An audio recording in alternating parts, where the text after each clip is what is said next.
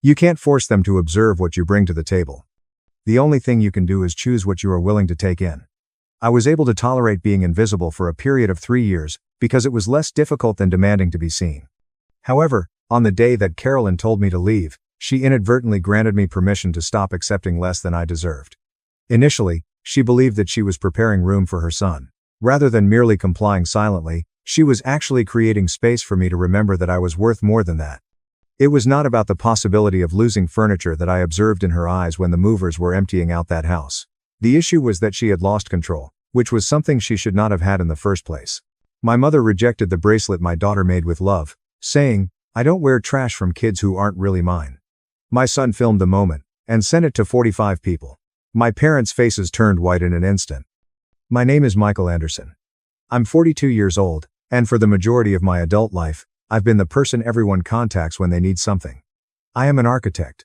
I design commercial buildings, office complexes, and the occasional luxury home for wealthy clients. I make a good living, not wealthy, but comfortable and stable. The kind of income that allows you to plan for the future, save for your children's college, and still have enough money to help family members when they need it.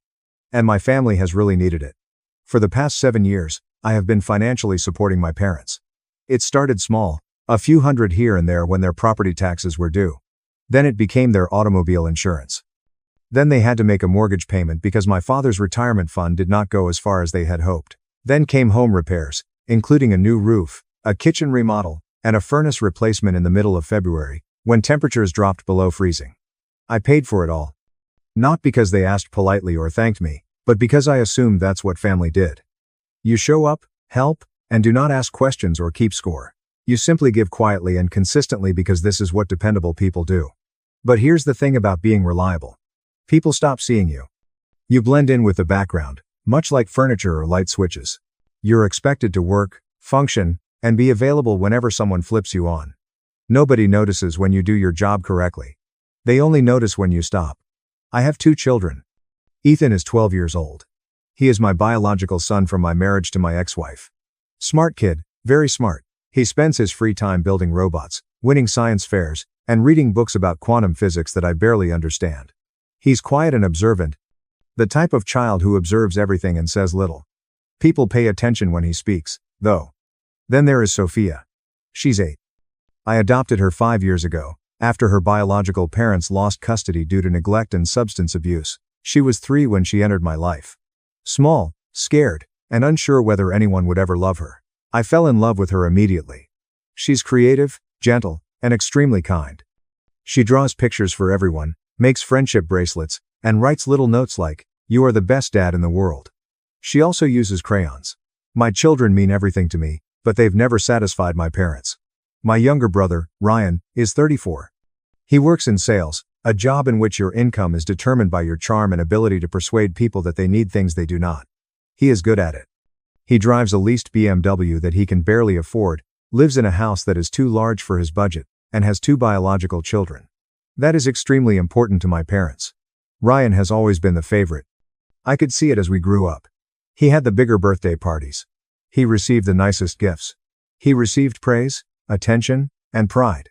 I received the responsibilities. I was the older brother, the one who was expected to lead by example, to be mature, dependable, and self-sufficient. So I became these things. During the process, I became invisible. When Ryan needed money for his daughter's private school tuition last year, my parents contacted me, not him. They asked me if I could lend him $12,000. I knew I'd never see that money again. But I gave it to them anyway because refusing felt impossible because saying no felt like breaking an unspoken family contract I'd signed without reading the terms. My parents adore Ryan's children. When they enter the room, their faces light up. They buy them expensive toys, take them on special trips, and show off to their friends. They remember their birthdays, accomplishments, and milestones. However, with my children, particularly Sophia, things are different. They're polite and distant. There's no warmth, pride, or connection. It's as if they tolerate my children instead of loving them. Ethan noticed it many years ago. He stopped attempting to impress them, showing them his projects, or bragging about his achievements. He learned, as children do, that his efforts were insignificant to them. And that knowledge damaged him in ways I couldn't undo. Sophia noticed it, too, but tried not to show it. She kept making them drawings, asking if they liked her new dress, and attempting to win their affection. And every time they dismissed her or turned away without really seeing her, I saw a piece of her hope vanish. I told myself things would get better. I told myself they only needed time to adjust. I told myself that if I kept being dependable, showing up, paying their bills, and solving their problems, they would eventually notice me. They would see my children, they would realize what they had. However, they never did. And I kept waiting, hoping, and playing the role of the invisible provider who never expected anything in return. That was my mistake. New Year's Eve dawned cold and clear. My parents were hosting their annual family dinner, a decades-old tradition. The house I had helped them keep was adorned with lights and garlands. The dining table was set with their fine china. 3 years ago, I bought them these plates for their anniversary. The aroma of roasted ham and my mother's signature apple pie filled the air as we walked through the front door. Ryan and his family were already present. His children, Chloe and Jack, ran through the living room, laughing. My mother smiled at them, her face warm and open in a way I rarely saw her do with my own children. My father sat in his armchair, talking with Ryan about a business deal. No one looked up when we arrived. Sophia held a small, wrapped box in her hands. She had spent weeks working on what was inside. Every evening after dinner, she'd retreat to her room with her crafting supplies. She told me it was a secret. A surprise for grandmother. I had watched her work through the crack in her door, threading tiny glass beads onto elastic string with painstaking precision. My mother's favorite colors are blue and silver beads, and this handmade bracelet features a small silver heart charm. She wrapped it herself, carefully folding the paper and taping the edges with more tape than was required. She'd drawn a small flower on the tag and addressed it to Grandma Love Sophia. She had been excited and nervous for days, as evidenced by her neatest handwriting. I could see it in the way she kept checking the box to ensure the wrapping wasn't torn. She desperately wanted my mother to love it, to love her. We found seats at the crowded table. Ryan and his wife sat on one side, alongside their children. My family squeezed onto the other side, with the chairs too close together. Conversation moved around us like stones in a river. My mother inquired about Ryan's year-end sales figures. My father asked Jack about his basketball team. Chloe spoke about her dance recital. Everyone was listening, engaged, and interested. Nobody questioned Ethan about his robotics competition. Nobody inquired about Sophia's art class. We were physically present, but functionally invisible. Dinner passed slowly. Ham, mashed potatoes, green beans, and rolls. My mother had prepared all of Ryan's favorite meals.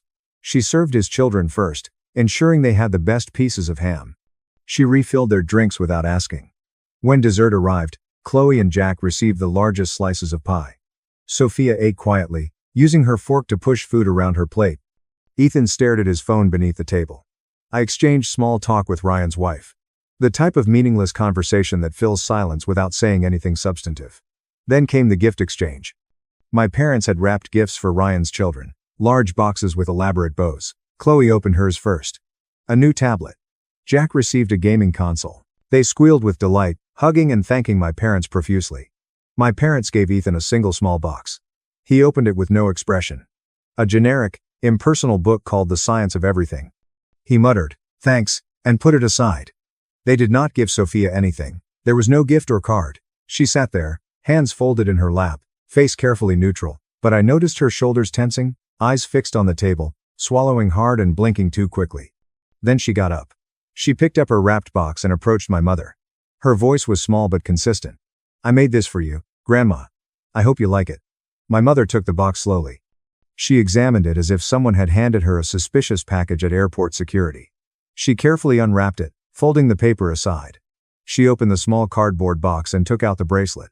She held it up to the light. The chandelier's glow reflected on the beads, which sparkled blue and silver.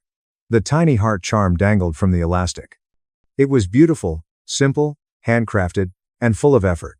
The room became quiet. Ryan paused in mid-sentence. His wife glanced over. My father looked up from his coffee. Everyone was watching. My mother's expression did not soften. It didn't get warm. Instead, her lip curled slightly, as if she smelled something unpleasant. She placed the bracelet on the table, pushing it away from herself, as if it might contaminate her. Then, she said it clearly, coldly, and deliberately, "I don't wear trash from kids who aren't really mine." The words were like a physical blow. Sophia blinked once and twice. She did not cry. She did not argue. She stood still for a moment, frozen in place.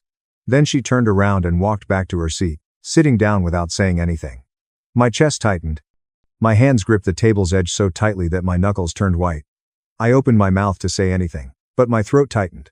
The words would not come. I just sat there, paralyzed by shock and rage after a lifetime of suppressing my emotions. Then Ethan got up. He pulled his phone from his pocket. He held it up. The screen is facing my parents. His voice was calm. Too calm. The kind of calm that occurs before a storm. Perfect. I got that on video. And I already hit send. My mother's face was drained of color. My father's hand had frozen halfway to his coffee cup. Ryan stared at Ethan with his mouth slightly open. What? My mother asked. Her voice strangled. Ethan did not move. He didn't smile, just raised his phone like a piece of evidence in court. I recorded everything, your exact words. I don't wear trash from kids who aren't really mine. And I sent it to Elizabeth, Uncle Martin, your entire church group, and everyone in your contacts. It's already out there. My mother leaned forward and grabbed her phone. Delete it. Delete it right now. Ethan said, taking a smooth step back and slipping the phone into his pocket. You can't delete what's already been sent. 45 people have it now, and there will probably be more by the time we get home. My father stood up, his face red. This is unacceptable. You had no right, Ethan said, looking at him steadily. She had no right to call my sister trash. I stood up. I took Sophia's hand. She looked up at me, her eyes wide and dry. I took Ethan's shoulder. Then I walked toward the door without saying anything to my parents. Ryan called after me, but I did not turn around. I just kept walking, my kids by my side, leaving that house for what I knew would be the last time. The drive home was quiet. Not the pleasant kind of quiet, but the heaviest kind. The kind that puts pressure on your chest and makes it difficult to breathe. Sophia sat in the back seat, staring out the window at the passing streetlights. Ethan sat beside her, his jaw set and his hands clasped in his lap. I gripped the steering wheel so hard that my fingers ached. My mind raced with 1,000 ideas at once. Anger, guilt, shame, and relief. It was all tangled up, a knot I couldn't untie. When we got home, I helped Sophia change into her pajamas. She moved mechanically, without her usual chatter. I tucked her into bed and kissed her forehead. I love you, I whispered. She wrapped her arms around my neck and held on tightly. I love you, too, Dad. She did not cry. She said nothing else. She simply closed her eyes and turned toward the wall. I sat there for a moment, watching her breathe and wishing I could undo everything my parents had done to hurt her. I wish I had protected her sooner. Ethan sat down on the couch. He looked up as I walked in, his expression unreadable. I apologize if I aggravated the situation. I sat down beside him. I placed my hand on his shoulder. You didn't make anything worse. You did exactly what I should have done years ago. You stood up for your sister. You told the truth. I'm proud of you. He groaned. He then handed me his phone. The video was still there, cued and ready to watch. I pressed play. The footage was clear and stable. Ethan had held the phone steady, recording everything. My mother's expression when she unwrapped the gift. She pushed the bracelet away just as she said those words. I don't wear trash from kids who aren't really mine. Sophia's small figure stood there in her Christmas dress, which she'd chosen specifically for tonight. She turned and walked away without crying. I saw it twice. I then opened my laptop. That night, I did not sleep. I sat at my kitchen table with my computer, a notebook, and 8 years' worth of financial records. I logged into my bank account and reviewed every transaction I had ever made for my parents. Each wire transfer. Every automatic payment, every emergency expense. I made a spreadsheet with one column for the date, one column for the amount, and one column for the purpose: home repairs, mortgage payments, car insurance, property taxes, medical bills, groceries during difficult times, loans for Ryan that I'd covered, gifts for Ryan's children, and vacations they'd taken on my credit card. By the time the sun rose, I had a complete record. The total was staggering. $180,000 over 7 years, not including interest or the opportunity cost of what I could have done with the money for my own family. My phone began buzzing around 6 a.m. Messages from family members, voicemail from my mother, texts from my father, and angry messages from Ryan. I ignored them all. Instead, I opened the banking app and began making changes. I canceled the $1,000 automatic monthly transfer that had been going into my parents' account for the past 5 years. I removed myself as a joint account holder in their savings account. I called their car insurance company and requested that my credit card be removed from their autopay system. I contacted their homeowner's insurance and did the same. I contacted the county tax office and revoked my authorization to pay their property taxes. I dismantled the financial safety net I'd built for them over a decade, one by one, methodically and without emotion. By noon, I had made 14 changes to different accounts and services. My parents' world was built on a foundation that I had quietly maintained. Now, I was removing the foundation piece by piece, waiting for it to collapse. I printed out my 30-page financial spreadsheet. Then I wrote a letter that was brief, professional, and final. Dear Mother and Father, after careful consideration, I have decided to discontinue all financial support effective immediately. This includes monthly deposits, bill payments, insurance, property tax assistance, emergency funds, and any other monetary contributions. I have attached a detailed record of all financial assistance provided over the last 7 years for your convenience. The total amount is $180,500. I will no longer serve as a financial resource. I wish you well, Michael. I printed 2 copies, one for them and one for my records. I sealed their copy in a large envelope with a financial breakdown, addressed it, and placed it aside. My phone kept buzzing. By the afternoon, I had 55 unread messages. My mother's texts had gone from angry to desperate. She demanded that I call her immediately. She claimed the video was fabricated, edited, and out of context. She claimed Ethan was lying, that I was overreacting, and that I was destroying the family due to a misunderstanding. My father's messages were different, colder, more calculated. He reminded me of all the things they had done for me as a child. How they'd fed, clothed, and supported me through college. How I owed them. How my family did not abandon them, and how I was selfish and ungrateful. Ryan sent a group text to me, our parents, and a few other relatives. He called me dramatic, accused me of tearing the family apart, and claimed I was punishing everyone because my feelings were hurt. He said Sophia needed to toughen up, the world was harsh, and I was raising weak children who couldn't deal with reality. I did not respond to any of it. Instead, I called my financial advisor. I described the situation calmly and clearly. I had been supporting my parents for a decade. I was withdrawing my support. I wanted to ensure that all accounts were properly severed, that there were no loose ends, and that they couldn't later make claims against me. My advisor listened closely. He asked intelligent questions. He took notes. Then he suggested I have everything documented with a lawyer as a precaution, not to sue, but to protect myself. So I called my lawyer. The conversation remains the same, as does the calm explanation. She immediately understood. She asked if I wanted to file any claims for misappropriation of funds. I clarified, no, I just want a clean separation, legal documentation that I'd withdrawn support voluntarily, that I didn't owe them anything, and that any future attempts to claim otherwise would be provably false. She said she would prepare the paperwork. By evening, I'd received messages from extended family, aunts, uncles, and cousins I'd barely spoken with. Some defended my parents, accusing me of heartlessness and cruelty. Others supported me, admitting that they had suspected favoritism for years but had refrained from interfering. Several people shared their own stories about being mistreated by my parents. My Aunt Elizabeth called me directly. She was my mother's older sister, whom I had always respected. Michael, I watched the video.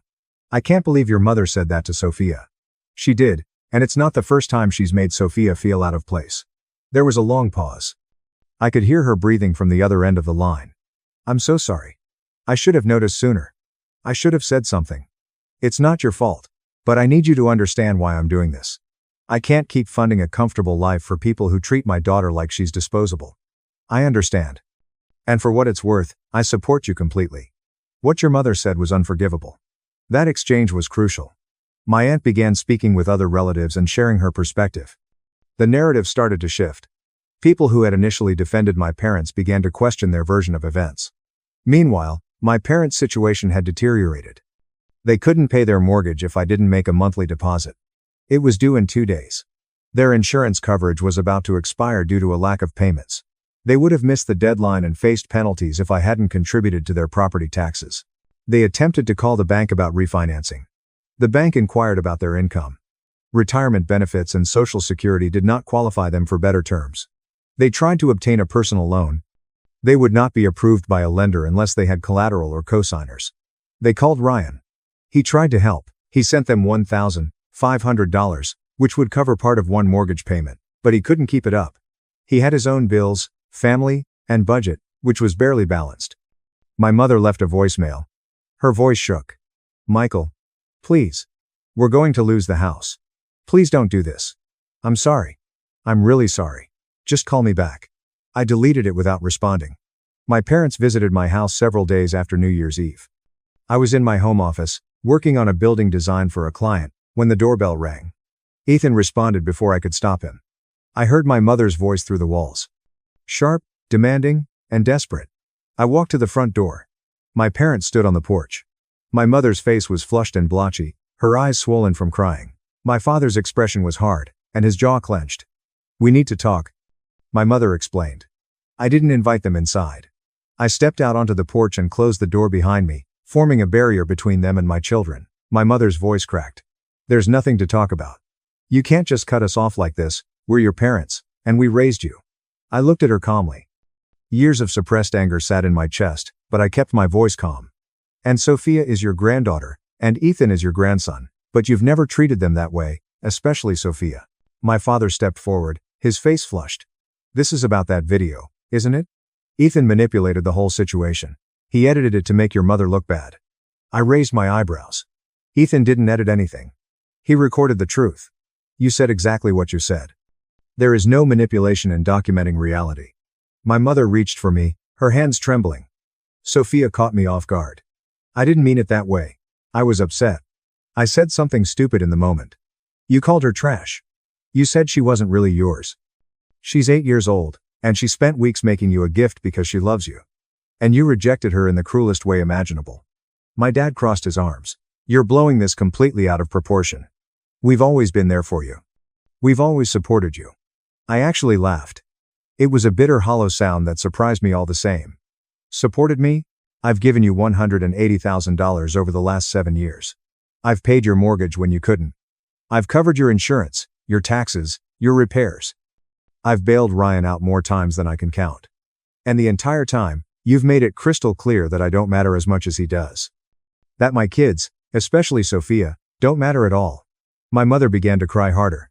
This time, there were real tears. Not the performing kind. "That's not true. We love you.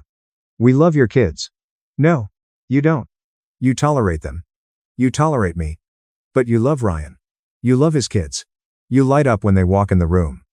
You remember their birthdays. You brag about them. You make them feel wanted." My father's voice became cold. "You've never done that for my children. If you go through with this, you'll regret it. Family is everything. You can't just walk away." I met his gaze without flinching. "Family is supposed to protect each other. Family is supposed to love each other. You didn't protect Sophia. You hurt her, and I won't let that happen again." My mom grabbed my arm. "Please, Michael. We'll lose the house. We have nowhere else to go." I gently took her hand off my arm. "You should have thought about that before you called my daughter trash." I turned around and went back inside, locking the door behind me. I stood in the hallway for a moment, listening to their argument on the porch. Then I heard their vehicle start and drive away. Over the next 2 weeks, I compiled everything. Financial records date back 7 years. Text messages expressing their favoritism for Ryan. Voicemail messages in which they dismissed my concerns about how they treated my children. Ethan had been quietly recording videos for years. I had no idea he was capturing these moments. My mother ignored Sophia during Thanksgiving, walking past her without returning her greeting. My father praised Ryan's son for receiving a B on a test while dismissing Ethan's A+. Small cruelties I'd ignored or excused because I wanted to believe they didn't mean it. I organized everything into a comprehensive folder that was chronological, labeled, and indexed. Then I started sharing it with my extended family, not to complain or gossip, but to give context. I sent my Aunt Elizabeth a financial spreadsheet that showed exactly how much I had contributed. I forwarded the New Year's Eve video to my Uncle Martin, allowing him to see my mother's words without commentary. I forwarded text messages to my cousins that depicted my parents' angry reactions after I withdrew support. I did not write an editorial. I did not seek sympathy or demand that others take sides. I simply provided facts and allowed people to draw their own conclusions. The responses varied greatly. Some relatives continued to defend my parents. They wrote me long messages about forgiveness, how families should stick together no matter what, and how I was vindictive and cruel. Others were horrified. Several admitted that they had always suspected something was wrong but had avoided getting involved. A few people shared their own experiences of being mistreated by my parents, which I had never heard before. My cousin Julia called me. She was close to my age, someone I had grown up with but had not spoken to much as an adult. "Michael, I saw everything you sent. I had no idea it was that bad. I didn't talk about it. I thought if I just kept trying, things would get better. I'm so sorry you and your kids went through that. For what it's worth, I always thought Sophia was sweet, and Ethan is brilliant. Your parents were idiots not to see it. Thank you. That means a lot. What are you going to do now? I'm done. I'm not going back. I'm not giving them another dollar. I'm protecting my kids, even if that means burning every bridge with my parents. Good. They don't deserve you. Meanwhile, my parents' situation deteriorated. Their mortgage went into default when they missed a payment. The bank sent them a formal notification. They were given 30 days to bring the account current or face foreclosure proceedings. Their auto insurance expired completely. My father was pulled over for a broken taillight and cited for driving without insurance. The ticket carried a hefty fine and a court date. Their utilities were being disconnected. First, they relied on the internet to stream and stay connected. Then the cable TV, and then the water, because I had been paying the bill they had been ignoring for months. Ryan tried to assist again. He was able to send them enough money to restore the water service, but he could not do more. He called me angry and desperate. You're destroying them, Michael. Is this really what you want? To watch our parents lose everything? I want them to understand consequences. I want them to realize that people aren't disposable, especially not my daughter. She's just a kid. She'll get over it. But Mom and Dad won't recover from this. Sophia shouldn't have to get over it. She shouldn't have been hurt in the first place. And I'm done protecting people who refuse to protect her. You're being selfish. I've been selfless for 7 years. I've given and given and given, and it was never enough. I'm done. He hung up on me. 2 weeks after New Year's Eve, my parents' church community hosted their monthly dinner. It was a social gathering they'd been attending for over 20 years, where they'd carefully maintained their reputation as upstanding, generous, and beloved members of the church. The video had already spread widely. Most people in their social circle had seen it, but my parents had tried to control the narrative by claiming it was taken out of context, that they had been misunderstood, and that Ethan had manipulated the video. Then someone at dinner decided that the truth needed to be told. I was not there. I later learned about it from my Aunt Elizabeth, who attended the same church. Sophie, a longtime congregation member who had received Ethan's email directly, reportedly brought her laptop to the event. During the evening's announcements, she asked the organizer if she could share anything important. She linked her laptop to the projector system used for presentations. She then played the video. My mother's voice filled the church hall. I don't wear trash from kids who aren't really mine. The room fell silent. 100 people watched Sophia stand there. My mother pushed the bracelet away, and my 8-year-old daughter turned and walked back to her seat without crying. My parents attempted to leave. They stood up, grabbing their coats, but people blocked their path, not physically, but by simply standing and staring. My mother cried. My father was arguing loudly, claiming that it was a breach of their privacy. Sophie, the woman who had played the video, stood up and spoke calmly. This is who they are. This is how they treat their own grandchild. And we've all been duped into believing they were good people. The damage was done. Within hours. The story had spread beyond the church. Friends called friends. Neighbors talked to each other. The video circulated among local community social media groups. People who had known my parents for decades suddenly saw them differently. Invitations stopped arriving. They were suddenly excluded from social events that had previously included them. Former friends crossed the street to avoid speaking with them. Their carefully cultivated reputation, built over 2 decades of church attendance and community involvement, crumbled in a single evening. My father called me the following morning. His voice was strained, shaking with barely contained rage. You need to fix this. Tell people it was all a misunderstanding. Make it stop. It wasn't a misunderstanding. It was the truth. Your mother is devastated. She hasn't stopped crying. People are treating us like criminals. Sophia cried for years. Quietly where nobody noticed. I'm done protecting people who hurt my kids. We're your parents, and she's my daughter. She'll always matter more. He hung up without saying another word. The financial consequences worsened. Their mortgage defaulted, resulting in foreclosure proceedings. The bank submitted the necessary paperwork. My parents were officially notified that they had 50 days to vacate the property. They attempted to fight it. They sought legal aid, but they did not have a case. They had signed the mortgage. They had failed to make payments. The bank had followed all appropriate procedures. There was nothing to fight. Ryan tried once more to assist. He mailed them $3,500, everything he could scrape from his savings. It was not nearly enough. The amount required to stop the foreclosure was more than $18,000. They had missed several payments. There were late fees, penalties, and legal costs. They were drowning, and no one could throw them a rope big enough to help. My mother mailed me a handwritten letter. It arrived at my mailbox, addressed in her shaky cursive. I opened it on my kitchen table. Ethan and Sophia are already asleep upstairs. Hi. Michael. I know I harmed you. I know I hurt Sophia. I said something terrible. Something I can never take back. I was wrong. I was cruel. I'm not sure why I said it. I'm not sure what I was thinking. Please forgive me. Please help us. We're about to lose everything. We have nowhere to go. I am begging you. I will do anything. I will apologize to Sophia. I'll seek counseling. I will be better. Just don't let this happen. Mom. I reread it 3 times. Then I carefully folded it and stored it in a drawer. Maybe someday I'll forgive her. But forgiveness did not imply reconciliation. It didn't imply going back. It did not imply rescuing her from the consequences of her own decisions. My parents sold their house several months after New Year's Eve. Not voluntarily. The bank forced the sale to recoup their losses. My parents relocated to a small 2-bedroom apartment across town, drastically simplifying their lifestyle. The spacious rooms, large backyard, and neighborhood where they had lived for 30 years, were all gone. They stopped hosting family events. They stopped attending church. They became quiet and isolated, experiencing the same invisibility that they had caused me to feel for years. I did not gloat. I did not celebrate their pain. I simply moved on with my own life. I enrolled Sophia in therapy. Ethan too. We discussed boundaries, self-worth, and what healthy family relationships should be like. We discussed how it is acceptable to walk away from people who have hurt you, even if they are family. My children began to heal slowly and gradually.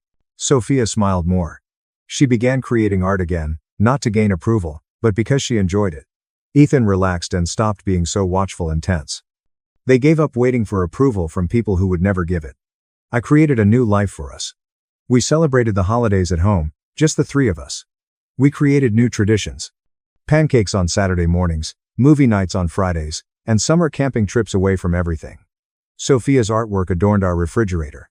Every piece is displayed with pride. Ethan's science projects filled our shelves. Our house felt cozy, full, and safe. My mother sent me one final communication. Another letter arrived 6 months after everything has fallen apart. Hi, Michael. I've had plenty of time to reflect on what I said, how I treated your children, and the type of person I've been. You were correct. I was cruel to Sophia. I was dismissive of Ethan. I took you for granted. I let my preference for Ryan blind me to what I was losing. I understand why you cut us off. I realize that what I did was unforgivable. I am not asking you to come back. I am not asking for money. I just want you to know I'm sorry. I am deeply sorry. I hope your kids are happy. I hope Sophia knows she is loved, even if not by me. I hope Ethan realizes he's brilliant. I hope you can find peace. I'm sorry I couldn't be the mother and grandmother your family deserved. Mom. I reread the letter twice. Then I placed it in the same drawer as the first one. I did not respond. There was nothing more to say. Ryan reached out months later. His message was brief. I get it now. I saw how they treated Chloe differently than Jack. How they praised her and ignored him. I never noticed before. I'm sorry I didn't believe you. I replied simply. Thanks for saying that. We did not rebuild our relationship. Too much had been broken, but acknowledgement was important. My children thrived. Sophia made new friends in school. Children who appreciated her kindness and creativity. Ethan won a regional robotics competition and received early admission to a summer program for gifted students. They grew up knowing that they were loved, valued, and safe, and I learned something important. Being dependable does not imply being a doormat. Being family does not imply accepting abuse. Walking away from toxicity is not abandonment. It is self-preservation. My parents discovered the hard way that people are not limitless resources. That silence is not synonymous with acceptance. That invisibility is reversible. And when it happens, the consequences are serious and long-lasting. I did not destroy them. I've just stopped saving them. And it made all the difference. Years later, Sophia inquired about her grandmother. We were sitting on the back porch, watching the sunset. She was 14 years old at the time, taller and more confident than the 8-year-old who had been holding a rejected gift. Do you think Grandma ever really understood what she did wrong? I thought about it carefully. I think eventually she did, but understanding doesn't erase the hurt. And it doesn't obligate us to go back. I'm not sad we don't see them anymore.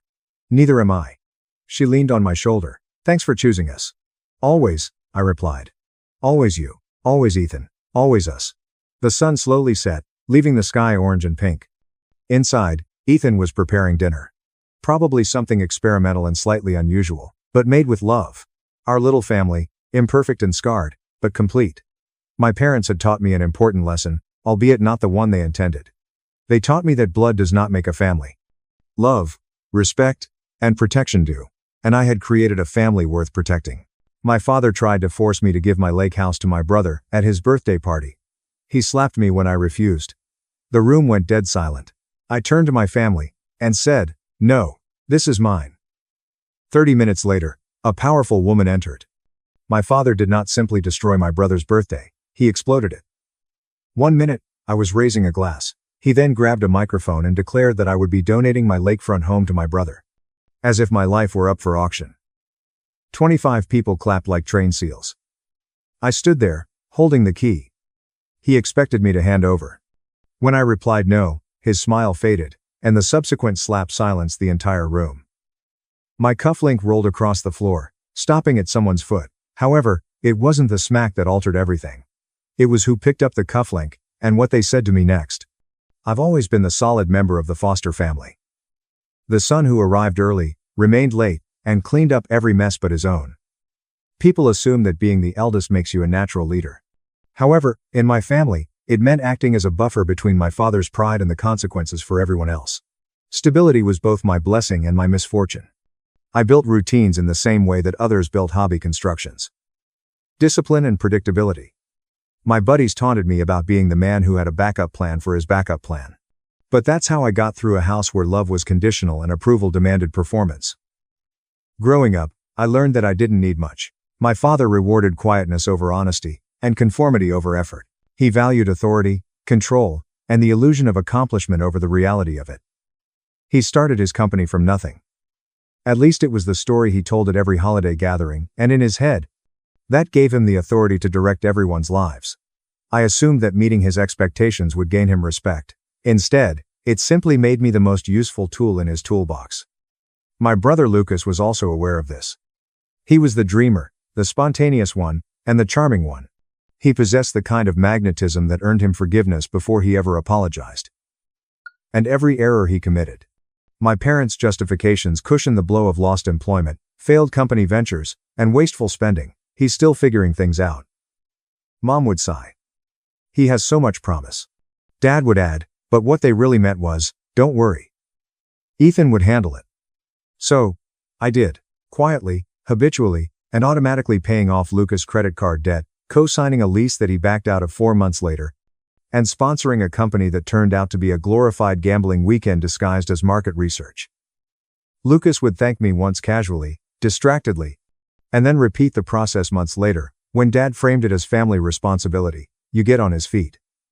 I became the financial support for a structure that no one else wanted to sustain. Mom wasn't doing any better. Her adoration came in carefully measured proportions, always filtered through presentation. She was genuinely concerned about how we appeared as a family, whether at church, fundraisers, Christmas parties, or her never-ending list of charitable events. She ironed our reputations more carefully than our clothes.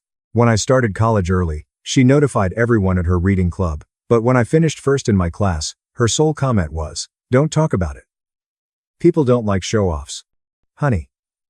When I bought my lakefront house after years of saving, Mom smiled for the photo, but later whispered, "Try not to make Lucas feel guilty. He's sensitive." I carried all of that quietly. I worked hard, established my own firm, and maintained my distance, but not far enough. Not far enough to feel free. My grandma, Grace, was the only person who recognized me as more than just a role or an asset. She lived 3 towns over in a house that smelled of old books and lavender. She was keen in a way that made many underestimate her twice, only to regret it. She had grown up during difficult times, survived more than she spoke about, and saw through every mask my parents tried to put on. Your father confuses fear and respect. She told me once, thumping her cane on the porch floor. They are not the same. And you, Daniel, mistake responsibility and obligation. I wanted to protest, but she was correct. She typically was. She was the only person that checked in without asking for anything. She was the only person who told me she was proud. And she was the only person my father would never dare cross. At least not in her face. But his fearlessness rose when she was not present. His expectations increased as I grew older. The first time he suggested that family money should remain inside the family. He meant that I should help him pay off a failed real estate investment he'd made under the table. The second time, he suggested that I lend him a considerable portion of my savings to assist smooth out a cash flow difficulty. That issue turned out to be Lucas's covert DUI settlement. The third time was the night of the birthday party, although the warning signs had been present long before that smack. When I was 17, I overheard my parents arguing about me. Mom insisted I attend a less expensive institution so that they could save money for Lucas. Dad agreed, adding that I could thrive anywhere because I was realistic. While Lucas required more structure, listening to them plan my future like a budget line item was the first time I felt something twist inside me silently, almost imperceptibly, but sufficiently to leave an impression. When I bought my first car with my own money, my father protested that I hadn't consulted him, as if independence was an insult. When I recruited my first employee at the firm I founded from the bottom up, Lucas joked that I was finally doing something meaningful. Mom laughed like it was nothing. But what hurt the most were the times when they acted as if my triumphs were accidents and Lucas's failings were simply terrible circumstances. They applauded him for trying but chastised me for not contributing more. Every holiday was a performance. Every gathering was a negotiation, and every milestone served as a reminder that obtaining respect in my family meant giving up something first. And I did it for years. I let them take away my time, money, and patience. But I didn't realize they were also chipping away at something deeper. I believed that I deserved to be autonomous. The manipulation was not loud. It was not cruel in the dramatic sense. It was subtle, wrapped in tradition, and disguised as unity. It came in statements like, "Family sticks together. You're the strong one. You're lucky you don't struggle like Lucas. You're successful because we raised you well." It was a gradual squeeze, the kind you don't feel until you can't breathe. Grandma Grace noticed it before I did. She cautioned. "One day, they will ask for something you cannot provide. And when it happens, do not fold. They need to understand that your signature is not their inheritance." I remembered those remarks the night my father informed that my house will be gifted to my brother. It was not a request. It was not generosity. It was the result of years of expecting me to be the safety net. And when he slapped me, it didn't just end the moment. It shattered the idea that they loved me beyond what I could give. That night, everything changed. However, the story actually began far earlier. It all started the first time I mistaken their reliance for love. It began with every silent sacrifice they regarded as obligatory. And it started with each time they reminded me that my worth was determined by what I could give up. Pressure in my family never came as a single blow. It arrived in layers, thin, quiet, and persistent, built one on top of the other until the weight felt regular, comfortable, even. But, looking back, the weeks preceding up to Lucas's birthday celebration were the most obvious signals that something was moving, tightening, and about to shatter.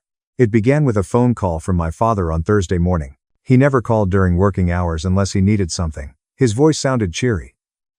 Too cheerful. "Could you stop by this weekend, son?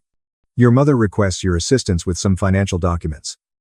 Financial paperwork always required one thing, my signature. When I arrived on Saturday, my brother was spread out on the living room couch. I was gaming and laughing with a headphone on as my parents sat at the dining table, surrounded by neatly piled documents. Mom handed a coffee mug toward me, smiling slightly too brightly. "We just need your name on a couple of documents," she told me. Dad slid the paperwork across the table. "Nothing major, just helping streamline some family assets." Family assets was his favorite euphemism. And, as usual, the papers were already marked where they wanted my signature.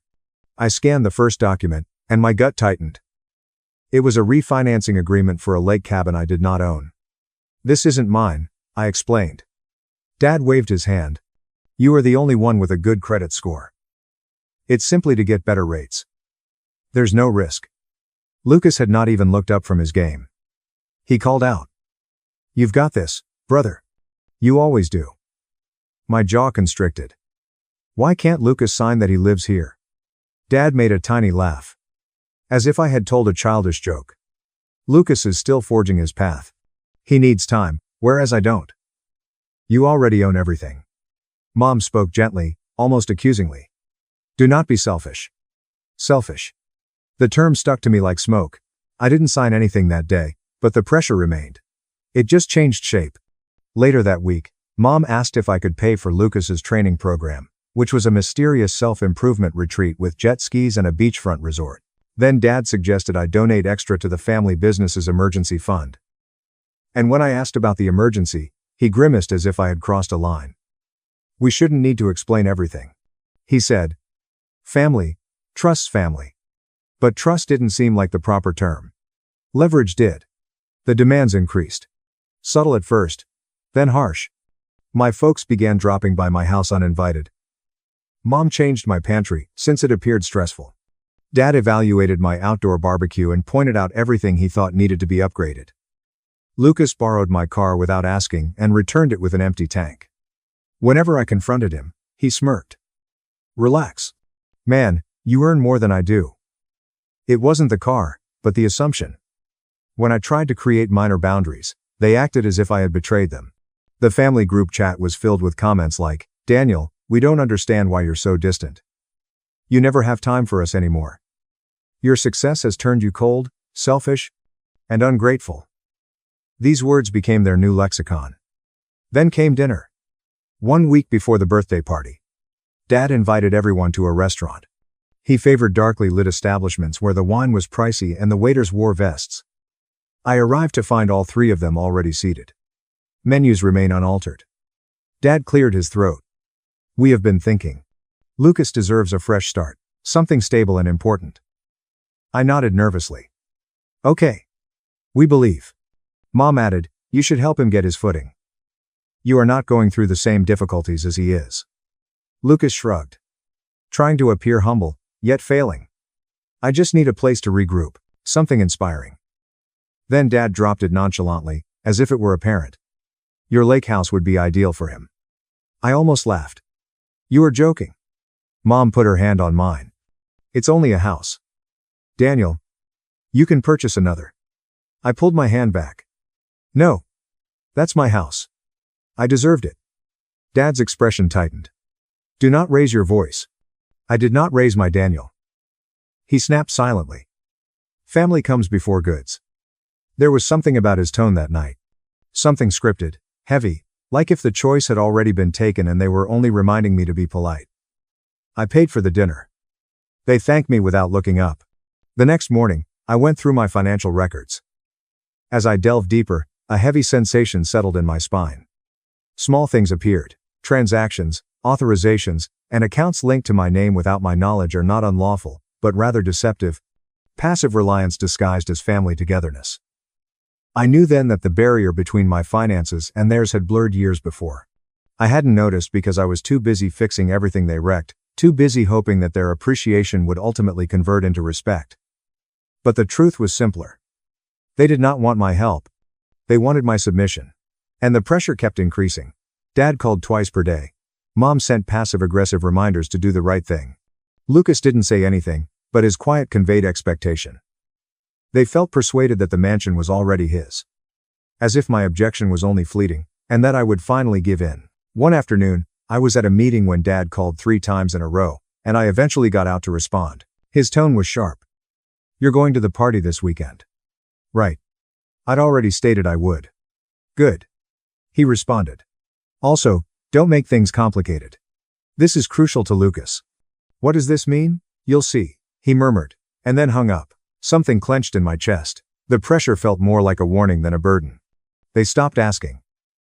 They were expecting planning, accepting responsibility for a decision that was not theirs. And I knew, with chilling certainty, that they were about to cross a line. What I didn't realize was how beautifully they would do it. The night of the gathering was already fraught with tension before the microphone touched my father's hand. I felt it the instant I walked inside the ballroom. My mother's smile tightened as she spotted me. Lucas avoided making eye contact until I forced him to recognize me with a nod. But the actual danger flag came when Dad grasped my shoulder with an overly hard grip. Glad you made it, he replied, directing me to the center of the room as if positioning a pawn. Stick around. We have something special planned. My stomach plummeted. Guests gathered around crystal tables, laughing and sipping champagne. I tried to dismiss the nagging feeling of being handled, unaware that the night was already packed with expectations, but it stuck to me like humidity. Mia contacted to inquire how things were going. I texted an odd vibe, then locked my phone, hoping I was mistaken. I was not. An hour into the party, after the cake was sliced and the wine had loosened everyone's tongues, Dad approached the stage, tapped the microphone once with an unneeded theatrical flourish, and the chatter fell silent. I felt the room swivel toward him, like planets orbiting the same sun. "Family," he said, beaming heartily. "Tonight is more than simply a celebration for Lucas. It is about celebrating solidarity, sacrifice, and how we lift one another up." Mom dabbed the corner of her eye. Lucas stood near the edge of the stage. He clutched his hands, appearing to be unaware of what was about to happen, but he knew. They all did. I was the only one left in the dark. Dad motioned toward me, and no one personifies that spirit better than my eldest son, Daniel. My pulse raced as I received polite applause, tense expressions, and questioning eyes. "So," Dad went on, "in the spirit of generosity, we're proud to announce that Daniel has decided to give his beautiful lakefront home to his brother, Lucas, as a fresh start. A chance to thrive." The crowd exploded in cheers. I froze. The key in my pocket now felt like an anchor. My throat tightened around the words that refused to come out. Lucas covered his mouth in mock amazement. Mom held her hands together as if she were watching a miracle. Phones were lifted. Flashing lights appeared. Dad extended his hand to me. A demand disguised as an invitation. "Come on, son," he said, "do the right thing." At that moment, something inside me shattered. Not loudly or dramatically, but quietly and cleanly, as if a bone had been fracturing for years before eventually splitting. I moved forward, not toward him, but toward the center of the room. "No," I replied. The word landed like a stone in water. Shock rippled across everyone's faces. Dad blinked. "Excuse me, but I'm not giving him my house." The applause ended abruptly, as if a vacuum had sucked the breath out of the room. Whispers spread throughout the gathering. Lucas's smile faded. Mom hissed, "Daniel, do not do this. You're embarrassing us." I gazed at her. Really looked. For the first time, I saw entitlement rather than disappointment.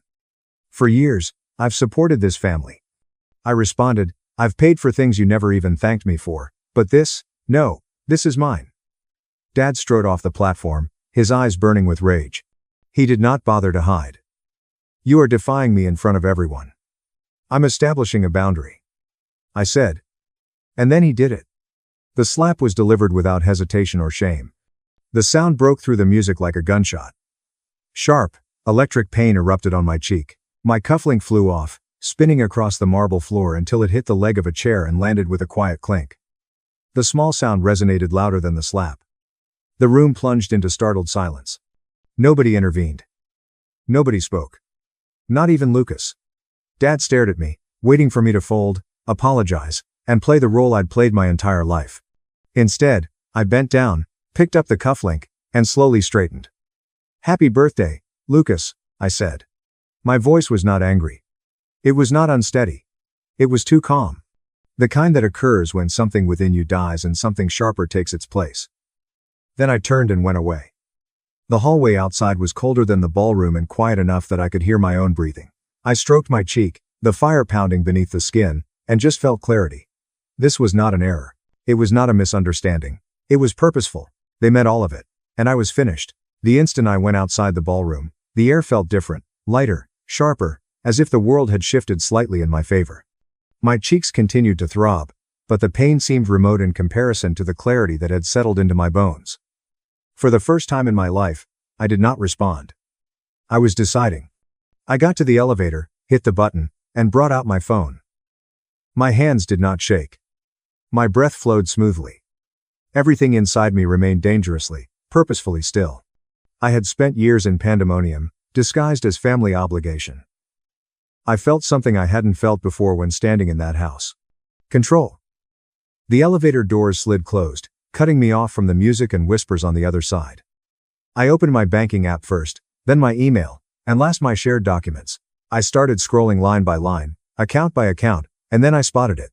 Not just one contract in my name, not just the refinancing offer they made to me, but everything, every joint authorization, emergency fund donation, and business favor. My father had secretly put my name on a half-dozen household loans. My mother had made payments through accounts that I owned but never touched. Lucas had set up automatic withdrawals from one of my backup accounts for ease. I breathed softly, not in horror, but in recognition. This is what grandmother warned me about. By the time the elevator arrived in the lobby, the metamorphosis within me was complete. I no longer felt like the son who was supposed to keep the peace. I felt like the man who realized how peace had been exploited to subjugate him. I strolled outside, the night warm against my skin, to see Mia standing against her car, crossed arms, and a look that told me she knew something was wrong. "What happened?" she inquired. I held up the cufflink. "Everything." She did not press. She just opened the passenger door. "Get in." As we drove out of the driveway, I wrote the first email. Simple, direct, and professional approach to family business accounting department subject. Immediate revocation of authority. Effective immediately. I revoke all rights connected with the following accounts. Remove all autopay and withdrawal privileges. No signatures under my name will be approved without direct verification. Daniel Foster. I pressed send. The second email went to the bank. The third letter was addressed to the loan officer in connection with one of Dad's refinancing attempts. The fourth went to the attorney whom Grandma had advised months before. She dubbed it her spare sword. By the time we arrived at my residence, I had legally and medically frozen every account that my family had previously accessed. Mia silently parked and turned to face me. "You okay?" I nodded. Although the term okay did not describe how I felt. I wasn't fine. I was awake inside. I turned on the lights. The lake shone beyond the windows. My house, my home, felt different today. No more a symbol of commitment, but rather a line in the sand. My laptop chimed with the attorney's response. Understood. I'll get the revocation docs ready by morning. We will review all contracts associated with your name. Do not sign anything else. Then a second message. Grace called. She is on her way to you. I breathed sharply. Grandma did not take late-night visits lightly. When she came half an hour later, Kane was quietly tapping on the wood floorboards. She didn't ask how I was. She just stared at me, truly looked, and nodded. I saw the slap. She explained. Of course she did. Phones have been seen everywhere. The video was probably previously available online. She exhaled as she laid her handbag down on the table. I told you they would ask for something you couldn't provide. And I said, no. You did. She responded. And now you must finish the rest. I collapsed into a chair. I already revoked their access. All payments are cut off. Good. She replied. Quiet consequences linger longer than louder ones. Her words surrounded me like armor. She was not angry. She wasn't astonished. She felt proud. Tomorrow, she said, we'll go over every document in your name, every loan, every asset, and untangle every rope they twisted around you. Kayla made tea while Grandma took out a folder from her purse, complete with printed notes, dates, financial analyses, and a list of attorneys she trusted. As we worked late into the night, something inside me shifted. I'd always thought of myself as the responsible one, quiet, dependable, predictable. But now I felt a stronger thread running through my thoughts: confidence, boundaries, ownership. When we finished, Grandma gently touched my shoulder and said, "You're not punishing them, you're correcting the imbalance they created." I nodded for the first time in years, and the weight on my chest lifted. They took advantage of me because I let them. When Grandma left and Kayla returned home, I stood alone in my kitchen, staring at the dark lake beyond the windows, feeling grounded, unshaken, and powerful. Not because I'd retaliated, but because I'd finally stopped giving. By 7 a.m. Dad's tone had shifted from demanding to accusatory to wounded. They'd call it betrayal, but I knew the truth. It was freedom. My phone buzzed nonstop: missed calls from Dad, frantic texts from Mom, and a string of half-coherent messages from Lucas. "We need to talk, call me now. This is unacceptable. Your actions have consequences that you clearly do not understand." I understood perfectly. I made coffee. I ignored them. By noon, the consequences he warned me about had arrived, but not for me.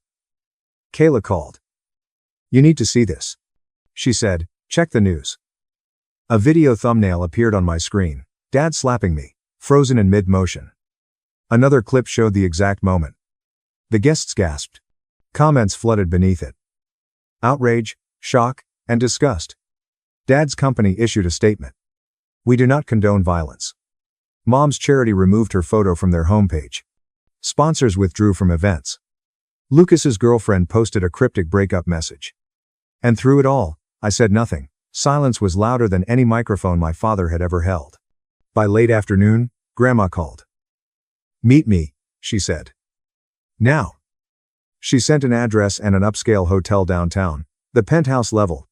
When I arrived, the elevator opened to a private lounge with high ceilings and panoramic windows overlooking the city. A storm was brewing on the horizon, clouds heavy and ready to break. Grandma stood near the bar, leaning on her cane. Beside her was a guy in a charcoal suit, broad-shouldered, calm, carrying a leather briefcase. "This is Martin Hale," she began. "My attorney." He nodded politely. "Foster," I replied, nodding. Grandma's eyes widened. "They're coming." They insisted. "Here?" I asked. "Here," she repeated. "Where witnesses can see, where they can't hide, behind theatrics." I almost smiled. This was her arena, not theirs. Minutes later, the private elevator dinged, and the doors slid open. My parents stepped out first, Mom ruffled and frantic, Dad stiff and furious. Lucas hurried behind them, avoiding my gaze, as Dad inspected the room. "Mother, what is this?" Grandma lifted her chin. "An intervention." His jaw twitched. "I don't need one. I need my son to undo the damage he made." I exhaled quickly, something between incredulity and humor. "The devastation I created." Mom stepped forward. "Daniel. Honey. People are talking. Reporters have been outside our home since morning. Your father could lose his job. Lucas's reputation is." "Stop," I shouted, startling her, and I continued. "Listen." Dad stepped closer. "You think blocking accounts and shaming us online is strength? You have gone too far." Martin added. "Kay is a surgeon. Actually, Mr. Foster, my client has done nothing unlawful. He has simply denied unauthorized access to his personal accounts." Dad's face darkened. "Unauthorized? Are we a family?" "That's the issue," Martin said. "You use that term to excuse financial exploitation." Mom gasped. "How dare you?" Grandma's cane struck the floor sharply. "Enough." Her voice boomed with authority, and none of them could compete. "This is not about a house or a slap. This is about decades of taking advantage of a son who gave you everything while you just gave him demands." Dad attempted to brush it off. "Mother. Don't be dramatic." Her gaze sliced through him. Dramatic is announcing his property as a birthday present without his permission. Dramatic strikes him when he refuses. Dramatic is pretending you're the victim. Lucas shuffled uneasily. "Dad didn't mean." "Don't." I murmured. "Don't defend it." Lucas caught my gaze for the first time all day. I didn't realize he'd announce it like way. "Yes." I answered gently. "You did." The pause was long enough to feel like fact was sinking into the room. Dad's voice tightened. "This can all be handled privately. You're overreacting." And there it was. The word that had been used to gaslight me my entire life. I felt something steady rise inside me. Not anger, but assurance. "No," I murmured. "This is the last time you belittle what you did."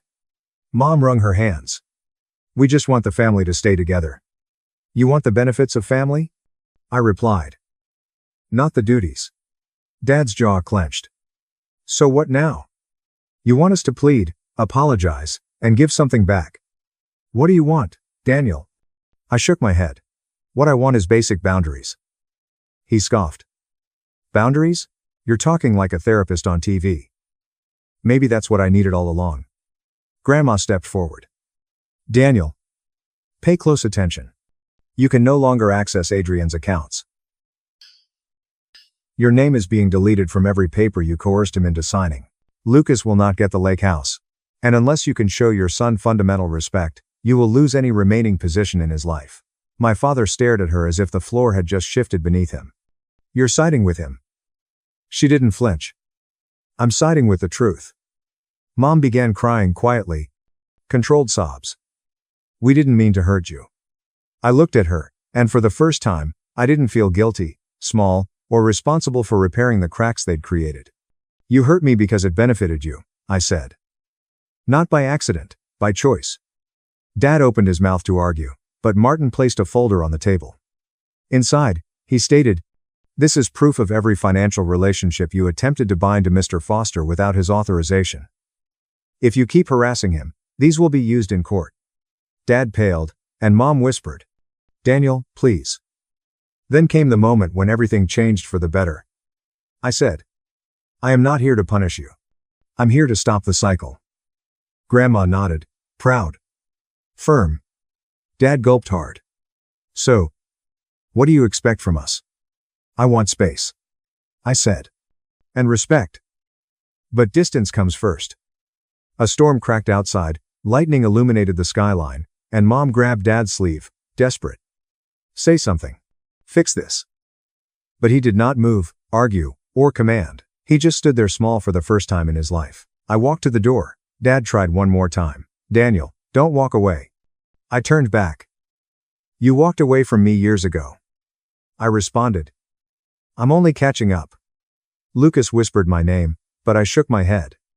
"You could have said no, too." "You didn't." I left the folder on the table unopened. As I went back into the elevator, Grandma joined me and placed her hand on mine, saying, "Well done," as the doors closed. For the first time in my life, I felt weightless, as if I was traveling towards something rather than away from it. This story is a work of fiction written solely for entertainment purposes. The characters, events, and settings are entirely fictitious, and any resemblance to real people or events is purely coincidental. The story explores themes of family conflict and personal boundaries in a dramatic, stylized manner, and should not be interpreted as advice or guidance for real-life situations. Please do not replicate or reenact any of the activities or behaviors depicted. This content was designed solely for emotional storytelling and cinematic experiences. My sister texted at 10:45 p.m., "I'm dropping off my 4 kids for 3 weeks. We're going to Bora Bora." I wrote back, "I'm not home." She replied, "Mom has your spare key. She's letting us in." I smiled. Then called security to change the locks immediately. "Your flat is located in close proximity to the airport." At 10:45 p.m., my sister sent me a text message. "For a period of 3 weeks, I will be dropping off my 4 children. My spouse took me by surprise by giving me Bora Bora." I responded with a letter. "It is not my home." It was her response. "Your mother has your spare key. We are finally able to enter." My face lit up with a grin, and I immediately called security to get the locks changed. When she arrived at my building with 4 suitcases, the doorman had some more instructions for her to follow. "That would be me, Daniel. I have been flying passengers all around the world for the past 31 years, and it is my primary source of income. My family's success story can be written down as my own. Having been the first person to graduate from college, having obtained a commercial pilot's license at the age of 25, having a stable job with a major airline, and having a decent apartment in a city that my parents still consider to be too expensive. The other half of my time is spent sleeping and catching up on sleep. I spend half of my time in the sky. The meaning of that is one thing in my family. You are the one who possesses some money." "Not at all. You put in a lot of effort." "Not that we are proud of you in any way. Daniel is the only person who can afford it. My age is the oldest. Emily is my sister, and she is 28 years old. In addition to having 4 children under the age of 8, she also has a husband who is interested in Bitcoin, and she has the capacity to make any problem appear to be my responsibility. Catherine, my mother, is the kind of person who relishes the opportunity to write on Facebook about how devoted she is to her role as a mother. The majority of the time, my father will conceal himself behind his phone or newspaper and let her to speak on their behalf. As a result of my hectic schedule, I don't get to see them very frequently. My head is left feeling confused as a result of flying on red-eye, rotating shifts, and different time zones. On the other hand, if I happen to be in town on a Sunday, I tend to treat myself to a supper in the suburbs once every month. On that particular evening, everything started to go downhill. A hard 3-day vacation had just ended, and I had just returned from it. From New York to London, then to Rome, then to John F. Kennedy International Airport, and lastly to Miami. In row 18, there was a shouting drunk, as well as delays and turbulence. Over the course of 3 days, I had slept for approximately 5 hours. I went to the family dinner because my mother sent me a text message that said, "Family dinner. Everyone's coming. Don't disappoint your nieces." When I entered the house, I was greeted with the usual wall of noise that I had come to expect. Watching the cartoon channel is like shouting. jogging on wooden floors while wearing socks that are worn by children. When my mother was in the kitchen, she yelled something about potatoes. "Daniel," she replied without turning back to face him. "You're late. I have just been landed." While I was saying this, I placed my overnight bag next to the door. To put it another way, I arrived straight from the airport. Emily was sitting at the table with her phone, and while she was doing so, she was simultaneously shoveling macaroni into the child's mouth and browsing through TikTok. With a sneer on her face, she gazed up at me. She commented, "Must be nice," as she flew around the world while the rest of us went about our lives as we normally would. As I did so, I inhaled deeply. I was too exhausted to make a protest. The mother turned around and picked up a dish towel to clean her hands. She elaborated, "We were just talking about the van, and she said that Emily's is dying. The mechanic said it's dangerous to drive with the kids. We figured you could help." There it was, waiting for assistance. "No. How are you?" "No. Have you had a good flight? Let's get right down to business." "Ask." Emily made a dramatic eye roll before continuing. "Indeed, we had a premonition of this, as it appears that James and I are expected to be able to conjure up $8,000. You do not have a partner. There are no children. Now you have the money for the pilot." On my father's face, I looked. His attention was fixed on the game, which was being played in the background on the television that was located in the corner. I explained. "I just paid off my own car, and I meant it. What about my school loans? I have not yet caught up to date." My mother smiled at me with that tight smile that she uses right before she says something that will linger with you for months without letting go. "I beg you, Daniel, please. On a monthly basis, you earn more money than your father ever did when he was your age. Families are able to assist one another. Are you sure you don't want your nieces to be caught in a trap that could kill them?" The words remained firmly embedded in my chest like a brick. In the same way that family helps family, you help us. Upon taking a seat at the table, I experienced the normal combination of humiliation and wrath in my stomach. At that moment, I was unaware of the fact that that was the initial minor fracture that occurred prior to the explosion of everything. In the past, Emily did not have 4 children and a van that was in disrepair. During our childhood, she enjoyed the role of the princess. When she first appeared, she was not a brat but rather a protective person. I was the one who was responsible for cutting lawns when I was 14 years old, sorting groceries when I was 16 years old, and accumulating money for flying school because my parents made it clear that they were not going to pay for something that was so costly and unsafe. At one point, my father's question to me was, "You want to fly planes? Then you better figure out how to get off the ground on your own." And so I did. I spent years going between dreadful apartments and crash sites with 3 other pilots in order to only get through training. I worked every spare hour, studied, and took out debts that made my head spin. All of this was done in order to get through training. While this was going on, Emily spent her gap years dating different people and switching majors from one to another. When she became pregnant at the age of 23, my parents went into a state of acute anxiety that lasted for about a week. Following it, they adopted a different strategy. Having a child is a blessing. My mother made the decision that we would fix it. When she referred to we, she meant me. It was a humble beginning. Due to the fact that her rent was past due and the price of baby formula was high, Emily reached out to me in tears. "Just for this one time, Daniel." I am certain that I sent her a wire transfer of $500 that I did not own. Then there is the bill for the electricity. After that, there is the security deposit for a more spacious area. Subsequently, the young child is provided with urgent dental care. Every time, there was a reason for it. In the moments that followed, my mother would always call and say, "You know they're struggling. You have no clue how challenging it is to deal with children. Your ability to travel is a blessing in disguise." I am fortunate. This is a word that has always had a sour taste. When Emily gave birth to her 3rd child, I had lost count of the number of times I had intervened throughout the pregnancy. I made a payment on one of their credit cards after she broke down in tears talking on the phone about the late fees. A loan for the automobile, which was later involved in an accident, was co-signed by me. For the sake of the children's memories, I employed my job benefits to purchase low-cost flights to Disney World. Despite the fact that I was unable to recall the last time I received a vacation of any kind. In every instance in which I sought to set a boundary, it turned into a family vote on my personality. On one occasion, I turned down Santa's offer of an iPad for Christmas. The wrinkles appeared on Emily's face. In all seriousness, Are you going to force me to tell my children that Santa Claus was unable to purchase it? I saw my mother leaping in. Could you possibly stop being so theatrical, Daniel? Simply said. It's money. It cannot be taken with you at any time. After clearing his throat, Dad went back to his ham, giving the impression that he was about to talk. My feelings of being a son began to morph into those of a mobile automated teller machine with a pilot's license. One of the things about flying is that it gives the impression of being gorgeous from the outside. People tend to think of layovers as opportunities for sightseeing and drinking. To put it another way, it is lugging your wheeled suitcase through airports at 4 o'clock in the morning, eating terrible sandwiches by yourself in hotel rooms, and waking up without being aware of where country you are in. During the days that I had off, I was absolutely exhausted. On the contrary, I required some peaceful sleep.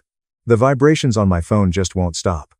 Would it be possible for you, Uncle Daniel, to watch the children on Saturday so that James and I can go out on a date? Hey, buddy, do you have any hotel points that you haven't used yet? There is a resort nearby. Would you be able to describe the variances that exist in this car seat? The safe ones end up being quite expensive. In the event that I did not answer in a timely manner, the group chat would flash. The family unit. It's Mom. To Daniel. This is Emily. Wow. You must be really proud of yourself for ignoring your relatives. We never really ask for anything, Mom, unless we are in dire need of it. That was not the case. Many times, they inquired, but they never witnessed it. I think back to a time when I was sitting at a hotel in Chicago during a layover and stared at my banking app. Just now, I had transferred $1,000 to cover the costs of school uniforms and fees. When compared to someone who worked as hard as I did, my savings account appeared to be quite little. Math was done by me. Over the course of the previous 4 years, I had provided them with the funds to purchase that van on 2 separate occasions. A sufficient amount to cover the initial payment for a modest house. It was sufficient for me to have taken myself on a vacation that did not include sleeping in separate beds between flights. For my part, I received Emily's text message from a week ago. To tell you the truth, you ought to feel proud. We give your life a profound significance. You would be stuck in the cockpit by yourself if we weren't there. As for that one, I did not respond to it. A trip that was regularly delayed by 20 minutes was analogous to the slow escalation of the irritation. The reason you remain at the gate is because it is quite likely that this will be the final delay. When it came down to it, the final straw was a Tuesday evening. Having endured yet another round of consecutive flights, I was at last back at my house. A strange documentary was playing in the background while I was half sleeping on top of the blankets. I had just showered, eaten some inexpensive takeout on my couch, and then I was half asleep. At 10:45 p.m. my phone began to vibrate. Emily was the one in question. Your flat is located in close proximity to the airport. She sent a text message talking about leaving the children for 3 weeks. James took me by surprise by bringing Bora Bora.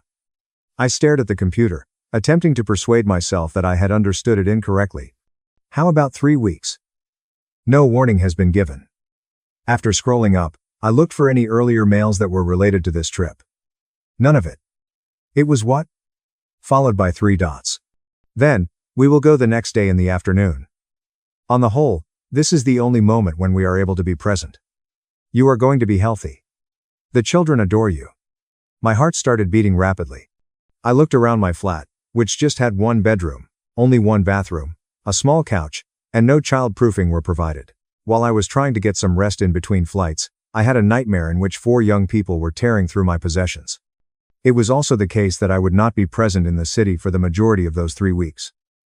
A schedule has already been set out for me. Several overnight stays and flights that cover long distances. Her response came swiftly, as if she had already planned it out. I typed, I can't. I'm working. I won't even be here. Her response came at the same time. Mom has your spare key. She's letting us in.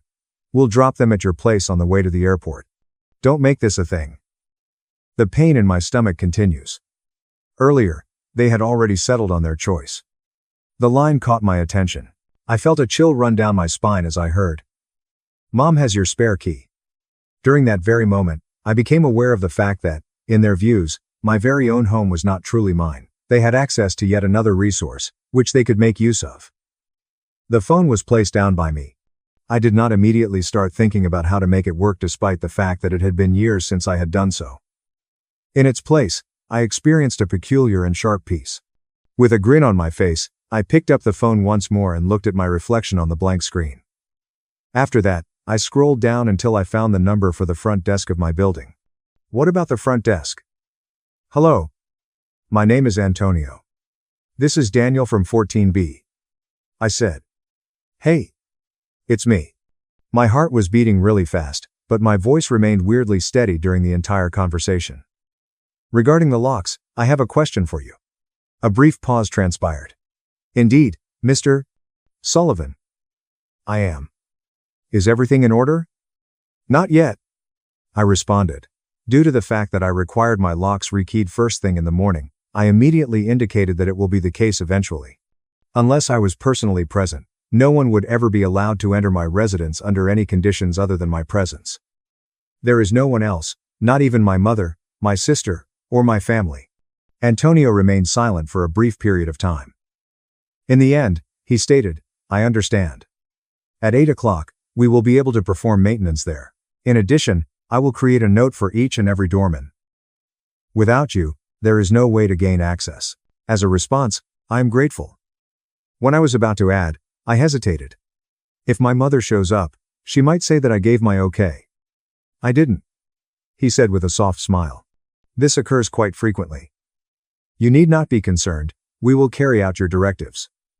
At the moment that I hung up, the adrenaline began to flow. My hands were shaking. Again, my phone began to vibrate. It's Mom. I was informed by Emily that you were being tough. She called me before I had a chance to respond. I gave my response. I don't understand why you are refusing to assist me. She exploded before I had a chance to greet her. You are going to ruin something that your sister has finally received, which is something that she has been waiting for. I am not causing any harm to anything. I reacted by saying, I have work. I can't take 4 kids for 3 weeks. That's not babysitting. That's parenting. You're exaggerating. She responded by saying, they'll be in school most of the day. You're barely ever home anyway. What's the difference? It was stated to me that when I am not on a flight, I am at home.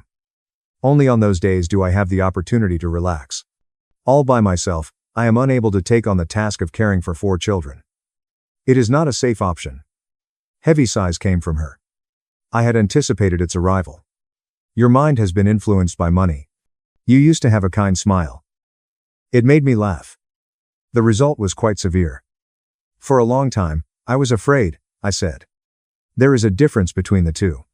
I was able to visualize her face since she was silent for a brief period of time. Both the lips and the eyes became more constricted. Listen to me, was the final response, she said. The children have already been informed that they will be staying with you. There are no refunds available for Emily and James's tickets. Nobody has a backup plan in place. You are going to put an end to this load of crap, go to your apartment the following day, and open the door.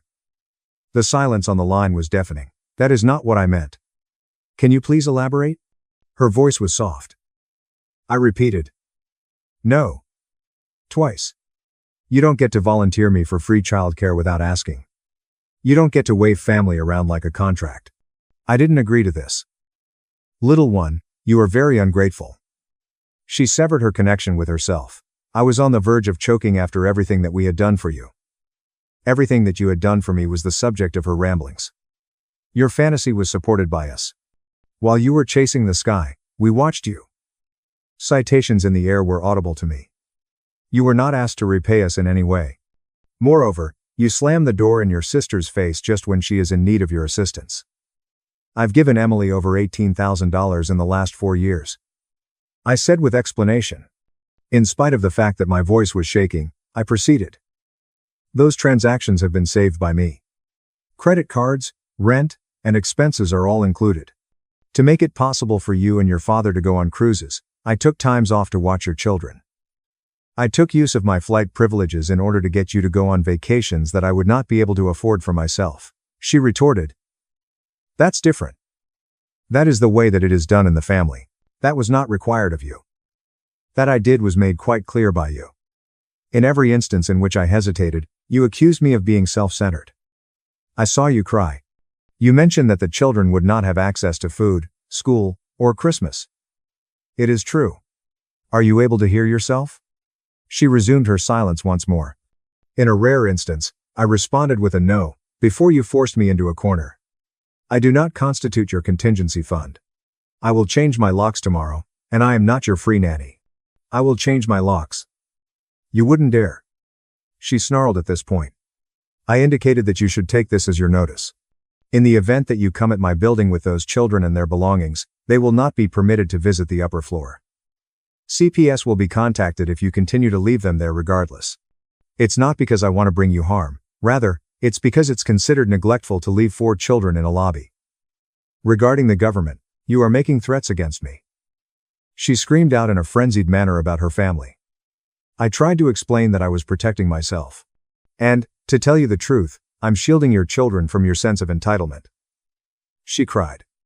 Daniel, I hope you're having a good time with your empty existence. You'll come to regret it when we come to an end. As I sat there in the darkness, the phone was still in close proximity to my ear. And I occasionally shook. The call ended. And then I imagined my humble apartment, the walls I paid for, the bed I barely slept in, the years of lost time and money I would never be able to recoup, and I let go of the guilt. The shame rushed over me so powerfully that I considered calling back to apologize, offering to sort it out, going on unpaid leave, and doing further damage to myself. My lock was changed by maintenance at 8 o'clock the following morning. On my way back from obtaining coffee at 10:30 the morning, I came across Emily, James, and my mother. There were 6 pieces of baggage standing in the lobby in front of Antonio's desk. Emily's arms were flailing as she cried, and the children were already complaining. My mother was pointing wildly at the ceiling. He was the first to notice me. Emily turned back and told him to tell your tiny guard dog to let us go. He said that you changed the directions. His eyes grew somewhat larger and then flickered in their direction. My response was, I did, and her mouth dropped open in surprise. What is this? Mom demanded. Is it some kind of performance? Do you want the entire building to see how cold you have become? James remained silent, his gaze moving between us like a nervous spectator. The answer was no. As I stated to you. My voice reverberated throughout the marble lobby. You came to the conclusion that it did not matter. You attempted to use the key that I had given to Mom for emergencies. Emily yelled, this is an emergency. Do you know how much these tickets cost? We had already checked out of the house. The children are overjoyed. You cannot do this to us. I could feel everyone's gaze on us. I argued that 2 weeks of free childcare is not an emergency, and that it is a favor. However, I did not agree to it. The receptionist, a couple dressed in gym attire, and a delivery man with an arm full of stuff were all present. Mom rushed closer, her eyes flashing. You are embarrassing your family in public. My fingertips shook as I scrolled to the transfers from Emily Sullivan over and over again. I angled the screen toward her and explained that this is the previous 4 years. Rent, bills, car, vacations, uniforms, I said. You put us here. I said softly. You did it. I grabbed up my phone and started my banking application. You've been treating me like a bank, with no questions asked about my security. It is over as of today. She took a peek at the screen, and then she laughed and said, so what? Do you wish to receive a medal? No, I told you. I want you to stop acting as if you have the right to my life. I said. My mother laughed loudly and viciously. Listen to him. Mr. Pilot believes that he is superior to the rest of us. No, I responded once again. I believe that I am equal. That is what disturbs you. I turned to confront Antonio. They are not on my guest list. Please let them go upstairs. I looked at the children and noticed that one of them was picking at his shoelace, and another appeared to be on the verge of tears due to the tension. He nodded, his expression remaining neutral. Of course, Mr. Sullivan. Emily looked at me as if she did not recognize me. She muttered, you are choosing money over your own nieces and nephews. I emphasize that I am making a conscious decision to save my sanity, and that I have made the decision to stop being used. You are their parents, not me. I gave a single nod and said, okay. My mother shook her head and her eyes welled up with tears of rage. You're dead to me, she cried. As they stormed out of the cabin, dragging suitcases and children behind them, I stood in the lobby, which had suddenly become quiet. I had the sensation that the cabin had just been depressurized, and it hurt. There was no point in pretending that it didn't happen, but behind the pain was something else: relief. They proceeded to Bora Bora anyhow, as I discovered on Instagram. 3 hours after the confrontation in the lobby, Emily uploaded a photo of herself holding a coconut with a small umbrella in it while wearing large sunglasses. Despite the fact that there was no backup plan, the caption read, "Finally taking time for us, number deserved, number blessed." The children were tagged at Grandma and Grandpa's house. I looked at the screen and chuckled, not because it was amusing, but because it was so predictable. During that evening, my mother sent me a text message that read, "You humiliated us. Your father is furious." It is unclear to the children. I hope that the warmth of your empty abode brings you comfort at night. My phone is set to the do not disturb mode. The subsequent few days were remarkably quiet. There was no continuous ringing for favors, no guilt tripping, just check-in messages, and no requests for money. I went to work, flew my flights, and returned home, and the silence felt heavy at first, as if I was missing a frequency that I had always listened to. However, as time went on, it began to feel better. I spent my first full day off doing nothing but exist. I slept in. Instead of eating at the airport, I made my own breakfast.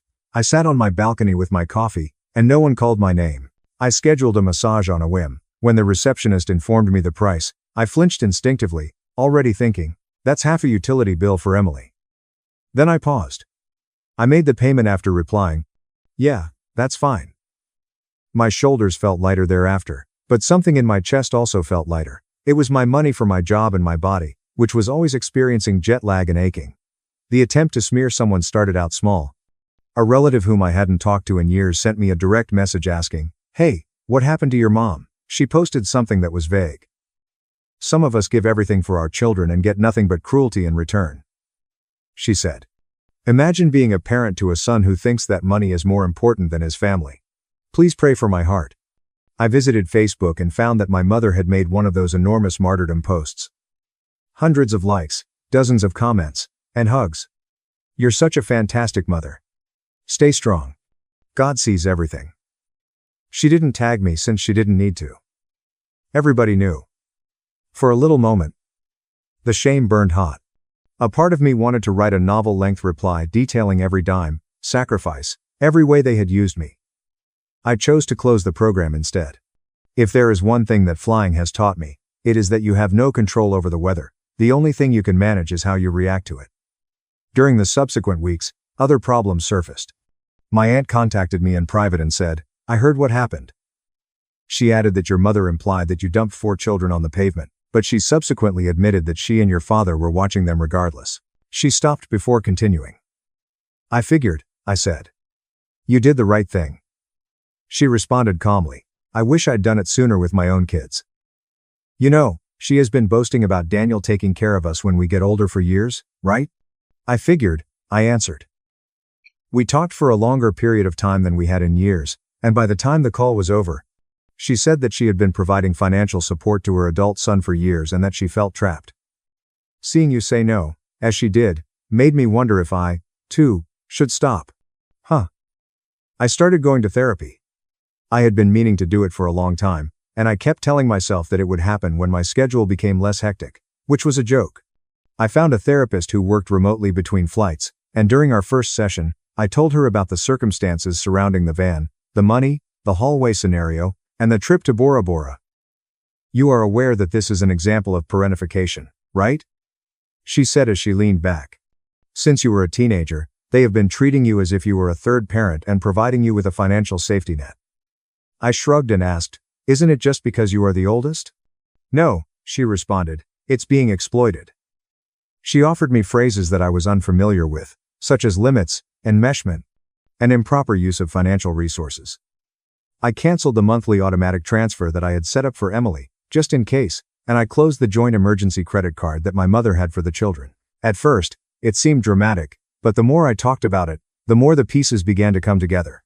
At home, I made a few tiny adjustments. I changed my will so that my goods would be left to a charity and a couple of friends rather than my parents in the event that they outlived me. This was something that my mother had encouraged me to do when I first started flying. And it was the first time in years that I was able to observe the progressive growth of my savings account. During a rare extended period of free time, I arranged a trip. I did not plan it as a staff member, I did not wear a uniform, and I did not make any cabin announcements. I just planned it as a passenger, somewhere peaceful by the ocean, with only my own requirements.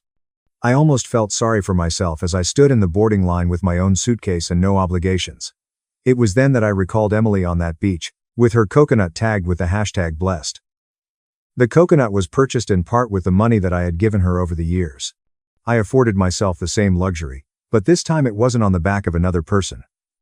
Back at home, things were also changing for the rest of the family.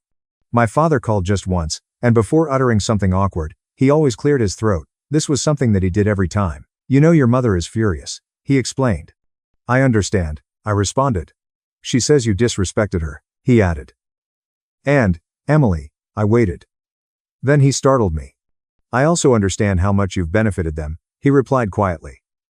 "I've noticed your name on their bank bills many times." Silence. "I should have said something sooner," he said. "I did not. That is on me. I wasn't sure what to do with that." "I'm trying," he said, suddenly sounding ancient. I disagree with how the Bora Bora situation unfolded. It wasn't correct. It was not a complete apology. It didn't erase anything, but it was the first time my father had ever acknowledged the dynamic. "Thank you for stating that." I was successful. He did not coerce me into making peace. He did not instruct me to apologize. Instead, he simply allowed the line to sit there, being more gentle than usual. He then added, "I hope you are taking care of yourself up there," before hanging up. I responded, and for once, it was accurate. Emily remained silent.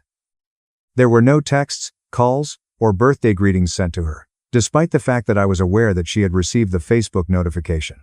Then, approximately 6 months later, my phone vibrated with her name, Emily. "Hey," I just stared at it for a long time. Then, another bubble appeared. "I am not asking for money," she wrote. I released my breath, not realizing that I had been holding my breath. She followed up with, "I just wanted to let you know that we found a sitter. We created a budget. It was awful, but we finished it." I waited. She typed, "And I shouldn't have tried to dump the kids on you like that. James warned that if anyone tried to do something to us, we would lose it." I sat down at the edge of my bed. "I am delighted you found it out." I wrote back, "You're the parents. You will find a way." She didn't really apologize. But it was the closest she'd ever been to admitting I was correct to say no. We did not suddenly become best pals. I did not start wiring her money again. But the tone had changed from, "You owe us," to something more level. I understood that saying no had not ruined them. As for my own calm, I was afraid that the moment would haunt me, but therapy proved otherwise. I did not end my family. I finished my position as their pocketbook. It had forced them to mature a little bit. And it compelled me to finally live my life as if it belonged to me. I can still hear my mother crying, "You're dead to me," on red-eye flights while I was traveling. After returning home exhausted from a trip to multiple cities, Daniel received a text message at 10:45 p.m., informing him that 4 children would be left at his 1-bedroom apartment for 3 weeks.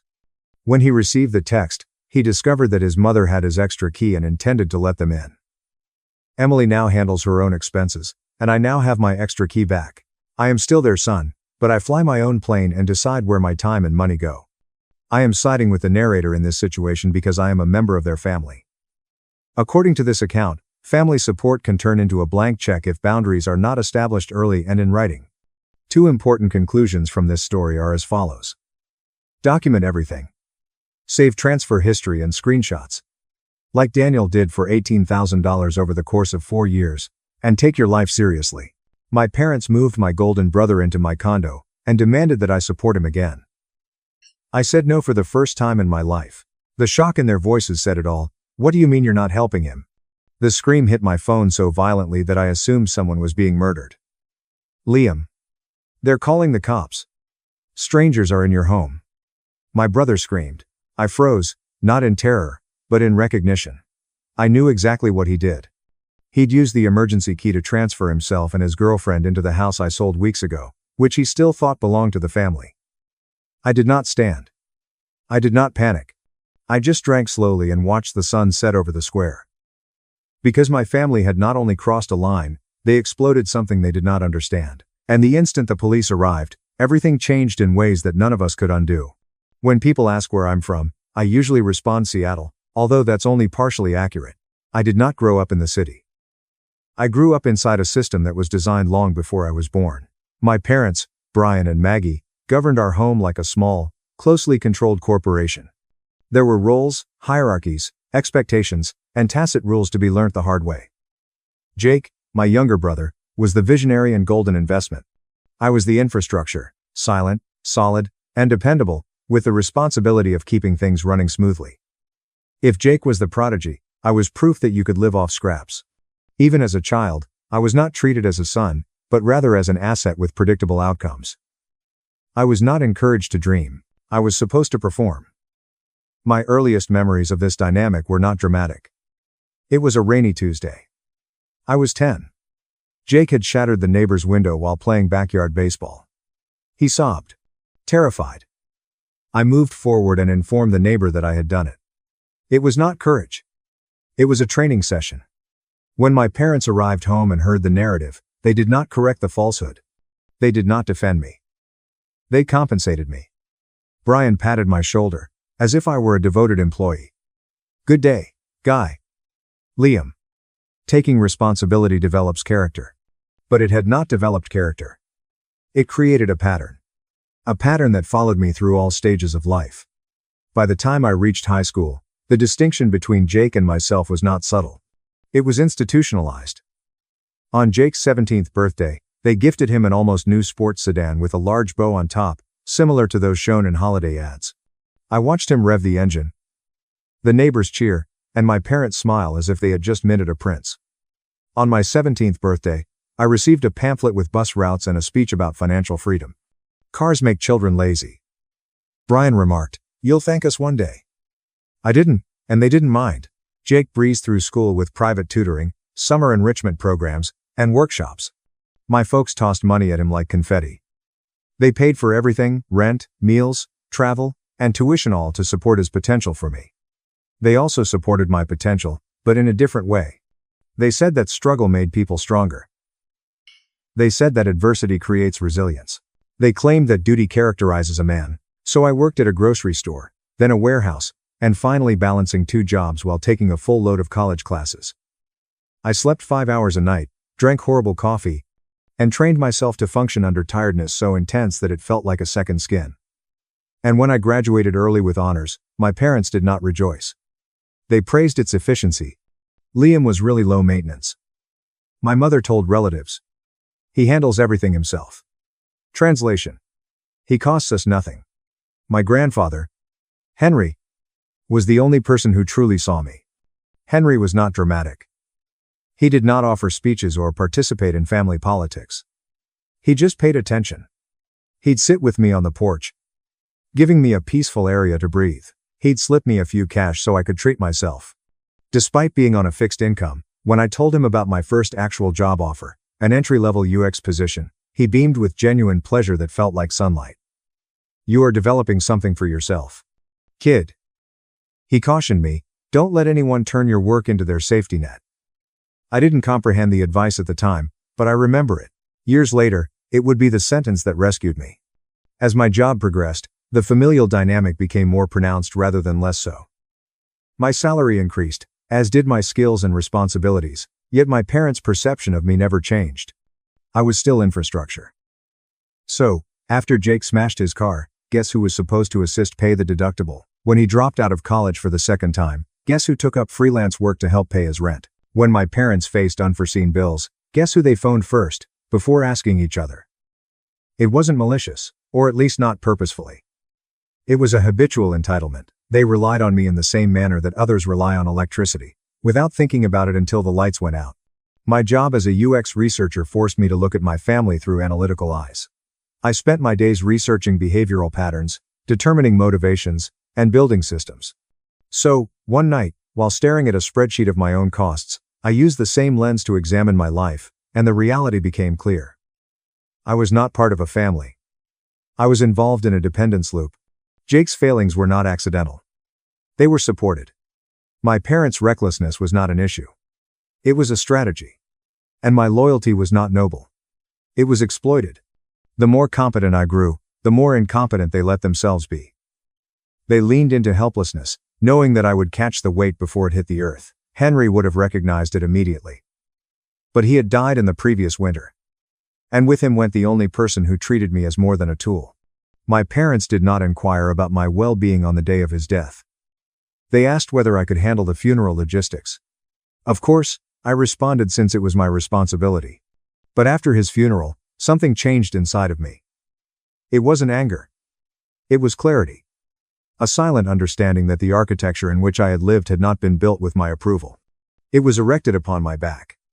So, when the Barcelona job offer arrived in my inbox, an opportunity to head a worldwide team, a promotion that would shift my entire trajectory, it should have felt like a celebration. Instead, my initial thought was, who will handle everything when I am gone? Who will resolve their issues? Who will handle their emergencies? That reaction scared me. It showed me how deep the hooks went. The reality was cruel, yet clear. My family was not steady because I was present. My family remained steady because I kept them there. If I left, they would not grow. They would collapse. And for the first time in my life, I allowed myself to ask, is that my responsibility? The guilt surged like a tsunami, but beneath that, buried under decades of training, there was something else. A spark, a flicker, the first sign of rebellion. The knowledge that I didn't owe them the structure of my life because they had never attempted to establish their own. And that's when I fully grasped Henry's warning. Sometimes walking away is the only way to reform a faulty system. If part 2 was the history, part 3 was the gradual, tightening, and deliberate pressure that you don't realize until you can't breathe anymore. My parents did not make loud demands. They requested them calmly, repeatedly, and with such grace that refusal felt wicked. It started with small favors. When Jake's latest employment ended because he didn't get along with management, my mother called me during my lunch break. "Sweetheart," she sighed, weaponizing fatigue. "Your brother's rent is due in 4 days. The landlord is being unreasonable. Could you please aid him until he settles in?" Just until? 2 words that ultimately cost me thousands. Then came the emergency. The day my father mistakenly missed a tax payment and requested me to wire a few $1,000s to avoid fines. When I suggested he set up automatic payments, he dismissed me. "Liam, please don't lecture me. Simply manage it. Handle it." My unofficial work title. Then there were familial obligations. Birthdays, holidays, and random midweek dinners where the bill was invariably tossed in my direction with a feigned grateful smile. Brian would chuckle afterwards. "You are the successful one. It's a tradition, son." Tradition in our house meant carrying weight that no one else wanted to lift. However, the turning point occurred discreetly, as did all of their machinations. It was Sunday, cloudy, and Seattle at its most predictable. I was at my condo, reading a product roadmap, when my father called, his voice filled with trained anxiety. "Jake's had a hard month," he said. "Your mother and I were hoping it would help him move out of that old flat. You have the space, Liam. He could stay in your guest room for a couple of months." While he spoke, I glanced at the windowsill, watching rain drip down the glass as if it were racing against my patience. "Dad, I work from home. I need the room." "Oh, come on. You will not even notice him." Yes, I would. I constantly noticed Jake since cleaning up after him had become second nature. I said no, and for the first time, I noticed a shift in my father's tone. Disappointment turned into accusation. "I hadn't realized you'd gotten so selfish." Selfish. The word struck harder than I cared to acknowledge. This was the first string pulled. Following that, expectations rose. "Can you cover Jake's auto repairs? He is delinquent on his phone bill. He needs groceries. He needs a loan. He is in need. He is in need. He is in need." Every request was accompanied by feelings of guilt. "You will not let your brother starve. Will you? You know he is sensitive. You know he isn't as strong as you." Translation: Your strength is our safety net, his weakness is your duty. At work, I led UX teams, presented insights, and created structures to make complicated systems functional. At home, I was supposed to do a single function. But the tightening did not end with money. It impacted my time, identity, and autonomy. My mother began showing up to my condo unexpectedly. She kept a key for emergencies, but she started using it anytime she wanted to chat. I'd arrive home to find her sorting my laundry, reorganizing my fridge, or sitting on my couch with a cup of tea. She'd say, "This place is too big for you alone. It feels like a waste. A waste. This is my sanctuary." My hard-earned calm was converted to a family asset on their mental ledger. When I broached the notion of traveling for employment, my parents exchanged stares as if I had recommended abandoning a newborn. "What about Jake?" my mother inquired. "How about family events?" my father added. "Who will be present if something happens?" There it came again, that subtle yet clear message. Your life isn't your own. You exist to support us. The Barcelona job offer should have been a lifeline. Instead, it created a new wave of pressure. When I casually mentioned it during supper, my mother's fork stopped in midair. "How much time will you spend in Barcelona?" "1 year? Perhaps more." My father shook his head. Actually laughed. "You aren't serious." "I am, Liam," my mother said slowly, as if she were explaining fundamental math to a kid. "You cannot just leave. Your sibling needs you. We need you." Her tone was devoid of ambiguity, and she made no mention of my objectives, profession, or satisfaction. Just the notion that their needs trumped my own. That was the second string, and I felt it tighten around my throat. However, the third string, which crossed a moral line, appeared a week later. I realized Jake had used, not stolen, my credit card. He used it because the number had been autofilled from a previous purchase, and he didn't consider it a big problem. The fee was for a last-minute weekend trip to Vegas. When I approached my parents, expecting wrath, they said, "Well, he must have needed a break." "Liam, don't be dramatic. You can afford it." Something cracked in that moment. Not loudly or aggressively, but decisively. It wasn't only about crossing boundaries anymore. It was boundary erasure. They did not perceive any lines. They saw access. They did not see me. They saw utility. And the shame they had built over decades wrapped around me like a rope, drawing harder every time I tried to back away. But no one realized this.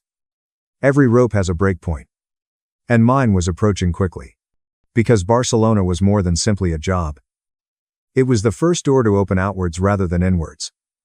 And I had already reached for the handle. The breaking point did not occur with a scream. It arrived with a smile. It was my last weekend in Seattle before moving to Barcelona. My flight was already booked. My suitcases were just half-packed.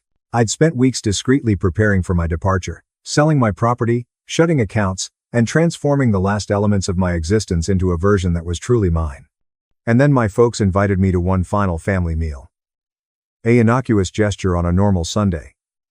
That is how betrayal always hides itself. Shrouded in habit. Their house smelled like it always did, citrus cleaner, and overcooked pot roast. Jake was already sitting at the table, reading through his phone and pretending to be bored so that someone else could entertain him. We sat down, plates clattered, and my mother poured wine around midway through the meal. My father cleared his throat with a ceremonial weight. "So," he said, glancing at me with feigned casualness, "your brother has been having a difficult time lately." I did not respond. I already knew where this was going. I just wasn't sure how far. My mother leaned across the table and touched my hand softly. "Sweetheart. I stiffened because you were going to leave your apartment empty for a while.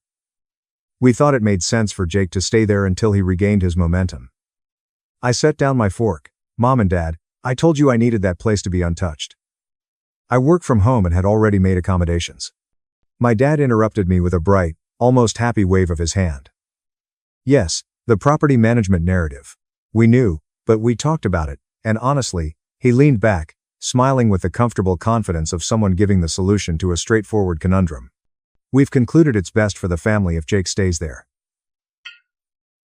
And we've already helped move some items in." The room became silent. I felt something inside me slip silently, like a gear off its axis. "You did as I requested." My mother's voice softened, flowing with the sweet reasoning I had grown up ingesting. "Liam, it's just space. You rarely use it. Jake requires stability. You're being inflexible over something that shouldn't matter." "It shouldn't matter. My home, my earned steadiness, my paid-for haven." "Jake," I spoke slowly. "Did you put your belongings in my condominium?" He shrugged without looking up. "Yeah. Mom and Dad said everything was okay." There it was. The line was crossed on purpose, not by accident. My parents exchanged a look, unified in their belief that this was unavoidable, natural, and how the family ecology should work. My needs were optional. Jake's needs were paramount. My father spread his hands. Liam, this is not about ownership, it's about taking responsibility. Your sibling requires a place, and you are in a position to help. It's time to stop thinking exclusively about yourself. Only about myself. The words exploded in my chest. After 29 years of swallowing, their thinking abruptly changed course. 29 years of programmed guilt broke like a dried twig. For the first time in my life, I did not feel insignificant. I felt empty. Where obligation once existed, there is now a clear, terrible nothingness. I stood up gently. No, I said, and the word felt like oxygen. My father frowned. No, I repeated. You do not get to decide what happens to my home. You are not allowed to volunteer my life for me. My mother's expression stiffened. You are overreacting. No, I replied again. You are overreaching. Jake scoffed. Dude. Calm. I turned to him, and he eventually looked up from his phone when he heard something fresh in my voice. Finality. This is the end. It wasn't loud. It was not emotional. It was a verdict. The table erupted. Voices arguing. Guilt is flying. Accusations fly like hail. However, none of it landed. The rope that had been holding me for decades had finally shattered. I left the house without looking back, the night air freezing against my skin. They believed they had manipulated me into a corner. They had no idea they had shoved me into an exit. And the next morning, when I discovered that they had not only transferred Jake's belongings into my condo, but also given him the emergency key, the decision became less emotional. It was inevitable. When I awoke the next morning, the Seattle sky was the usual washed-out gray. But something inside me felt sharper, cleaner, like frost growing on the edge of a razor. I checked my phone. There were 5 missed calls for voicemail. My mother sent me 3 long texts, and Jake sent me one photo of him lying on my living room couch, as if he were posing for a rental brochure. I did not respond. I did not react. Instead, I opened my laptop, went through my real estate agent's email chain, and reread the confirmation. The sale is concluded. The funds have cleared. Ownership was transferred. It was not symbolic. It was not dramatic. It was a legal fact. My condominium was not family property. It wasn't a communal space. It belonged to only the Coopers. That's when I felt relaxed.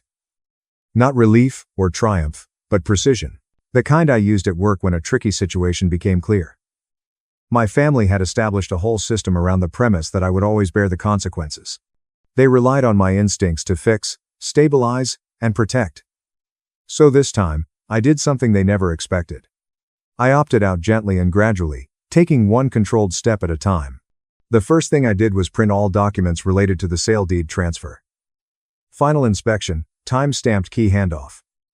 I compiled them into a single PDF and emailed them to the Coopers. Subject: for your records, please notify me promptly if there is a problem. Ryan Cooper called 20 minutes later, his voice tense. There is an issue. Jake was screaming as he detailed what had happened.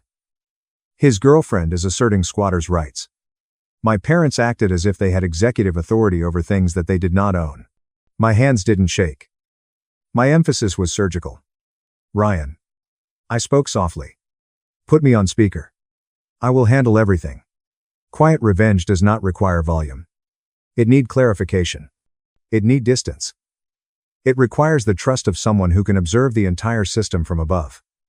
The police arrived 5 minutes later. I delivered the deed, the selling date, my confirmation, and formal permission for the Coopers to file charges if Jake refused to leave. And just like that, the first pillar of the old structure cracked. My family no longer had access. They could no longer modify the rules in the middle of the game. They no longer claimed ownership of a life that was not theirs. They had lost the resource. The next phase involved cutting off the supply. I got down with a cup of black coffee and launched my banking application. I had been secretly making automatic payments for years. Jake's overdraft fee. My folks received unexpected bills. The family phone plan, which I continued to pay for despite everyone pretending it was a mystery, was discontinued. I typed it all down one by one in a crisp, unemotional email. All financial support and access to my accounts have been revoked, effective immediately. If you require support, please contact your own service provider. Please do not contact me for money again. No signature, no apologies, only policy. Then came the hardest part. Not emotionally but logistically. Creating the final severance email. I opened a blank document and formatted it in the same way that I would any important off-boarding correspondence at work. Clear expectations. Definitive boundaries. Non-negotiable terms. Subject is moving forward. Please do not enter my home under any circumstances. You may not utilize my name, property, or resources without my clear written authorization. Please do not engage me with Jake's finances, housing, or emergency. All keys, digital and physical, are now invalid. Any violation will result in legal repercussions. It wasn't vengeance. It was government. The kind I should have started years ago. I lingered over the submit button, expecting panic and guilt, but none arrived. Just a heightened sense of gravity, a shift, a transfer of power that I didn't really get until I pressed send and saw the screen confirm delivery. That's when another message arrived from someone who has never asked anything from me. Someone saw me even when no one else did. Mrs. Halpern, my grandfather's longtime friend who had known Henry for 30 years, had learned from a neighbor that I was leaving for Barcelona. She offered to meet for coffee before I went. We sat in her cluttered sunroom. The air was warm and filled with the subtle scent of ancient books. I heard things were difficult, she remarked. There will be no pushing or prying, they have always been problematic. I responded quietly. I finally stopped mistaking it for normal. She nodded slowly, and seriously. That is the true essence of growing up. Liam recognizes the difference between responsibility and servitude. I wasn't expecting the anguish in my chest. She stretched out and caressed my wrist softly. Henry would be proud of you. 6 words. And then I felt something shift inside me. The shame was not gone, but it was fading like fog in the sunlight. That was when I understood I hadn't simply reclaimed my life. I'd revised my part in it. As I walked away from her porch into the cool evening air, one reality became undeniably clear to me. Quiet revenge is not loud. It is not angry. The sound is that of a door closing behind you. And staying closed. The altercation did not occur in a living room or at a dining table. It happened at SeaTac Airport's departures terminal, which is fully built for movement. 5 weeks after the police ejected Jake from the Cooper's home, I flew back to Seattle for one final round of paperwork before permanently relocating to Barcelona. I tried to keep things quiet, but news spreads quickly and a family is addicted to access. They discovered out. Of course they did. My plane landed on a foggy afternoon. I retrieved my single carry-on. Everything else had already been delivered overseas and was en route to the curb, where my rideshare was waiting. But I did not make it to the exit. I spotted them before they noticed me. My parents, Brian and Maggie, stood stiffly beside the baggage claim carousel, flanked Jake like guardians. They did not appear upset. They seemed prepared. A tribunal is waiting for the defendant. I could have turned around, feigned not to notice them, and continued walking, but running had never been the purpose. This was the time when the system was structured to keep me from choosing myself above them. So I stepped right up to them. My father walked forward first, his eyes bright and his mouth hard. Liam, we need to chat. My mom crossed her arms.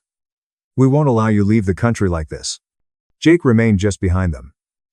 Hands in pockets, staring at the floor like a child forced to confess for something he did not regret.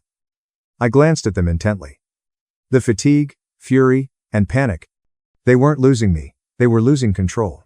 What is it that you believe I owe you? I asked quietly. My mother exhaled through her nostrils, upset by my tone. You owe this family an explanation. You have embarrassed us. You have embarrassed your brother. You made enemies out of individuals who we need. People we need, not those they wronged. Brian stabbed a finger at my chest. Chris Thompson is canceling every contract he has with us. Do you know what that means? 12 years of business had passed, and you did nothing to stop it. There was nothing to stop. I said Jake had committed a crime. He made an error. My father spat. And you made things worse. There it was. The truth they'd been orbiting but couldn't face. They still believed my duty was to absorb the fallout they had generated. My mother's voice softened, indicating that manipulation was plan B. Liam. Honey. Jake requires assistance. He has been struggling. He is depressed. He has lost his job again. He's uncertain about his future. You're his bigger brother. You are intended to guide him. I held my face still. I am not his compass. I said, I am not anyone's safety net. My mother's face broke with disbelief. How can you say we're your family? Family does not imply servitude. Her eyes moistened. Not anguish, sadness, or offense.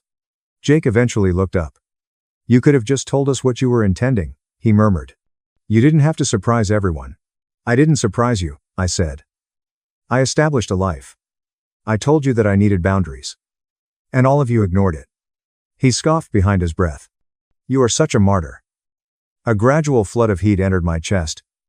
Nor anger, nor even resentment. Clarity. Do you know what you did? I asked him.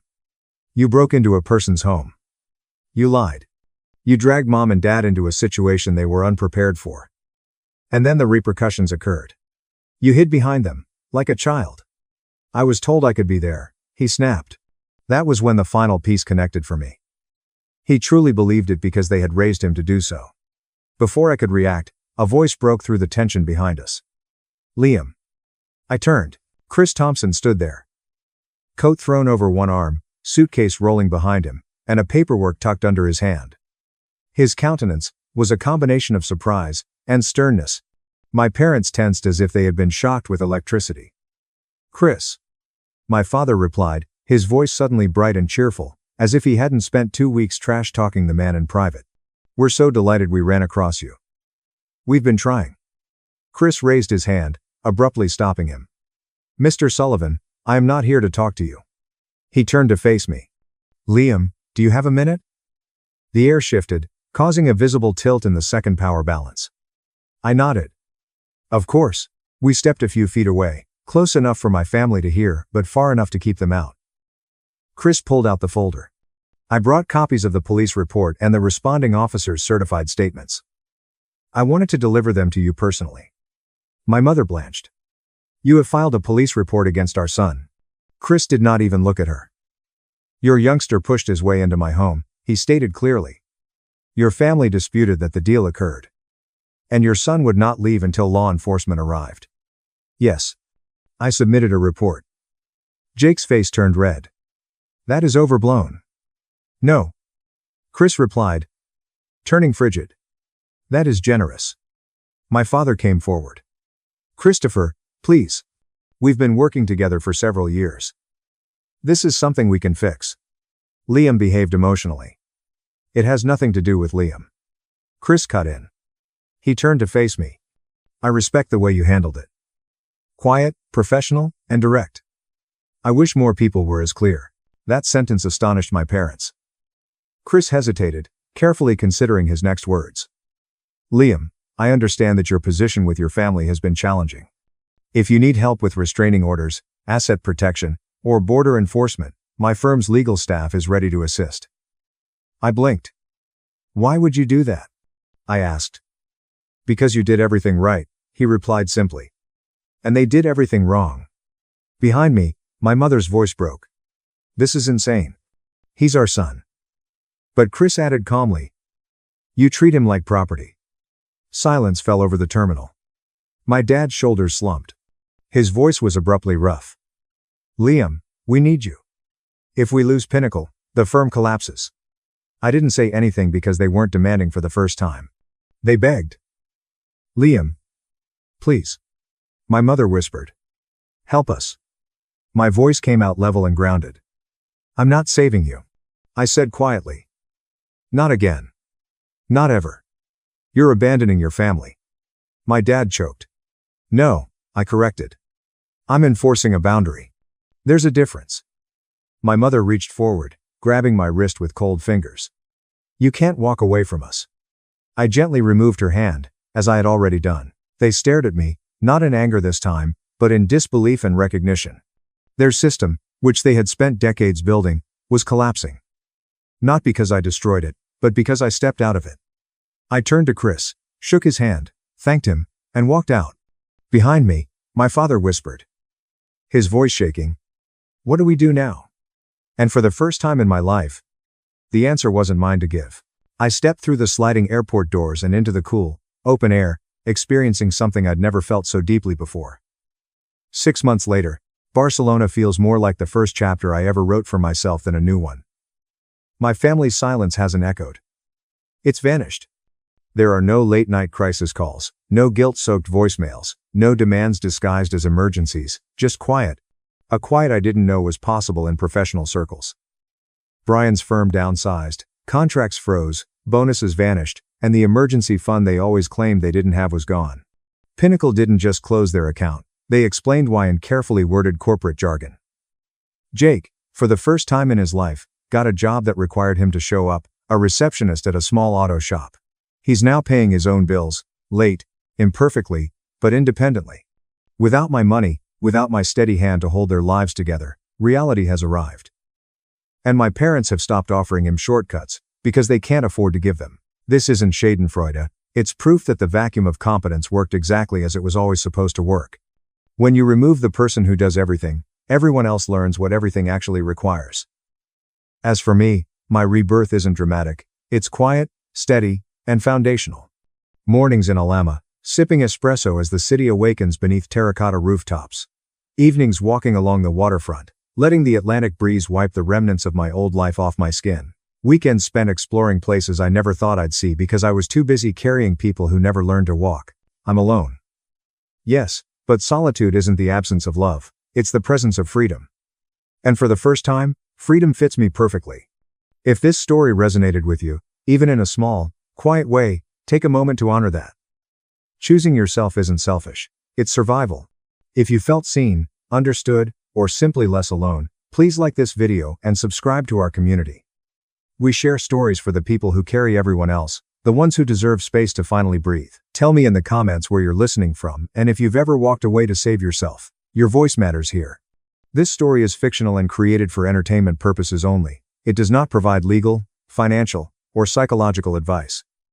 Real-life conflicts should be handled by competent specialists. Any resemblance to actual individuals or events is coincidental. My parents skipped my wedding for my sister's beach vacation. They called me selfish for refusing to change the date. Then months later, they demanded I attend her wedding. I looked at the invite and said, "Not this time." I'm 34 years old, and I recently got engaged to my girlfriend Claire, who is 29 years old. We've been dating for 6 years, and no one was surprised when I proposed. Our family's new marriage was on the way, and everyone appeared pleased for us. We got praise from my parents. My 6-year-old younger sister Brooke was thrilled. Lucas, 38, my oldest brother, was excited for the big day. It seemed fine at first.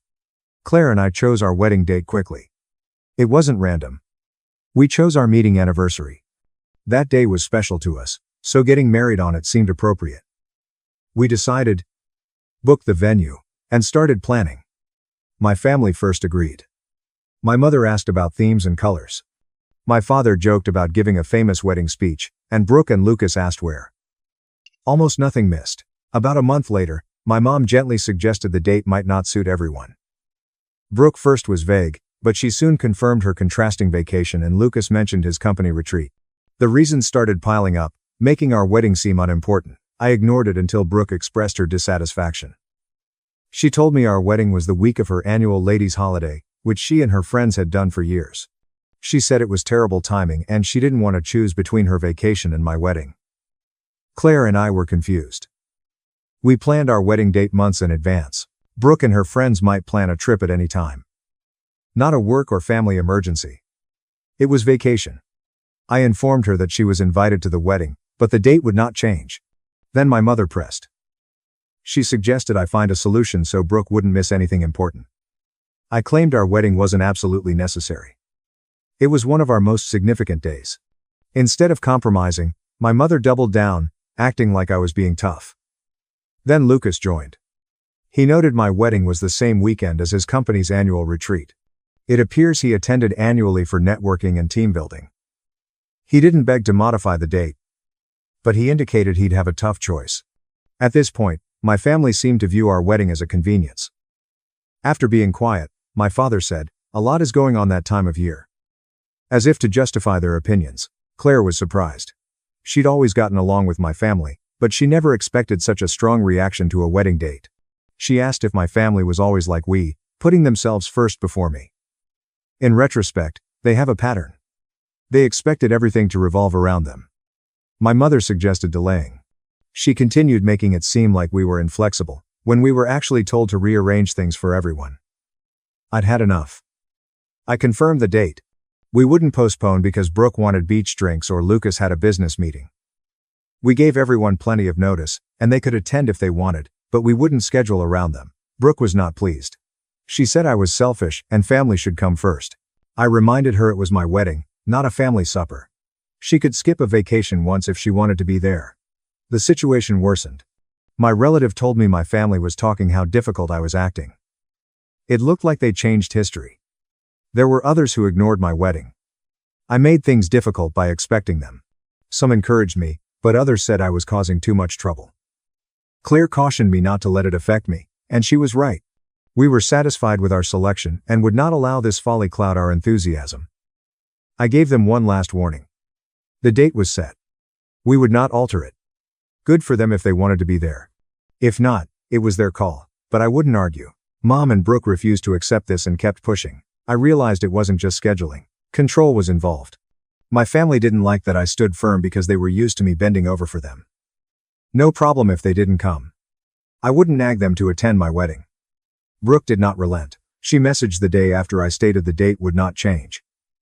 This time, guilt trips were the only argument. She said she had been looking forward to her annual trip for months, had paid for everything, and was unfairly forced to choose between a vacation and her brother's wedding. Messages appeared every 2 hours. She stopped asking me to change the date. She said I damaged her by not doing it. My mother intervened. Initially, signals were unclear. They were subtle and almost casual, like family comes first and you'll understand when you have kids. She quickly dropped the charade and got to the point. She disliked my inflexibility and thought I was stubborn. It appears Brooke was not alone in her issue. She described other angry family members. No names. Just broad assertions about how many people think you don't care about your family. Lucas ceased replying. No calls, texts, or anything. Though not as vociferous as Brooke, he had clearly chosen a side. 2 texts discussing wedding arrangements, not the turbulence, went unanswered. He prioritized his business event, and that was it. My father eventually spoke up. Instead of supporting me, he paused, and said he and my mother were pondering attending. He pretended that family issues caused him to forego my wedding instead of making a decision. He softened it by saying they didn't want any stress on our wedding day, but the message was clear. They were angry that I wouldn't give in and considered skipping their son's wedding. However, Claire's parents were incredulous. After seeing things unfold, they stopped being kind when they heard my parents might not attend the wedding. They continuously reminded us that we were right and would support us no matter what my family did. Claire and I decided not to wait for my family's approval. We were excited to organize the wedding. We started planning, arranging, and making the day enjoyable, regardless of who showed up. The family formed teams then. Some of my cousins, aunts, and uncles congratulated us or confirmed their attendance, but others supported my parents and Brooke. My mother and Brooke told everyone how awful I was, I heard. I caused problems by not compromising, they asserted. The Facebook post followed. I knew who my mother was talking about, even though she never addressed me. A long passive-aggressive post about how some people forget family and how selfish actions drive loved ones apart. The statements were nasty too. Many relatives joined in, ambiguously but unanimously supporting her. Claire didn't blink. She told me not to respond. She was right, it was a ploy to get me involved in more turmoil. If I intervened, it would be disastrous. I stuck to our strategy instead of getting swept up. Wedding invitations went out. We showed my family they were welcome. Finally, Brooke and Lucas tied the knot. Both declined. They didn't call or explain. They mailed their RSVPs with a no. However, my parents were uncertain. Not expressly declining, not confirming. They still wanted me to change my opinion. Then a cousin informed me. I knew my mother and Brooke didn't like the wedding date, but I didn't expect them to subtly discourage family from coming. They didn't call for a boycott, but their vitriol made some families uneasy.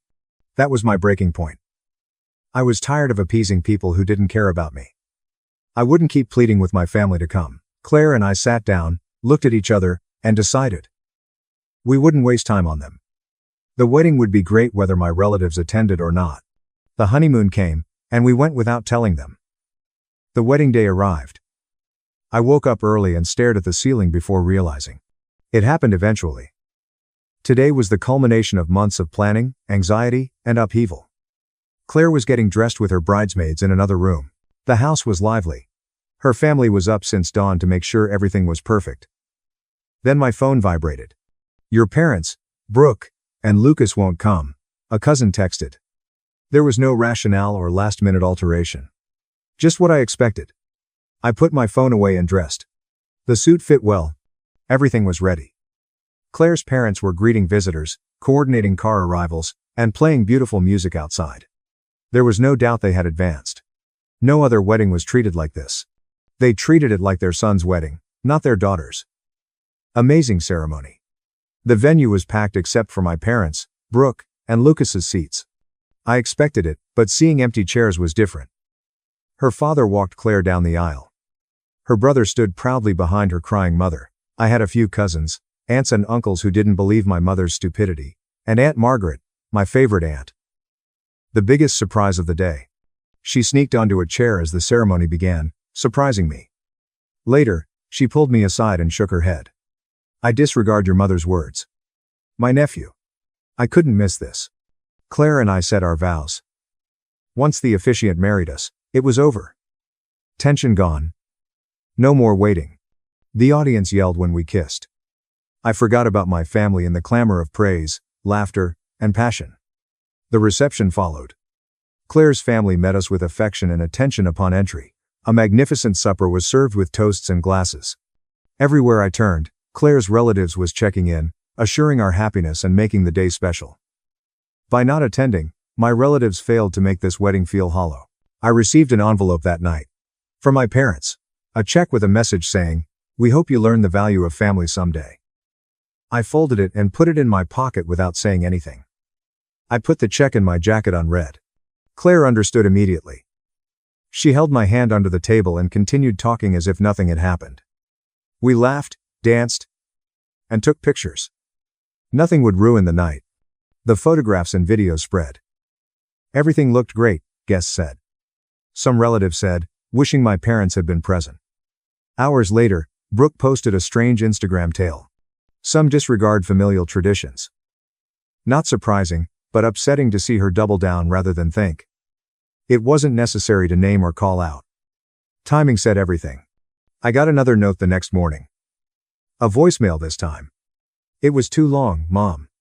She didn't shout, but her tone was the same as when she wanted me to know I was wrong. She described how the family was falling apart, I had alienated them, and Brooke and Lucas were sad. My father sent an SMS after she said, "After everything we've done for you, I never thought my own son would do this." I regretted the outcome. He avoided answering my question about whether he had tried to persuade Mom or Brooke to reconsider. His regret was not about what happened. Silence's consequences. Claire rolled her eyes as I read it. Our wedding was lovely. Stop them from rewriting. She was right. We wouldn't allow guilt trips pull us back. We packed our bags and went on our honeymoon without telling anyone. The honeymoon was amazing. Claire and I were alone, stress-free. We chose a beautiful resort with white sand beaches, unlimited drinks, and a serenity that made it easy to forget the wedding preparations. Our phones were off for the first few days. No calls, messages, or distractions. No vacation for drama. I checked my phone one morning and saw missed calls, unread texts, and family group chat notifications. At first, I ignored them. Claire's phone also lit up. Mom, sister, and Lucas called and texted. Something happened. I opened the group chat and chaos ensued. My mother was having a meltdown, yelling out wedding guests. She claimed they betrayed the family by supporting me and Claire. She was outraged because they were named, accused of inciting rudeness, and taking sides. The first target was Aunt Margaret, who surprised me by appearing. My mother wrote a lengthy, theatrical letter about how she thought loyalty didn't matter anymore and how some people were easily influenced. Brooke came in to assist. No effort was made to hide her disgust. She was furious that anyone would celebrate my wedding instead of her vacation. My cousin was fed up. Let me clarify. After skipping your son's brother's wedding for a vacation and work event, you're furious with others that went. Makes sense. Brooke ignored this and became the victim. Minutes later, she posted a dramatic Instagram story with a black and white photo and meaningless text like, "Some people forget who's always been there for them. And loyalty isn't what it used to be." Meanwhile, Lucas messaged me privately. He rarely spoke, but but he said he didn't anticipate things to escalate this rapidly. He seemed to want to stay impartial but wasn't sure how. He said, "I don't want to get in the middle of it." It was too late. My mother went next. She switched tactics and grabbed Claire's phone. Long, guilt-inducing, and pretended caring, the message. She said I was tearing the family apart and Claire needed to calm me down before it was too late. Claire glanced at the message, grumbled, and replied immediately. "We're on our honeymoon. We're not interested in this drama." She placed her phone down and drank. Arguments continued throughout the group conversation. My mother and Brooke were upset, but more family members objected. Many wedding images and videos were available, showing how happy everyone was, even without my parents, Brooke, and Lucas. Then, Aunt Margaret snapped. "You shame yourself. You choose. Now handle it." Then my father intervened. Obviously not publicly. His note was quiet and half-hearted. "I lament the outcome. The end." No apology was sincere. No opposing my mother or Brooke. Another useless regret without action. Then Brooke heard about the honeymoon. She probably thought we were still at home cleaning for the wedding or something. She was upset when she realized we were on an aircraft and drinking on a beach without telling anyone. Group discussion erupted again. She shouted, "Wow. Guess we really mean nothing to you. And you couldn't even tell your own family where you were going." That was enough for me. One last message. Each of you chose. Mine I made. Have a good week. I muted. Returning home from the honeymoon was like entering another world. Claire and I drank beverages on the beach for over a month while my family fell apart. We got notifications as soon as we landed and turned on our phones. I first noticed difficulties when my mother broke down on Facebook. She wrote a passionate essay on how she never thought her child would turn against family and how some people let outsiders damage solid relationships. She didn't name me, but everyone who knew the incident knew. Many distant relatives commented. Some happy, some uncomfortable. But trying to be unbiased. Brooke followed closely. She posted a sad photo captioned, "Some bonds aren't as strong as you think." Even without names or call-outs, the message was clear. She received compassion when she asked. Friends and family left heart emoticons and letters stating she deserved more. Family division followed. A cousin told me that some family members thought my parents and Brooke were harsh, while others wished things had gone differently. Despite the lack of violence, it was clear that some would rather avoid conflict than confess fault. Some people put avoiding scandal before the wedding. Then my father arrived. His typical indifferent regrets were all I heard after the ceremony. It was odd seeing him outside our house. He wasn't a decisive person. Yet he stood as if he comprehended the damage. Wanted to chat, he hesitated inside, clearly uneasy. He then said he disagreed with my mother and Brooke but had to stay silent. He said they had been enraged in the weeks preceding up to the wedding and made it clear that if he resisted, he would be punished. Claire listened silently, but I could see she and I didn't believe it.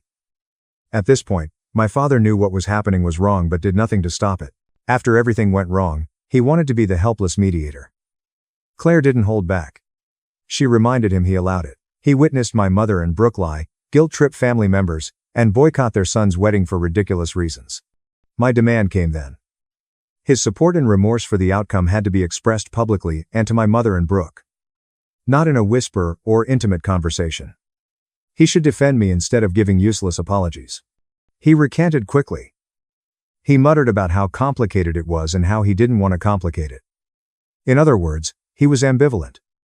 Instead of speaking, he preferred to observe. I only needed that message. After leaving, Brooke made his last move. She wrote me a long, ridiculous text about how selfish I was and how I disrupted family harmony. She complained about how I embarrassed her and why no one respects you. Only that. I completed. I stopped her. Stop texting. Stop passive hostile social media posts. Enough of her nonsense. Gone. Lucas soon reached out. His message was plain. Should have done more. I'm sorry. He didn't explain his silence. I accepted that he had failed to help me when he should have without rationalizing it. At this point, I understood some family members would never change. My mother and Brooke believed they had done nothing wrong. Lucas was seeing that my father was too cowardly to challenge them. Maybe not enough to fight them, but enough to admit he was wrong. That convinced me Claire and I would proceed without them. Months passed. After the wedding chaos, social media meltdowns, and failed guilt trips, I thought my family had accepted reality. I moved on. Claire and I enjoyed our lives without regular upheaval. The text started suddenly. My mother casually checked in via text.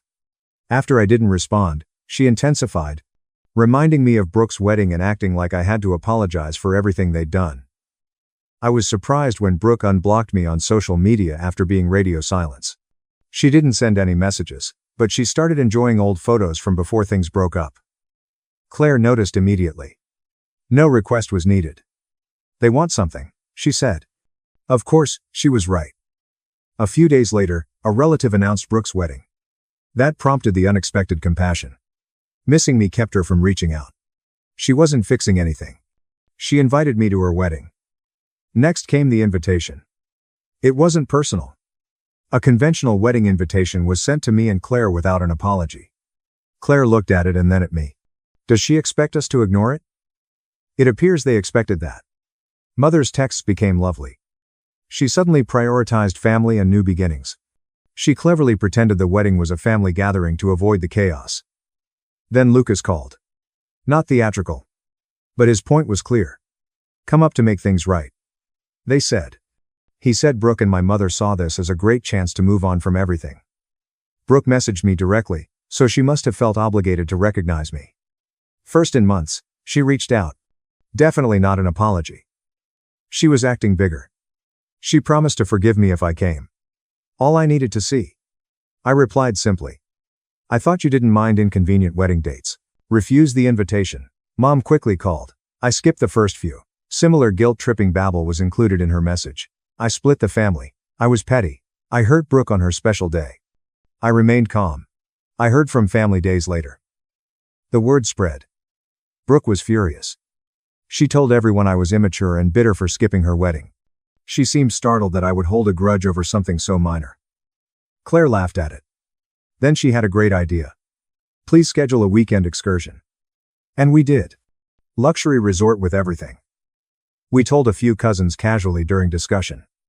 The news reached Brooke. Then calls and messages stopped. I think Brooke and my mother knew nothing they said would change my opinion. No more fake love texts. No more desperate attempts to get me to go. My father reached out. Brief message. I lament the outcome. Same as previously. Same empty regrets without action. I remained calm. I had enough closure then. Brooke's wedding passed without mention. No last-minute requests. No last guilt trips. They seemed to have realized I wouldn't go. I realized we were free after spending the weekend at the beach with Claire, blissfully unconcerned. Claire and I were so relaxed during Brooke's wedding week. We had a normal weekend, unconcerned with the family drama of the past few months. Brooke tried to manipulate things, but we moved on. We spent the wedding weekend peacefully. We didn't get caught up in the drama. I didn't check my phone for family communications, but the results were swift. My cousin laughed when he contacted me. Brooke must have told the family about her missing sibling. She told everyone I refused to support my sister on her special day. She made my absence seem like the worst betrayal and that I hurt the family. Brooke wasn't alone. A few days later, I saw my mother's Facebook message. It was an unclear dramatic situation clearly intended at me. She lamented that some individuals can't move on and that family should come first. It was a textbook guilt trip. Lucas sent me a last-minute message regretting things and urging me to reconsider attending Brooke's wedding. He recognized our family had handled things terribly for once. He did not directly criticize them. Claire, usually rational, told me they weren't worried about my wedding. They didn't respect my restrictions or aid me with Brooke. She was right. I owe them nothing. Brooke texted me claiming to be the bigger person just as things were calming down. She said, "It would mean a lot if you came, but I understand if you're still holding a grudge." It was a fake olive branch, but I saw through it. Not wasting time exchanging niceties. I replied, "You didn't adjust your plans for my wedding, but I should for yours." It wasn't warmly received. She flipped instantly. She accused me of selfishness and nostalgia within minutes. Not surprised. Brooke was always trying to rewrite the script when things went wrong. Mom wasn't done either. After several hours, she called, crying, and panicking. She stated I was tearing the family apart and that if I didn't mend it, it would never be the same. I wasn't convinced. I'd heard this manipulation enough. I told her, Brooke and the rest of you made your choices, and now I'm making mine. I never answered her calls again. Extended family told me about the wedding. I didn't care about rumors regarding tension throughout the event, like Brooke continuously criticizing my absence and how unjust it was. Brooke made her bed. She had to lie down. Lucas then communicated. After the wedding, several days passed. Due to the chaos, the wedding was a disaster, he told me. The tension was clear, and many were complaining about family feuds ruining everything. However, Brooke made one last vicious move. She fulfilled my expectations. She updated Instagram. She thanked her true family and cut poisonous people out of her life. The irony was obvious. She had rejected me for setting limits, but now she claimed to be graceful. Naturally, my father confessed privately. He knew Brooke and Mom had gone too far, but he didn't say anything. He hated how things turned out but was too scared to say anything. He was irritatingly cowardly. He was silent the whole time and suddenly acted like he was trapped. Now I was completed. Claire and I would not squander another moment at this circus. We didn't need this chaos. Instead, we planned a sumptuous supper to celebrate our independence. Brooke's wedding ended, and we won.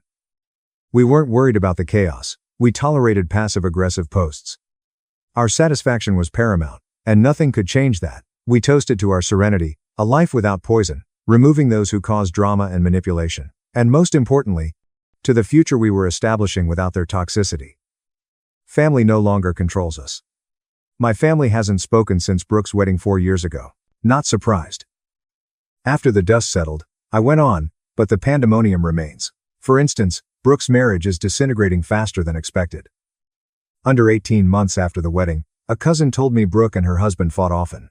It seemed to be about finances and competing life goals. Two common issues when people rush. I guess Brooke was always obsessed with appearances, and the perfect fairy tale wedding wasn't enough. I heard Brooke was upset but didn't care. Her story had portrayed me as the villain for months, but now it was changing. No social media filter could fix her bad marriage. As expected, Mom pretended everything was fine even if it wasn't. My wedding was never acknowledged by her, not even with a half-hearted Facebook comment. She kept quiet, never revealing anything or recognizing anything. She denied I left because she and Brooke made it hard to stay. However, I saw something weird. My father liked certain Claire me photos I posted. Photos of us traveling, attending events, and living. I thought it was a coincidence, but no. He liked almost every image and added, "Good to see you happy." But he never spoke publicly. He ignored our wedding. He appeared to be offering solidarity without being with me. Lucas, who had stayed neutral, showed signs of exhaustion. Several times, he messaged me about irrelevant things, family memories, and mutual friends. Just one day, he stated that. He admitted the family's strife harmed him. He told me he couldn't handle Brooke, Mom, and Dad's drama. He said he was always trying to mediate while others made things worse. Brooke's behavior didn't improve. It was like she couldn't stand being excluded. I saw vague posts on her social media about growing up with toxic people and recognized indifferent people. It was evident she meant me. I stopped paying attention to her nonsense by then. True twist came next. Claire and I found out we were pregnant. It was a turning point we'd been working toward. We initially told only a few sympathetic family members who had helped us during the disaster. As much as we wanted to enjoy it, I should have known how my mother would react. She learned from family, not me. What she did caused a breakdown. She wrote to me, "I hope you don't punish your child the way you punished your family." She blamed me for not notifying her first, as if she was entitled to know. Claire was fed up. She blocked my mother and Brooke from all social media to avoid extra trouble. I didn't blame her. Claire was being kind to keep the peace after I'd had it with them for a while. The ship sailed.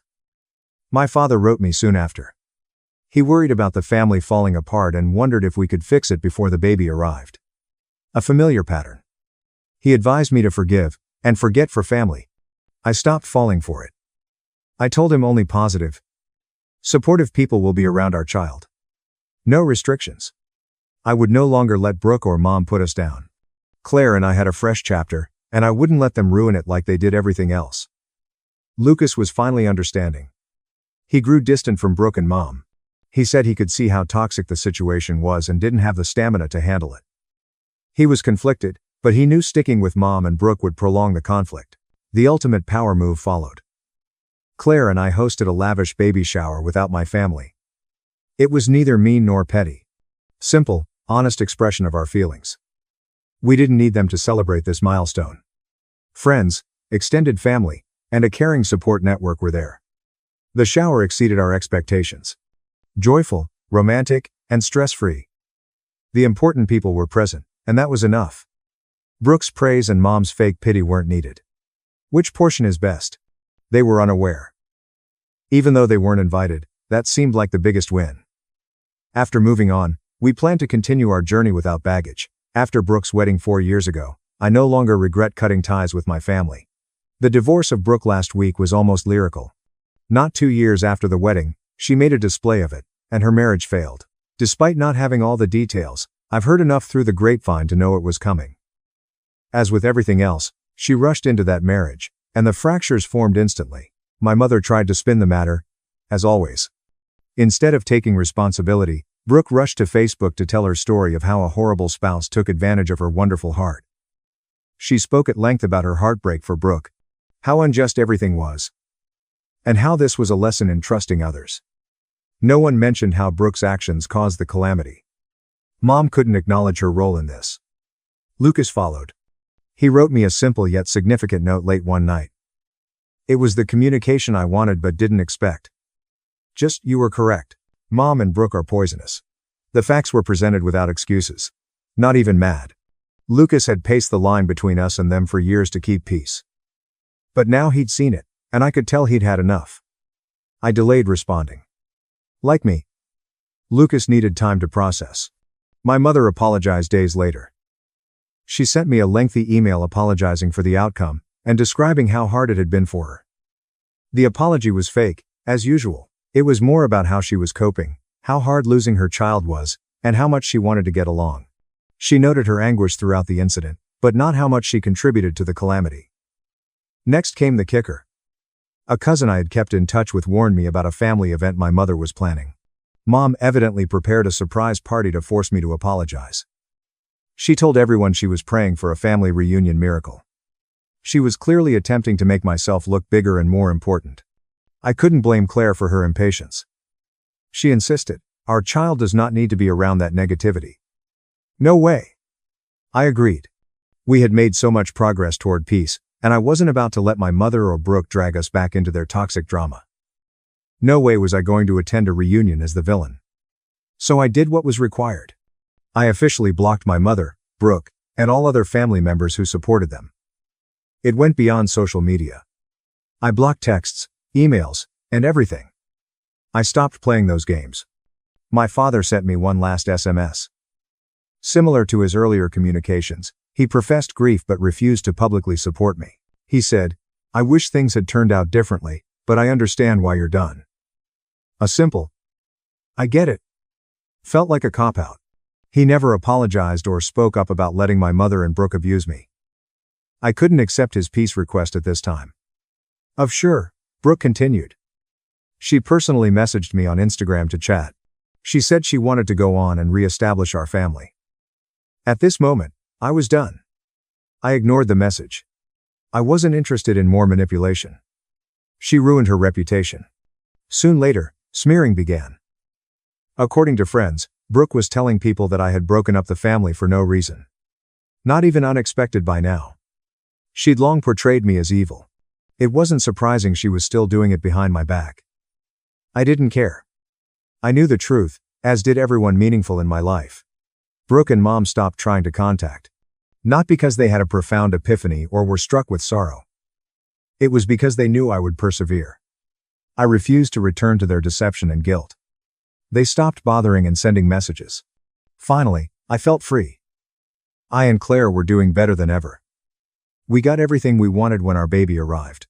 We were surrounded by people who cared, recognized our limits, and supported us completely. I couldn't have asked for more affection for our baby. Lucas became distant from Brooke and Mom. He eventually discovered what I always knew. The only way forward was without them. He may never openly address them, but I'm sure he sees what I've witnessed.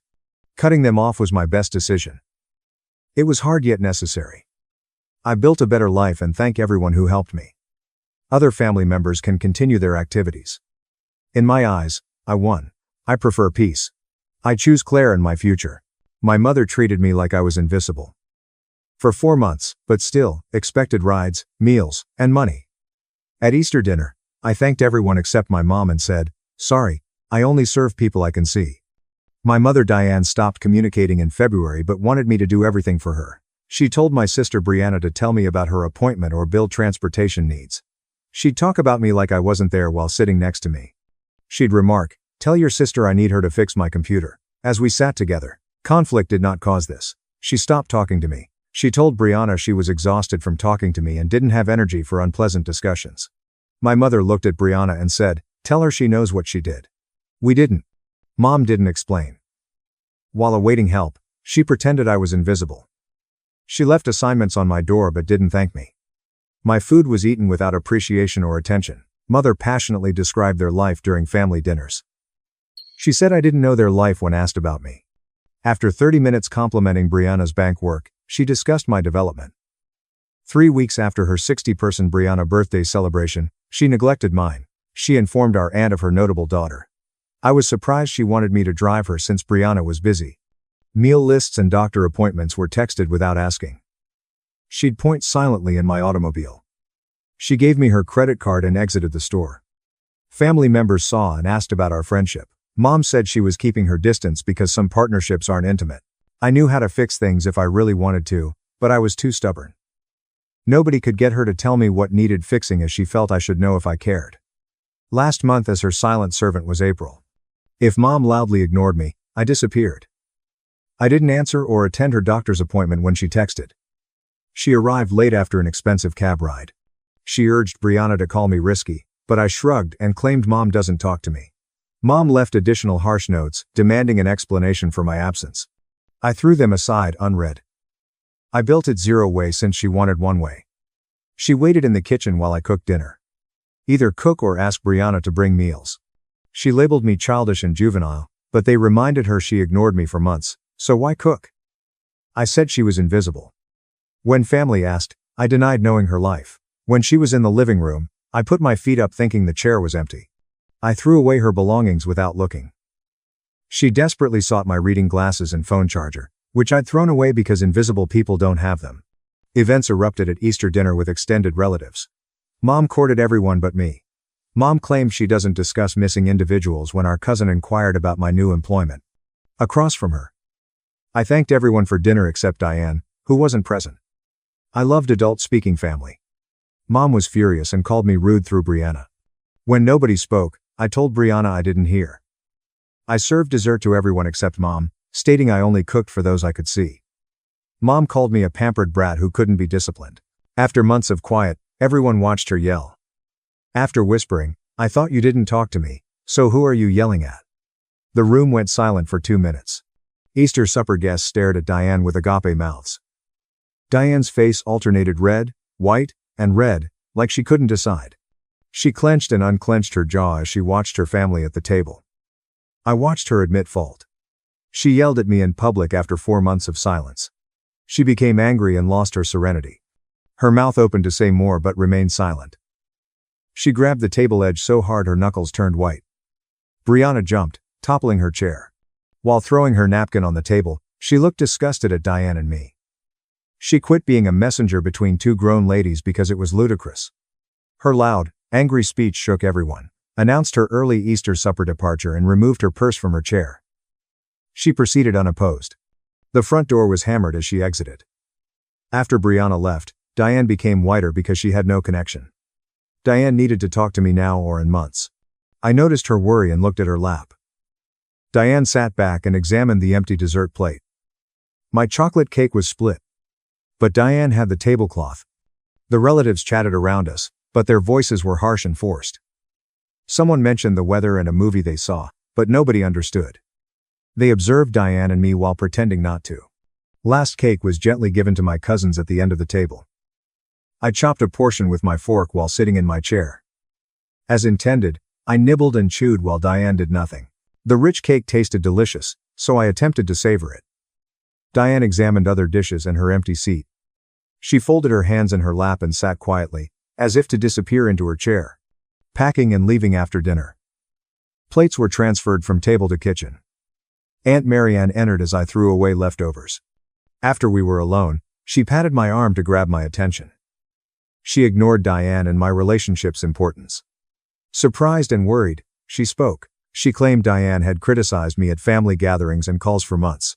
Diane constantly made me feel crazy for not talking to family. Marianne always felt sorry for Diane because she portrayed herself as a sad mother whose daughter died for no reason. She said Marianne assessed my coldness toward my mother. After dinner, she discovered Diane lied about everything.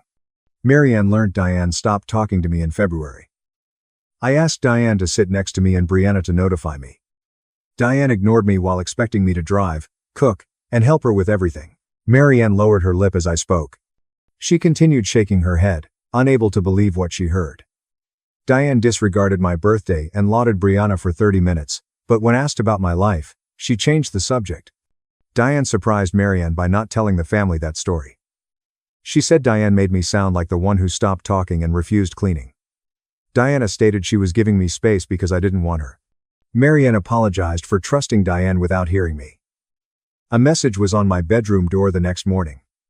Diane handwrote it on a little notebook. She calligraphed, "We need to talk," perfectly. The message was rolled into a ball and taken from the door unread. It went in the bathroom trash under the sink. Clear notes are gone. Instead of waiting for my written responses, Diane may speak normally. I went to work unconscious. Diane was watching from the living room. We lived silently because she didn't speak. My phone buzzed with lunchtime text. Screen showed Diane's name. This was her first straight text since February without Brianna. After reading, "Can we please sit down and have a conversation about what happened?" Twice, I locked and pocketed my phone. I disregarded text. When 4 months of silent treatment, Diane wanted to chat when her system failed at Easter dinner. She inspired me for weeks. If she ignored my February message, I may ignore hers now. Diane sent 2 more SMS that afternoon, but I ignored them. Brianna called while I cooked dinner. She stated Diane yelled at her all day to talk to me. She sounded exhausted and frightened. Her vow to be our messenger was renewed yesterday. She never texted or reconciled with Diane. Brianna advised Diane to speak maturely. She believed Diane's suffering would show her cruelty. How was I? Brianna inquired. I responded well. Better than fine since I wasn't driving, cooking, or errand running Diane. Brianna chuckled and said she was glad I stood up for myself despite the chaos. Diane entered the kitchen while I made coffee 4 days after Easter. She observed me from the doorway. She cried, "Please, can we just talk about this?" With a weak, weird voice, after months of stillness, like she didn't exist. It was milk and sugar coffee I brewed as she waited for me to respond. I ignored her statements. I went to my room despite Mum's frustration in repeating my name. She followed me down the hallway, but I locked my bedroom door before she spoke. I watched Diane watch the living room TV later that night. Her arms covered her chest, blocking my view. She insisted I stop ignoring her. Her words were angry and urgent. Get my laptop from the coffee table and depart the couch. I ignored her and slept. She kept talking about how childish I was and how we needed to fix this as I left. She chatted to nothing in the living room while I shut myself in my room. I wore headphones and opened my laptop to finish my presentation quietly. I simplified my routine for 3 days.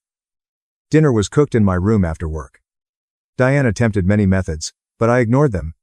I occasionally heard her voice in another room but never looked at her. I posted letters she left on the kitchen counter on my bathroom mirror without reading them. I left more messages in her chamber every morning and night.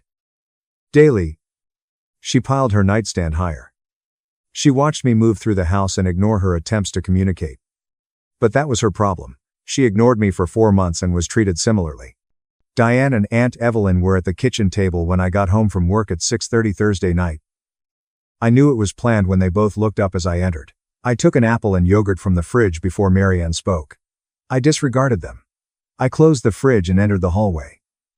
They watched. Marianne yelled my name behind me, but I went to my room and shut the door. With my headphones on, I ate my snack and went through my phone while hearing their remarks muted through the kitchen walls. Marianne texted 2 hours later. She helped Diane communicate to me, but she realized she had to repair things. She said, seeing me ignore Diane made her realize Diane's awful actions. After reading twice, I placed my phone down without responding. The following week, Diane penned additional frantic messages. She clarified and apologized. She wrote long notebook letters about missing me and posted, "Please just talk to me." Sticky notes on my bedroom door. Her bed pile had the messages. No, Diane was home to leave notes, so I didn't read. She could speak like a grown-up without paper. She lost her pillow to the nightstand. I'd pass her room and see her bed full with unread letters and keep going. Brianna texted dinner plans Saturday afternoon. I prepared chicken and veggie pasta at 5:30. Placed 2 plates, silverware, and glasses on the table. As Diane entered, I drained the noodles. I didn't see she watched me cook in my peripheral vision. I brought Brianna and me dishes to the table. Sitting properly, I left Brianna the plate across from me. At the entrance was Diane. Brianna at her table 30 minutes later. We ate and discussed her bank week. Because I only put 2 seats, Diane went from the entrance to a chair at the end of the table without plates or silverware. She watched us eat. Diane cried at supper. In tears, she apologized for excluding me. Flushed, she shook her hands on the table. Watching Brianna, I ate more pasta. Seeing real individuals express themselves was nice. I asked Brianna about next weekend. Brianna said after looking at Diane and me. Diane cried silently at the end of the table while we completed dinner. I washed both plates and loaded the dishwasher after dining. Diane ran to her room. I heard her hallway door close. Brianna stopped me in the kitchen after Diane left. She thought I'd explained myself and suggested I consult Diane. Brianna stated she was done delivering. Diane and I will decide, so don't meddle. Though Brianna understood, Diane's cries shattered her heart.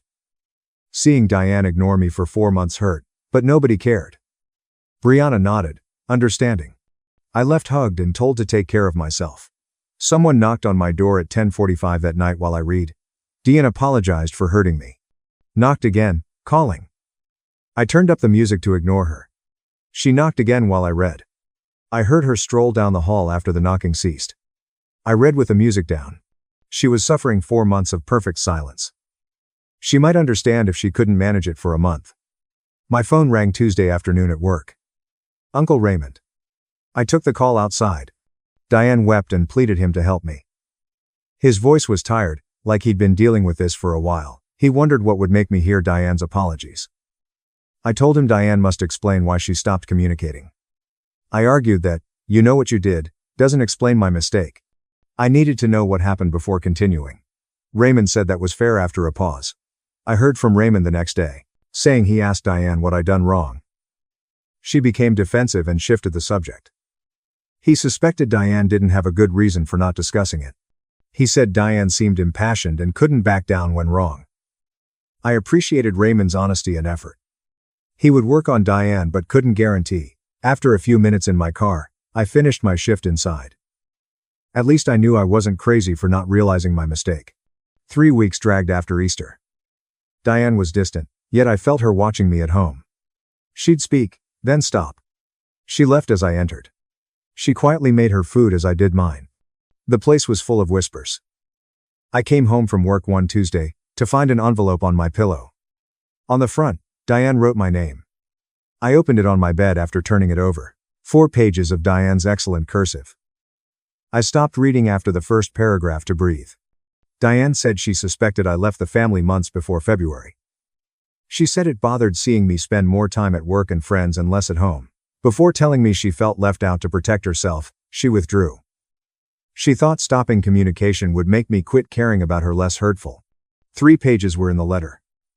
Diane said her answer differed from our distance. She acknowledged that pushing me away and asking me to drive her and help was manipulative. She felt terrible for treating me like a servant instead than a daughter. The quiet was punishment for something I didn't know I was doing wrong, she wrote. She said that she understood my inability to forgive her but wanted to know why. The entire text was read 4 times. I felt my chest crack where my rage had been for months. Diane took charge initially. She explained her actions and why without blaming me or saying I should have known better. It was wrong, she admitted. I wasn't ready to forgive her after 5 months. Letters don't erase months of invisibility. Folding the pages, I returned them to the envelope. I wrote in my notebook, I described how it hurt to be ignored by my mother but expected to serve her. Come home daily wondering if she noticed or ignored me. I described how she lavishly celebrated Brianna's birthday but couldn't wish me happy 3 weeks later. I wrote about sitting at family dinners as she talked to everyone but me. All the little things that made me feel invisible and useless were documented. I wondered why I was treated this way while driving her to appointments alone. After 4 pages front and back, I ran out of ideas. My folded letter went in Diane's envelope. It was left on her bed in her room down the hall.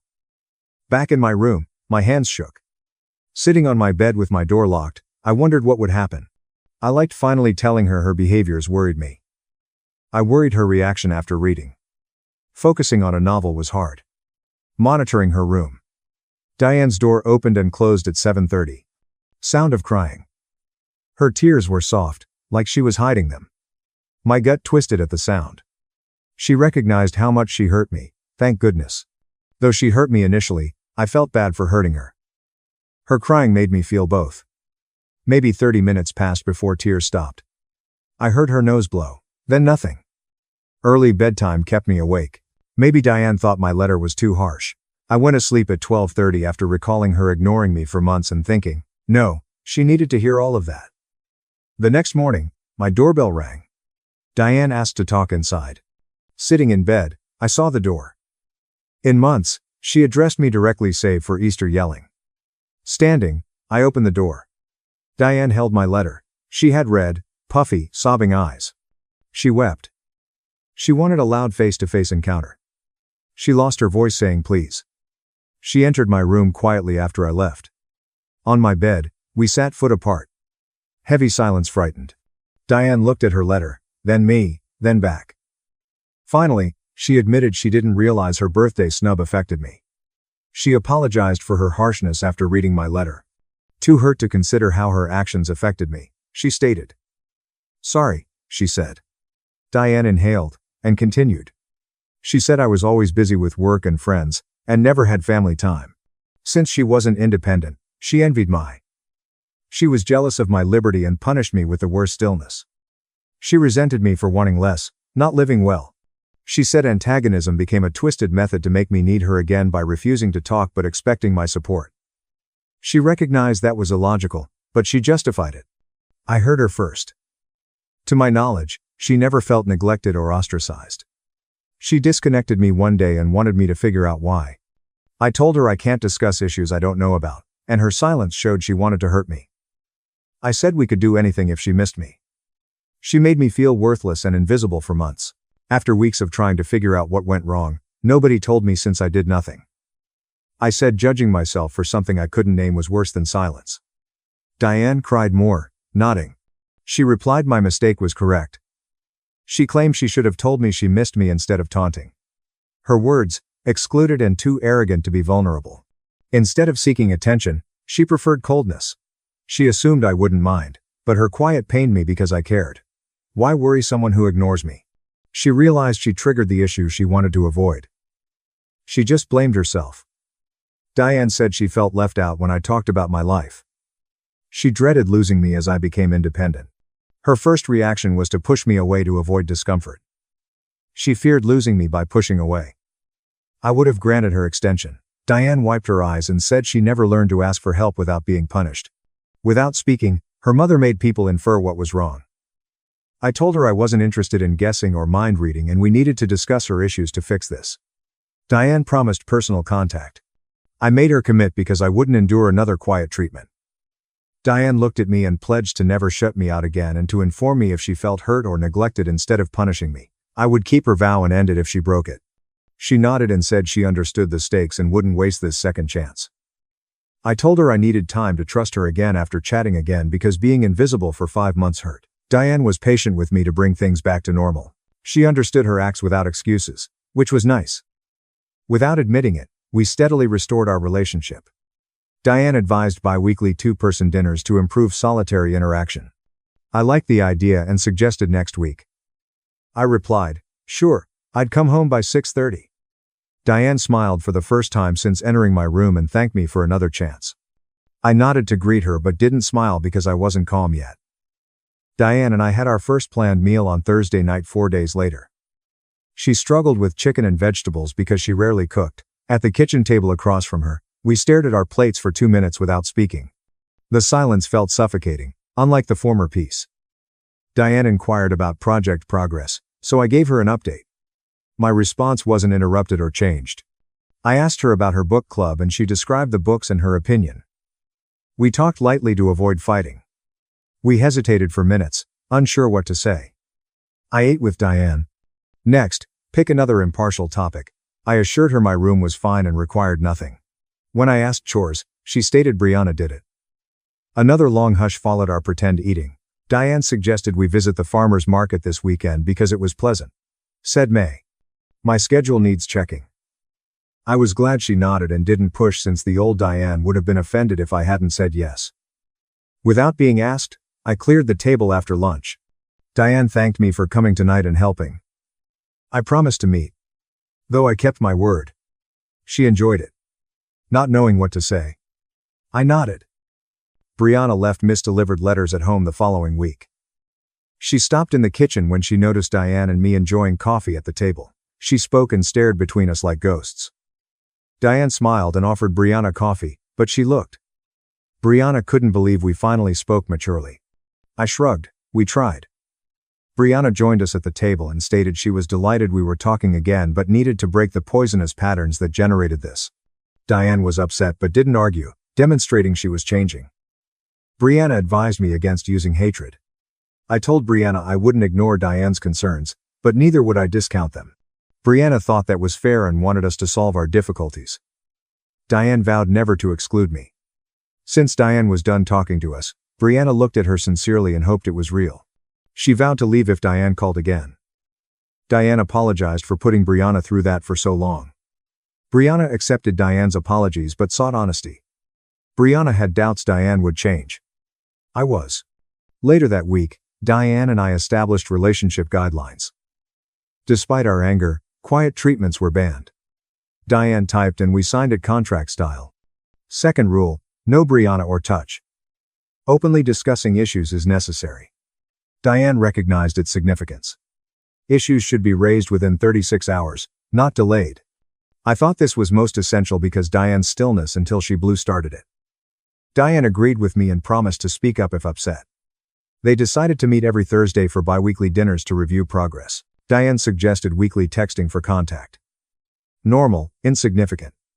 I suggested she answer my texts instead of ignoring them. In humiliation, Diane apologized for her habit. Unless busy, she'd respond within hours. I promised to increase communication too. Our guidelines were posted on the fridge for daily reminders. Diane stated it would hold her accountable, and I agreed it would remind us of our vows. After a month, Diane changed routine. She'd ask about my day and recall my comments after work. She showed interest by asking how something I said went a few days later. She texted me unexpected and funny daily observations. Just keeping in touch as agreed. Instead of eating quietly, she praised me enthusiastically when I cooked dinner. She offered chores without asking.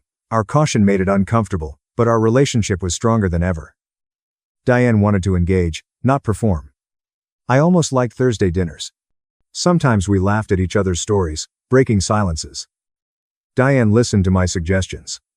I felt more comfortable around her again. Somewhat more than months. My shoulders eased near her.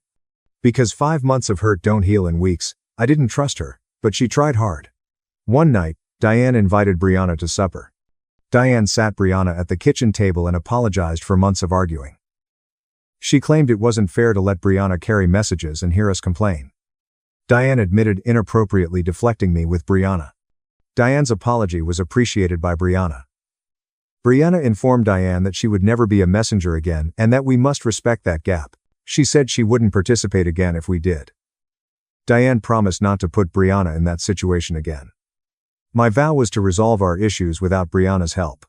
Brianna was relieved we accepted responsibility. She said it was awful and she felt trapped between us. Diane apologized again and denied overworking Brianna. Brianna knew Diane didn't mean it, but it hurt. We committed to learning how our differences affected others. We talked honestly and addressed problems, which I liked. Raymond hosted a BBQ a month later at the next family reunion. Diane placed dishes next to me while I set up dinners on the patio. Our easy partnership seemed odd after months of avoiding each other. Diane offered me napkins to hold as she gathered food. We moved easily until problems arose. Many relatives marveled. We were getting along better, according to Diane's sister Marianne. She liked seeing us collaborate again. Diane's assertion that Marianne started the problem astonished me, and I was right to respond. She regretted her silence. Diane never apologized, especially to family, surprised Marianne. Diane appreciated my voice, because it made her consider her actions and change.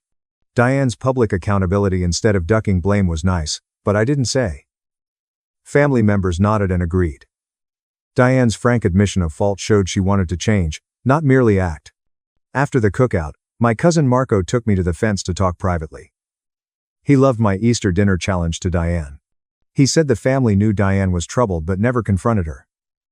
They hesitated criticizing Diane for years because Marco said her passive aggressiveness would shut people out or ruin their lives. He enjoyed watching me imitate her because she'd done it to others. I wasn't being wise by telling Marco. I was fed up with being ignored. He stated Diane looked different and my drive worked. Marco hoped someone had confronted his mother before her communication issues caused damage. He advised me to hold Diane accountable and prevent recurrence. Never again, I vowed. Marco praised me for my management and stroked my shoulder. As we returned to the others, I was glad my family understood and supported my response. I felt better returning to the group knowing other family members understood and supported my response. Diane faced me while talking to Raymond at the grill. Although she looked away, her face said she heard Marco. The backyard barbecue resumed with small groups eating and chatting. I cleaned plates and mugs while Diane sat quietly at the patio table. Diane joined me in folding chairs after most had left and just family remained. Sitting down, I agreed to chat. A calm yard nook was near Raymond's property boundary garden. Before speaking, Diane, embarrassed, picked at a loose sleeve thread. She said Marco informed her communication style hurt the family. Diane has been thinking about how she manages conflict since Easter, and discovered she isolates when hurt. She's done this her whole life but didn't realize how detrimental until I did. Diane may seek therapy to avoid familial recurrence. She astonished me by treating without asking. I suggested seeing a specialist to learn why she does this and improve her emotional management. Diane thanked me for not dismissing therapy and said she didn't know where to start. I surprised her by offering therapy referrals. She agreed. And we discussed options that week. Diane brought her laptop to my room and we searched for family and communication therapists on my bed that night. Nearly 3 hours were spent discussing relevant profiles and evaluations. Diane thanked me for recommending many first consultation therapists. Diane consulted Dr. Harper, a well-regarded family relations specialist, for several weeks. Diane began sharing insights after several meetings. After appointments, she'd tell me Dr. Harper's advice or inquiries affected her conduct. While cooking, Diane said Dr. Harper asked about her childhood and family. Diane told me her mother, my granny, silently reprimanded her from childhood. After disappointing her mother, Diane was neglected for days or weeks until she apologized. Diane said she didn't realize she subconsciously followed me until therapy.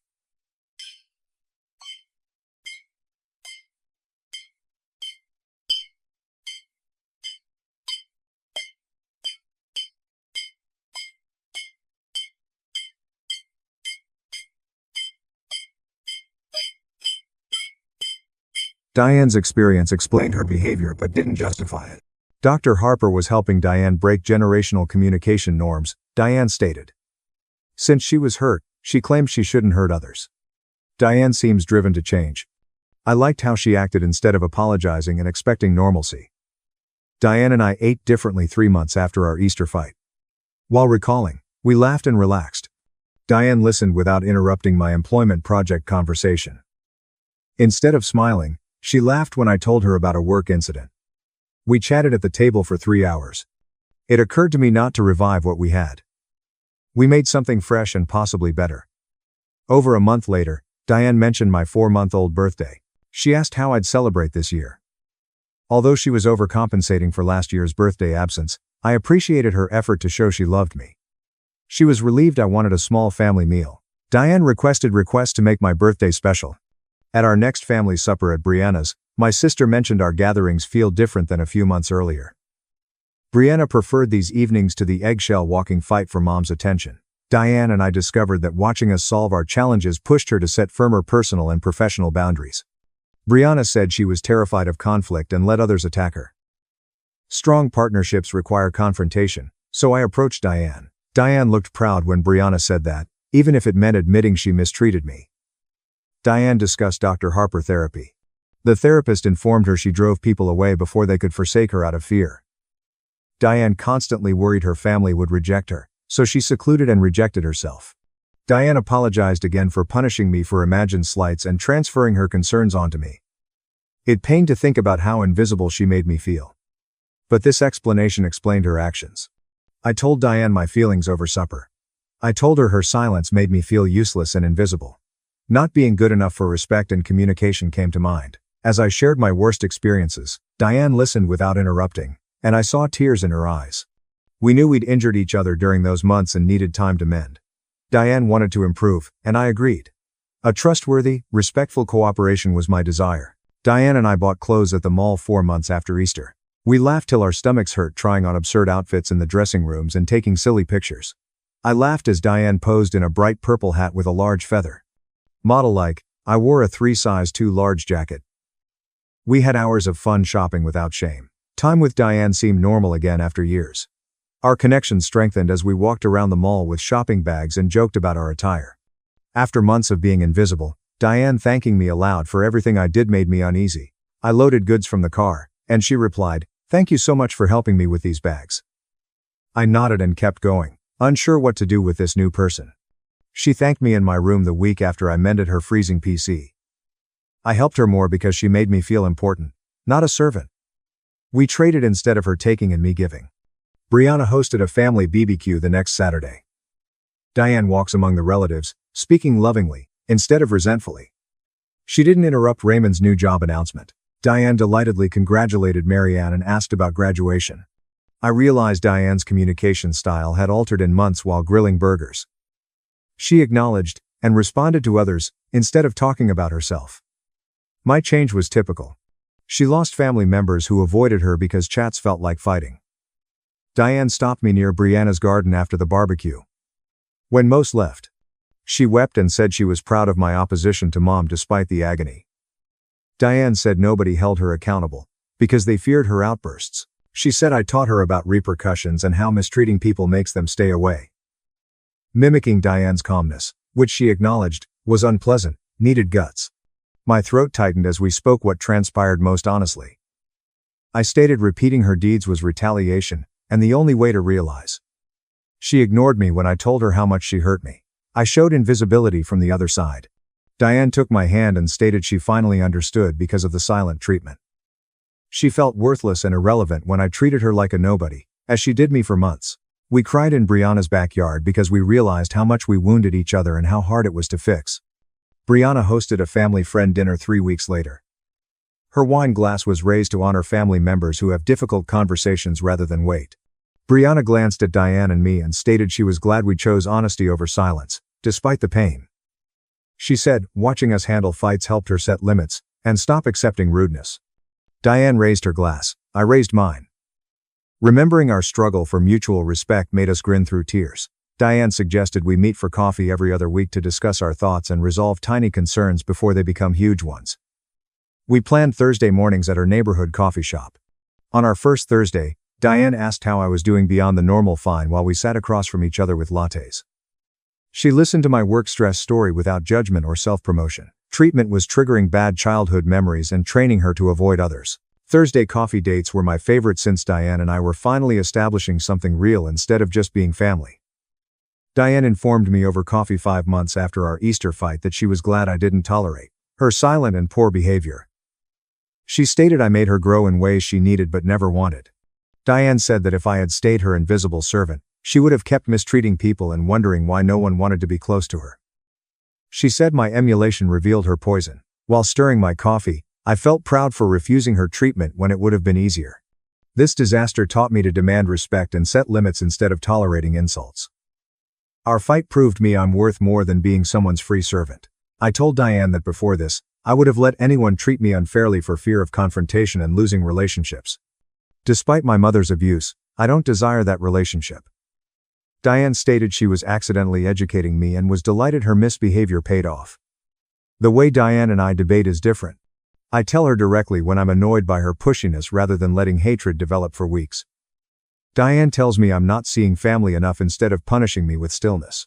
After arguing about me canceling our coffee appointment due to work earlier that month, we resolved it that night. More honest and cordial, our relationship isn't perfect and probably never will be. We can converse without the other person shutting off or disappearing. I'm glad I remained firm, even if it hurt us. Today, I enjoy and connect with Diane, unlike when she was my mother and expected things, like two caring adults with a strong bond. I did not regret making Diane invisible to show her how much she wounded me. Sometimes bad behavior needs retribution. Diane needed to feel invisible to understand my disengagement. My mother-in-law wanted to replace me as mom. She used fake texts, false witnesses, and my marriage to take my kids. After 8 weeks of surveillance, interviews, and psychological testing, the court named her the real risk. My mother-in-law convinced my husband that I was an unfit parent and that he should seek full custody.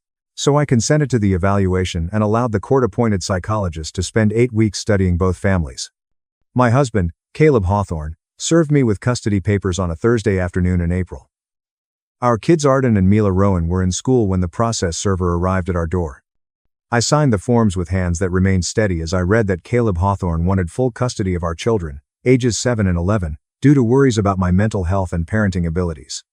His mother, Evelyn Crow, had been telling him for months that I was neglecting the kids, that I worked too much, that I served them frozen meals instead of homemade food, that I was too hard with discipline, and that I yelled at them all the time.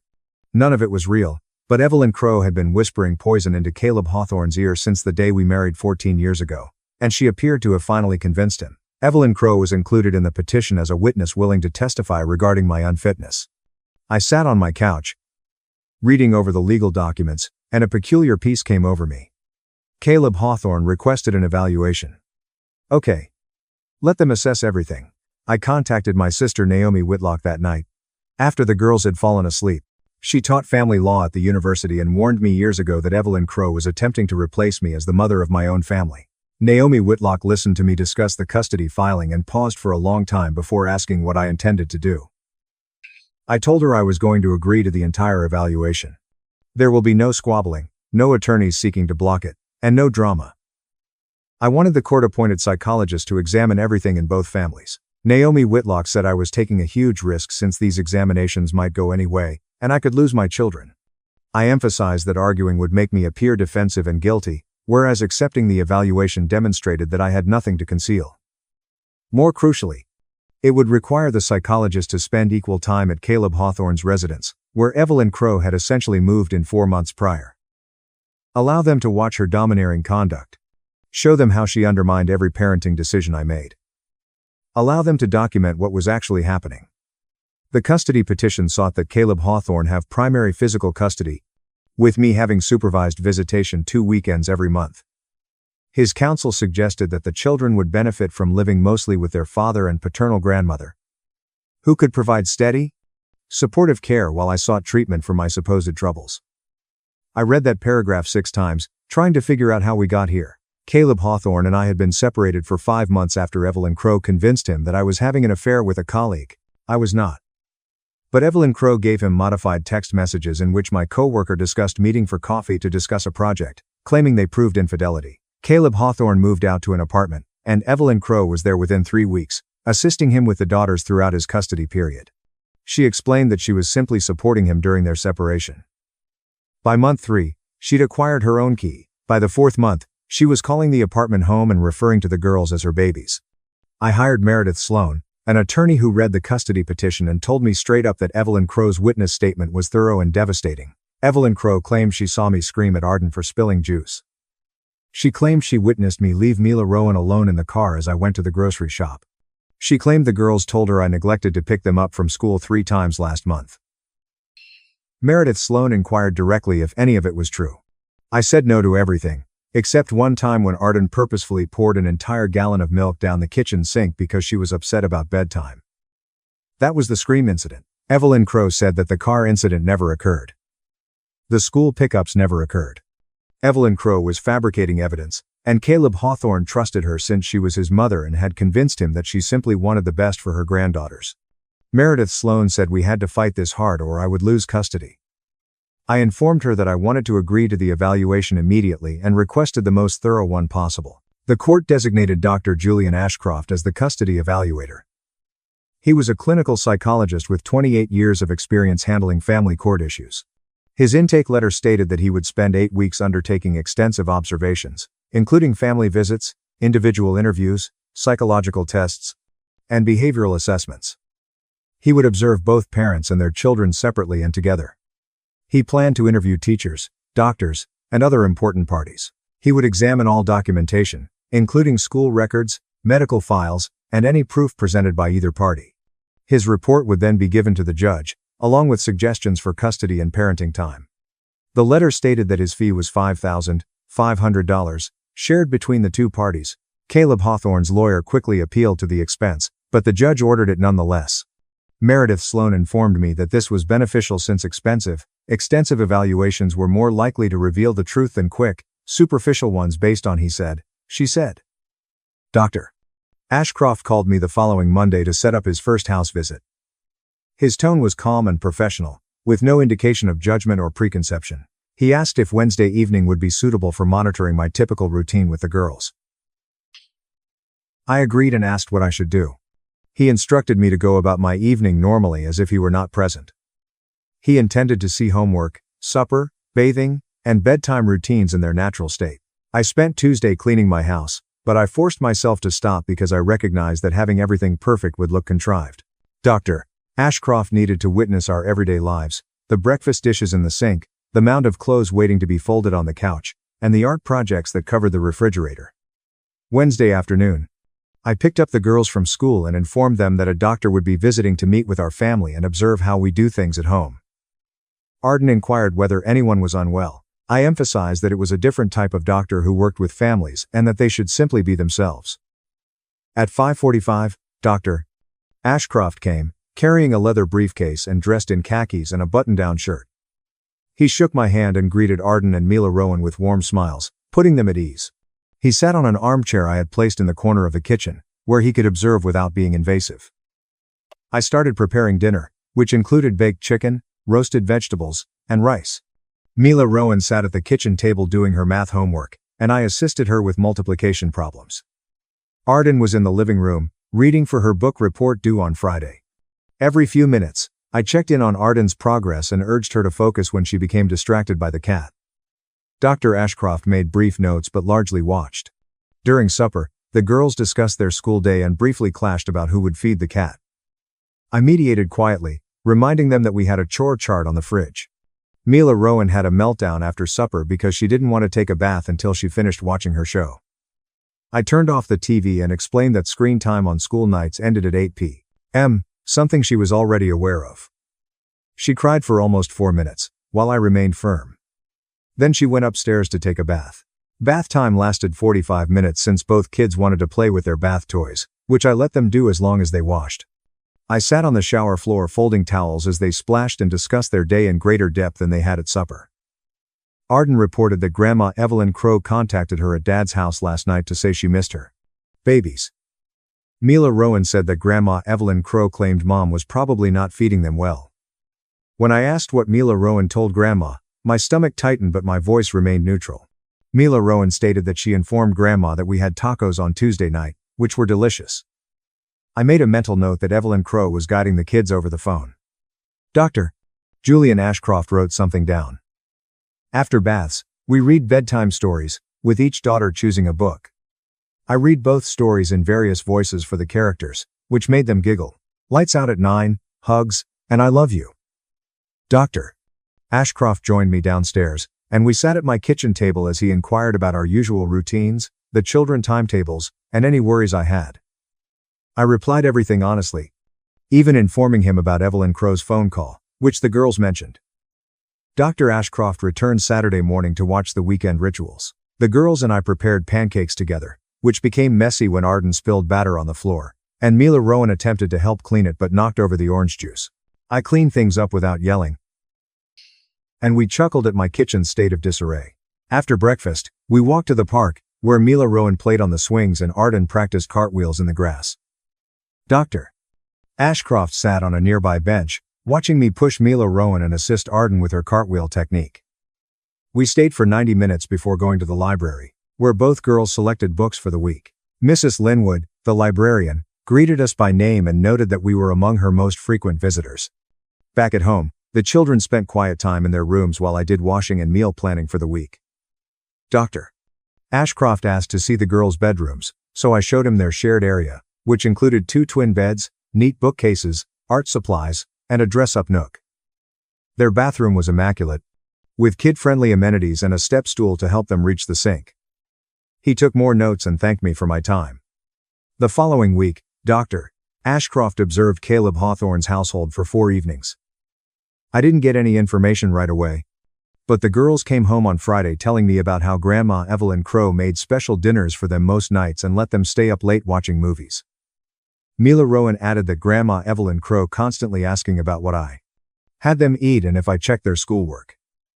Arden claimed her Grandma Evelyn Crow told her that grown girls shouldn't go to bed before 9 p.m. and that I was too rigid. I asked Arden what she thought about it, and she shrugged and said she enjoyed her bedtime since it made her weary. That night, Dr. Ashcroft called and asked if he could meet with me alone, without the children there. We've booked a coffee meetup for Sunday afternoon. I arranged for Naomi Whitlock to watch the girls. Dr. Ashcroft and I sat in a quiet corner of a cafe, where he took out his notes and asked me to go over the history of my connection with Evelyn Crow. I described how Evelyn Crow had been undermining me since before Caleb Hawthorne and I married, telling him I wasn't good enough for her son. I told Dr. Ashcroft how Evelyn Crow critiqued every aspect of our wedding planning, from my clothing to the venue to the guest list. After we married, she began arriving at our house unannounced, changing my kitchen cupboards and the daughter's bedroom without asking. When Arden was born, Evelyn Crow attempted to take over all of the infant care, telling me I was doing everything wrong, from feeding to sleeping to diaper changes. She informed the hospital workers that I appeared disoriented and suggested that the baby be kept in the nursery rather than my room. When Mila Rowan was born 3 years later, Evelyn Crow arrived at the hospital before Caleb Hawthorne and attempted to hold her first, saying grandmothers had rights. She often told Caleb Hawthorne over the years that I was too focused on my profession and not present enough for the children, despite the fact that I worked part-time from home to be available. She made comments on my housekeeping, food, parenting decisions, and everything Caleb Hawthorne used to protect me, but he's recently started listening to her more. After we split up, Evelyn Crow saw an opening and moved in to prove she could better mother my children. Dr. Ashcroft inquired whether I had documentation of any of these instances. I hauled out my phone and showed him text conversations from previous years in which Evelyn Crow interfered with parental decisions. Messages in which she instructed Caleb Hawthorne to override my discipline choices. Messages in which she critiqued the meals I made. She sent messages suggesting that the girls should spend more time with her. Dr. Ashcroft photographed many chat threads with my permission. He inquired about Caleb Hawthorne's reaction to his mother's behavior, and I explained that Caleb Hawthorne perceived it as her being helpful and involved. Caleb Hawthorne was raised by his single mother, Evelyn Crow, after his father died while he was a child. Evelyn Crow gave up all to raise him, and he felt bound to follow her opinion. I understood his dedication, but it had harmed our marriage and, more recently, the well-being of our children. Dr. Ashcroft took copious notes and stated that he would be studying Caleb Hawthorne's household more closely in the coming weeks. He inquired if the girls had ever shown concern about Evelyn Crow's participation, and I told him that they loved their grandma but were beginning to wonder why she was asking so many questions about me. Individual interviews were the emphasis of the 4th week of evaluation. Dr. Ashcroft visited with Arden separately in his office. Arden later told me that the doctor inquired about both residences and her preferences for living with each parent. She claims she told him she liked the routine at my place since she knew what would happen. She told him she enjoyed special dinners at Dad's place, but Grandma Evelyn Crow could be too much at times, embracing and caressing them and calling them her babies even when they urged her to stop. Dr. Ashcroft then met with Mila Rowan, who asked similar questions. Mila Rowan told him that Grandma Evelyn Crow would become offended when they recounted things I did with them. When Mila Rowan remarked that we cooked cookies together, Grandma Evelyn Crow said her cookies were better and offered to teach Mila Rowan the proper technique. Dr. Ashcroft also scheduled separate interviews with Caleb Hawthorne and Evelyn Crow. I wasn't present for those, but Caleb Hawthorne contacted me later, frustrated. He claimed the psychologist asked uncomfortable questions about why he thought I was unsuited and what specific occurrences troubled him. Caleb Hawthorne confessed that most of his fears stemmed from what his mother told him rather than what he experienced himself. Dr. Julian Ashcroft also interviewed the girls' teachers, the pediatrician, and my boss, Mrs. Halbrook, Arden's 5th grade teacher, later informed me that she had given me a great report on my participation in school events and homework assistance. She stated, "I attended every parent-teacher conference and volunteered for field trips." Mila Rowan's 3rd grade teacher expressed similar sentiments. Dr. Vaughn, the doctor, certified that both daughters were healthy, had received all necessary vaccines, and had frequent well-child checkups. My manager confirmed that I worked 28 hours per week on a flexible schedule that allowed me to cover all school pickups and events. Dr. Ashcroft was compiling a thorough picture from many sources. Meanwhile, Evelyn Crow allegedly gave him a list of persons who could validate her version of events, but when he contacted them, they turned out to be her pals, who claimed they had never seen me parenting improperly. They simply knew Evelyn Crow was concerned. One friend informed Dr. Ashcroft that Evelyn Crow was continually talking about getting custody of her granddaughters and how she deserved to nurture them properly. Week 5 included more house observations. Dr. Ashcroft appeared uninvited at Caleb Hawthorne's residence on a Wednesday evening. The females told me afterward what had transpired. When Dr. Ashcroft knocked, Evelyn Crow answered the door, looking flustered that he had come without calling ahead. Caleb Hawthorne had a late meeting at work, so he wasn't home yet. Evelyn Crow had the girls eat chicken nuggets and French fries in front of the television, which was tuned to a show aimed at teenagers rather than young children. Even though it was 6:45 p.m. Homework had yet to be completed. The apartment was dirtier than normal, with Evelyn Crow's stuff scattered over the living area. Dr. Ashcroft inquired about the girls' schoolwork, and Arden said she did not understand her science assignment, but Grandma Evelyn Crow said they could complete it tomorrow morning before school.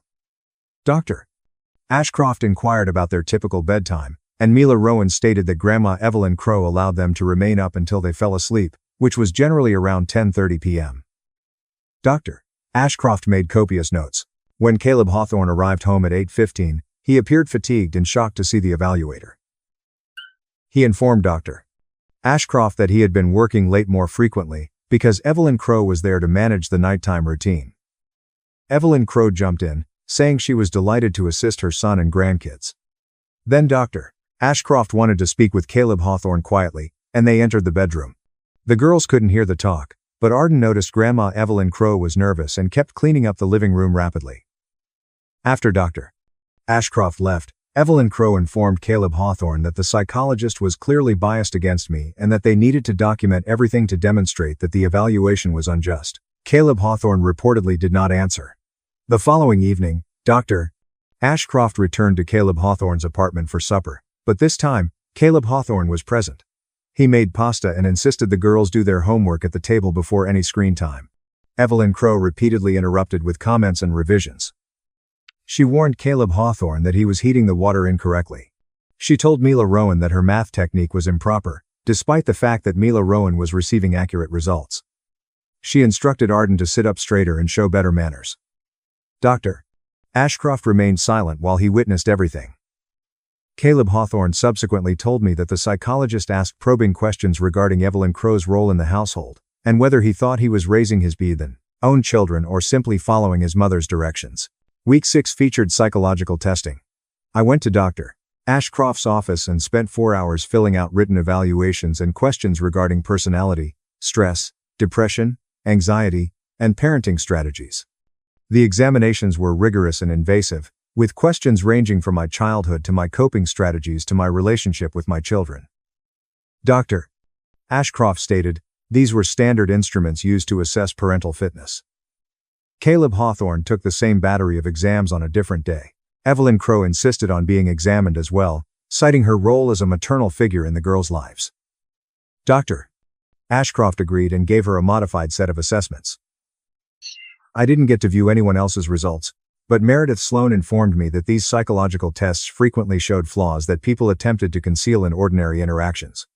Control concerns, narcissistic traits, and an inability to respect boundaries were plainly seen in rigorous tests verified by decades of research.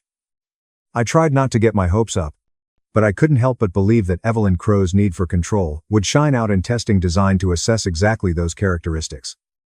Dr. Ashcroft set up joint observations in which I engaged with the girls while Caleb Hawthorne was present.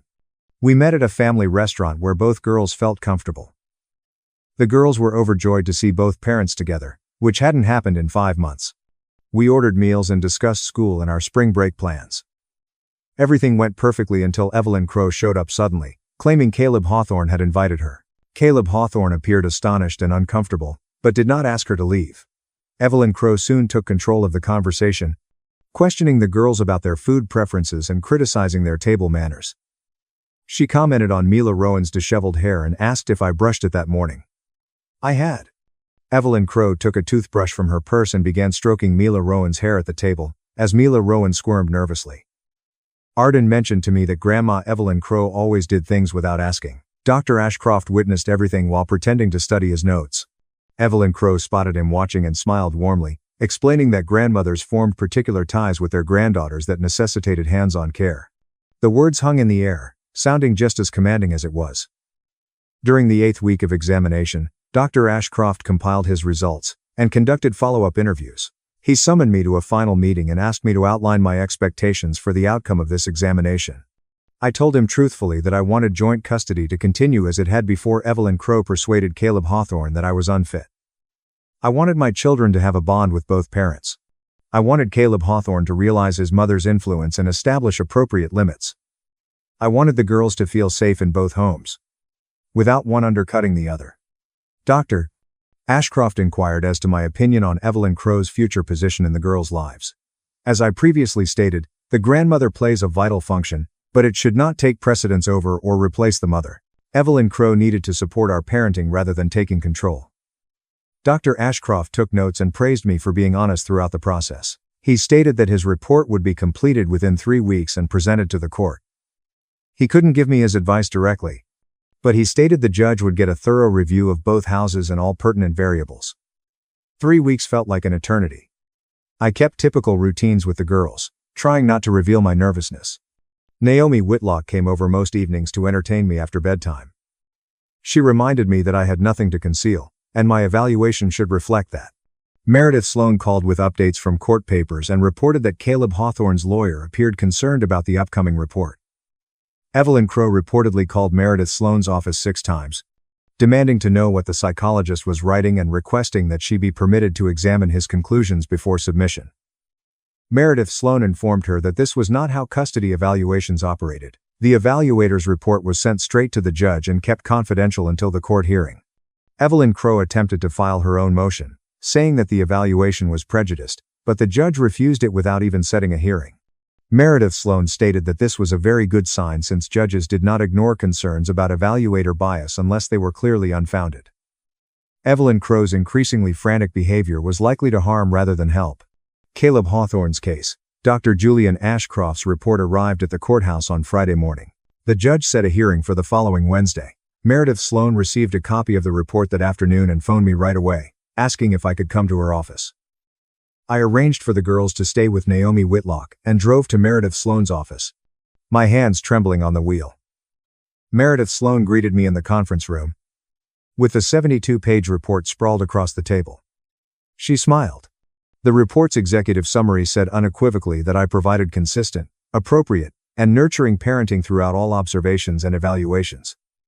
My home environment was solid and organized, with age-appropriate routines. The children formed a strong bond to me and demonstrated comfort and contentment in my care. My psychological assessment found normal stress levels typical of a working parent going through a custody fight, but no signs of mental health issues, emotional instability, or parenting inadequacies. All collateral contacts, including schools and medical providers, affirmed proper parental engagement and care. Meredith Sloan navigated to the part regarding Caleb Hawthorne's household. Dr. Ashcroft observed that Caleb Hawthorne appeared to be a loving father who wanted the best for his girls, but he showed little actual parental participation. During the observations, Caleb Hawthorne deferred most parenting decisions to his mother, Evelyn Crow. Evelyn Crow controlled the household, making decisions regarding food, bedtime, discipline, and activities without consulting Caleb Hawthorne. According to the study, Evelyn Crow demonstrated controlling behaviors that were consistent with enmeshment and boundary violations.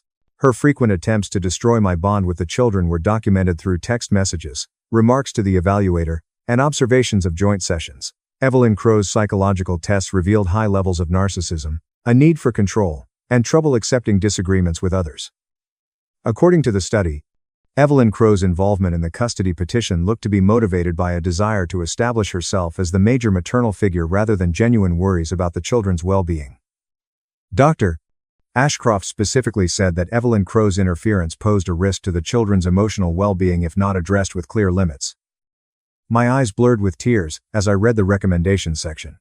Dr. Ashcroft advised me to keep primary physical custody of Arden and Mila Rowan, with conventional parenting time for Caleb Hawthorne. He suggested that Evelyn Crow's contact with the children during Caleb Hawthorne's parenting time be greatly limited and monitored for 9 months. While in family therapy, Caleb Hawthorne worked on creating proper boundaries with his mother. He proposed that Evelyn Crow not be allowed to attend custody swaps or school functions unless both parents agreed in advance. According to the report, reunification therapy for Caleb Hawthorne and the children would help to mend the relationship damage caused by the custody fight. He stated that with adequate boundaries and assistance, Caleb Hawthorne might be an effective co-parent, but that he needed to parent independently of his mother's influence. Meredith Sloan glanced at me across the table and said this was the most strongly written custody evaluation she has read in her 18 years of family law practice. Dr. Ashcroft had entirely vindicated me while pinpointing Evelyn Crow as the real problem. The hearing on Wednesday seemed strange. Caleb Hawthorne entered with his lawyer and Evelyn Crow, who appeared furious. I sat next to Meredith Sloan as the judge studied the evaluation report. Caleb Hawthorne's lawyer argued that because Dr. Ashcroft spent more time monitoring my household, the report was biased. The court interrupted him and reminded out that the report clearly documented equal observation time, with extensive notes from each household. Caleb Hawthorne's counsel then stated that Dr. Ashcroft was biased against grandparents playing an active role in their children's lives. The judge appeared angry, noting that the report recognized the value of grandparent connections while seeing troubling patterns of involvement and control. Evelyn Crow stood up from the gallery and began to speak, but the judge abruptly informed her that she was not a party to this case and should sit down and be silent. Evelyn Crow's face flushed, but she sat down. The court addressed Caleb Hawthorne directly, asking if he understood the concerns stated in the evaluation. Caleb Hawthorne nodded slowly and stated that he had begun to see the problems himself during the last few weeks. He claimed that his mother had good intentions but had overstepped her bounds in unhealthy ways. The judge adopted all of Dr. Ashcroft's suggestions. I would maintain primary physical custody. Caleb Hawthorne would get parenting time twice a month, on weekends and evenings. Caleb Hawthorne would monitor Evelyn Crow's interaction throughout his tenure, with therapeutic goals defined through family therapy, during a 9-month period. Evelyn Crow was barred from being present during custody exchanges. If Evelyn Crow breached these terms, Caleb Hawthorne's parenting time would be suspended until he demonstrated his ability to establish limits. The judge stated that this resolution safeguarded the children's best interests while allowing Caleb Hawthorne to rebuild his relationship with his girls free of his mother's influence. The judge ordered both parents to attend co-parenting counseling to improve communication. Before adjourning, the judge addressed Evelyn Crow in the gallery, saying that while she was not technically subject to court orders, any attempt to undermine the custody arrangement or interfere with the children's relationship with their mother would result in contempt proceedings and possibly restraining orders. Evelyn Crow appeared astonished. Caleb Hawthorne's counsel requested an appeal window, but the court granted it, citing that the evidence was overwhelming and unambiguous. Walking out of the courthouse was like breathing for the first time in months. Meredith Sloan hugged me and told me I had done the right thing in agreeing to the complete evaluation. Fighting would have prolonged the situation and increased the possibility of doubt. Instead, a neutral expert examined everything and reached conclusions that fully supported my position. The judge had no choice but to follow the suggestions. Caleb Hawthorne walked by me in the corridor before coming to a halt. He appeared fatigued and discouraged. He said he apologized for putting me through this. He admitted that his mother had exploited him by using his insecurities over the breakup and his concerns about the daughters being damaged. He had no idea until the evaluation prompted him to look closer that Evelyn Crow had been harming our marriage and family for years. He asked if we could talk about healthier ways to co-parent. I told him I was willing to try, but that it would take time to re-establish trust. Evelyn Crow dashed past us without making eye contact with the parking garage. The first several weeks of the new custody arrangement felt shaky. Caleb Hawthorne picked up the girls on his weekends and kept Evelyn Crow away as instructed. The girls noted that Dad's apartment was calmer without Grandma's frequent presence. They stated Dad was learning to cook real meals and asked them for help. He was doing their homework himself rather than allowing Evelyn Crow to do it for them. Mila Rowan noted that Dad appeared unhappy at times yet worked hard to accomplish things correctly. After 5 weeks, Caleb Hawthorne's therapist invited me to a joint session to talk about co-parenting. Caleb Hawthorne openly apologized and accepted full responsibility for enabling his mother to poison his perception of me, harming our family. He said therapy was assisting him in recognizing patterns from his childhood, in which Evelyn Crow was always controlling, and he had normalized it. He hoped to be a better father and co-parent. I accepted his apology and agreed to work together. The therapist assisted us in developing communication guidelines and shared decision-making processes. For the first time since our separation, we were talking about parenting as partners rather than adversaries. Evelyn Crow tried to contact me several times via text and email, demanding to see her granddaughters without supervision. I forwarded all communications to Meredith Sloan, who issued a formal cease and desist letter.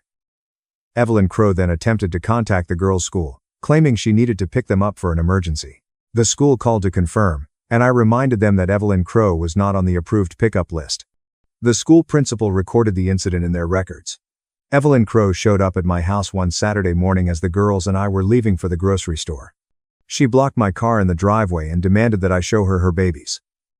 I remained calm and informed her that she needed to leave or I would call the police. She refused. I phoned the cops. When the police arrived and studied the custody order, he informed Evelyn Crow that she was breaching a court order by harassing me and may face arrest if she did not leave right away. She eventually departed, but not before accusing me of poisoning her grandkids against her. The officer documented everything and gave me a report number, which I emailed to Meredith Sloan and Caleb Hawthorne. Caleb Hawthorne called that evening and told his mother she couldn't have any contact with the girls until she finished counseling and shown her ability to respect limits. Evelyn Crow had no contact with the daughters for 9 months, as required by the court order and enforced by Caleb Hawthorne. Caleb Hawthorne frequently attended family therapy and made tremendous progress in establishing an autonomous relationship with Arden and Mila Rowan. The girls began to relax during his parenting time and even looked forward to weekends with Dad. Caleb Hawthorne relocated to a larger apartment so that each girl had her own room. He learned to menu plan and cooked with the girls. He created bedtime habits identical to mine, making transitions between residences easier. Our co-parenting relationship improved considerably after Evelyn Crow's influence was removed. We spoke directly about school concerns, medical visits, and activities. We went to parent-teacher conferences together. We distributed holiday time fairly. The girls thrived on the security and predictability. Their professors observed an improvement. Mila Rowan's nervousness over moving houses vanished. Arden's grades have improved. Both girls reported feeling happier and more secure. Dr.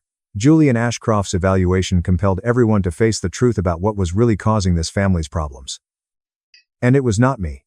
Caleb Hawthorne's therapist provided a report during the 9-month review hearing outlining his improvement in setting boundaries and parenting independently.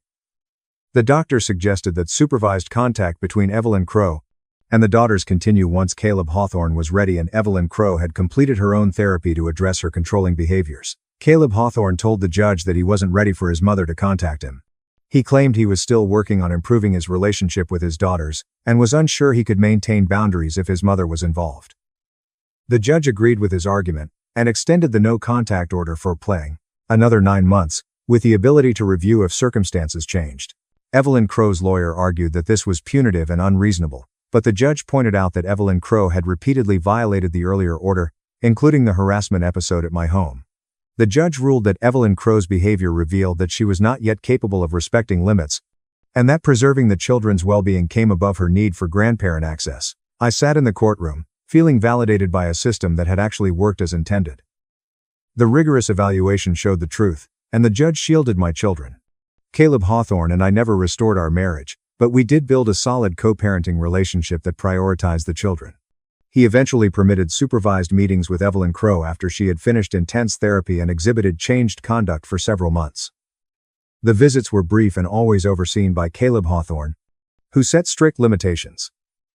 Evelyn Crow never restored her previous level of participation, and the girls are healthier as a result. They adored their grandma, but recognized that she could be overly controlling at times, and that boundaries were necessary. Arden wrote a school essay about family dynamics and how people can benefit from learning to collaborate. Her teacher described it as extraordinarily mature for an 11-year-old. Mila Rowan informed me one night before sleep that she used to be confused about whether Grandma Evelyn Crow or I was meant to care for them, but now she realized moms were moms, grandmas were grandmas, and everyone had their own role. I kissed her forehead and told her she was spot on. The evaluation had rescued my family by accepting scrutiny rather than rejecting it. When you have nothing to hide, transparency is your most powerful weapon. Dr. Julian Ashcroft's 8 weeks of observation revealed truths that years of debate never could. When provided complete information, the court system functioned effectively. Justice was achieved not via spectacular confrontation, but through careful documentation of facts. 14 months after that dreadful day, when Caleb Hawthorne presented me with custody papers, my daughters slept blissfully in their rooms as I sat in my quiet house, grateful for the bravery to agree to the evaluation that virtually everyone thought I should contest. Sometimes the bravest thing a mother can do is believe that when given the opportunity, the truth will speak for itself. If you enjoyed this, you'll want to view the next ones as well. So, subscribe today and share your thoughts in the comments. For 8 years I paid for my sister's medical degree. When she graduated, she sued me for our grandfather's inheritance. That is your place in this family, she said. In court, I handed the judge one envelope. He looked at her and started laughing. I introduced myself as Lauren Whitman. I am 35 years old, the oldest child, and the one who cleans up the mess that no one wants to acknowledge exists. It is my job to conduct private investigations. Background checks, insurance fraud, and the occasional spouse who isn't working late are all examples of things that can be skipped. I pay attention to the smallest details. The pauses that people hope I will miss are what I listen for. That assigned me the role of the mop in my family. In the event that something broke, I would glue it. If someone was crying, I would pay for it. For a period of 8 years. For a period of 8 years, I was responsible for paying my sister's tuition, rent, exam fees, scrubs, and textbooks that still had stickers on the vinyl. For the past 8 years, I have been telling myself that everything will be worth it when Claire finally becomes a doctor. I learned how to live a more frugal lifestyle. There was a car that sounded like a drumline, instant noodles, and inexpensive boots. For a living, I worked on side cases. I was referred to as obsessive by my mother when I needed a boundary, but she referred to me as resourceful when she needed something. In our household, being strong was always synonymous with being a wallet, as my father referred to it. The night that everything began to change got its start in the kitchen of my mother. Fake marble countertops, a refrigerator, and a buzzing sound that sounds like a nervous throat. Due to the fact that she had texted us that we could use assistance with dinner, I would come by with a bag of groceries. When my sister came in, I was in the middle of chopping onions. She was wearing a fresh white coat that was folded over her arm like a cape. I was not looking at my mother when she said, "Take tomorrow off. Please take Claire to the downtown area in your vehicle." A ceremony with a white coat. "It is already in my plans to go," I stated. I was able to clear my afternoon. With the confidence that she owned the entire planet, Claire opened the mail that was sitting on the counter. "Do you think you'll arrive on time? There is no point in pulling your PI thing where you go ghost. I've never done so before." She did not raise her head. "Lauren, you have a lot of things that you miss. You simply conceal it by paying for it." Even though it hurt, I continued to chop. Because of this, onion tears are a useful tool. After that, my mother added something rather subtly, as if she were sliding a knife past a knot. "Making sacrifices is the only job you have. Your position in this family is exactly that." I put the knife down on the table. "This is my job. Do you understand what I mean?" Her eyes were gentle, but her voice was firm. "Your strength lies in providing support, not in taking the spotlight. Allow Claire to radiate." At long last, Claire turned her gaze toward me, displaying a sly grin. "It's not too difficult to understand. In the background, you were destined to shine." There was a shift occurring within me. My hands were steady, but the floor felt a little off, like a photograph that was hanging in an incorrect position. The things that I wanted to say were numerous. Neither of us spoke. Having finished wiping the board, I placed the onion halves in a bag and told myself, "Smile tomorrow. Clap in her honor. It should be swallowed. She is deserving of this." Over the course of the same week, Grandpa passed away, and the group chat erupted in a frenzy of activity. After my residency match, Claire. We will proceed with a hearing regarding the inheritance. Timing is important. Lauren is able to file the paperwork. Mommy. I am. All right. For the first time, I made the mistake of saying okay. The second time, I was under the impression that I still understood the rules. Samuel, Grandpa, was not a wealthy man. A 1,958 Omega watch that he would wind whenever he told a lengthy story was one of his possessions. He also had a small lake cabin, a modest investment account, and a house that was paid off. Additionally, he had a soft spot for me, but he was also very harsh on lies. Once, he told me, "Nobody can fake the sound of an honest no." In that moment, I did not understand what he was saying. At this moment, I do. Due to the fact that our parents were unable to pay for Claire's education at the time, I began paying her tuition when I turned 27. Despite the fact that Dad's back had given out, his golf swing had not. Despite the fact that Mom had spent her savings to the point of exhaustion, she updated the living room with a new couch set and a chandelier that made the dining table appear to be too short. Claire was accepted to a prestigious medical school. Everybody shed tears. Numbers were examined by me. First, it was a semester, then it was a year, and finally it was 8. According to Mom, the loans are currently in your name because the interest rates are more favorable. And once Claire has her license, we will refinance the loan. What the financial aid did not cover was paid for by me. Due to the questionable nature of the landlord, I was able to discover overdraft charges, cell phone bills, and an apartment deposit that had been returned. I reminded myself that I was not investing in a fund but rather in a person. It was as if the conversation within the family was a corporate memo written by individuals who never admit fault. Claire, our mother, is our top priority. We are all making sacrifices. It's true, Dad. This semester is not going to be a problem for me. Many thanks, Claire. On occasion, a heart emoji was used to express gratitude. On occasion, it was accompanied by a list. It's books. Expenses for the laboratory and the tests. She would add that the good course was. My expiration date is on Tuesday. It was scaled up. I worked in surveillance, which caused my fingers to become numb. With stale coffee, I sat through stakeouts that lasted for 8 hours. I knew which pawn shops would give me a reasonable amount of cash in the event that a customer paid late. For the purpose of intimidating a tenant, a dishonest landlord attempted to send me a month's worth of free rent. I chose not to. My rent was reasonable, and I did not have to worry about selling my spine. I ate quietly and listened to the plans that were being made for the family dinners that I was not a part of. The conversation between Mom and Dad centered on Claire's upcoming practice, and Dad made jokes about me catching cheaters. Claire would tap her phone and say things like, "I don't have time to sleep," much less budget. I would nod my head and then slide my debit card across the table when the check arrived. Claire would speak in this manner. Then came the day of the residency match. There were balloons, confetti, and photographs with captions such as "Proud of our future doctor."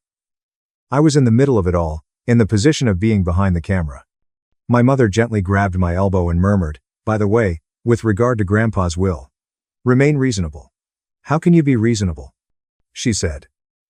"You know, Claire made real sacrifices," and she went on to say, "She deserves your house. Before she can begin her life, she will require the equity." The will was read on a wet Tuesday in a conference room that smelled faintly of toner. Please don't be difficult. The will was read on a Tuesday that was raining. In the interest of maintaining peace, Grandpa gave the lake cabin to Claire and me jointly. It was up to me to take care of the house and the watch. As a form of recognition for the services that I provided, the investments were distributed in my favor 65/35. Among the contents of the letter was a line that caused my throat to burn, and it contained my name. There was no debt owed by him to the person who paid the bills. The expression on Mom's face remained unchanged, but her eyes shifted. His father inquired about the degree of adaptability of the language. A joke was made by Claire about purchasing a coffee machine that was of sufficient quality for the cabin, and then she looked at the numbers and became silent. The following day, there was a new group chat that I was not a part of. After that, I looked at the screenshots. "Dear Mother, Lauren has decided to sell the house.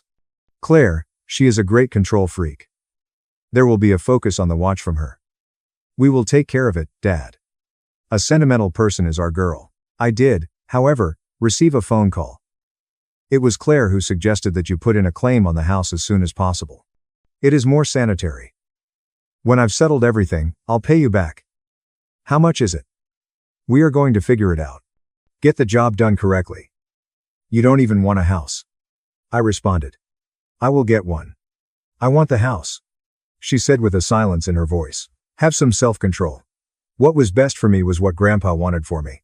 It was annotated by him. She responded by saying, you are obsessed with rules because you don't understand love. I responded by saying, silence.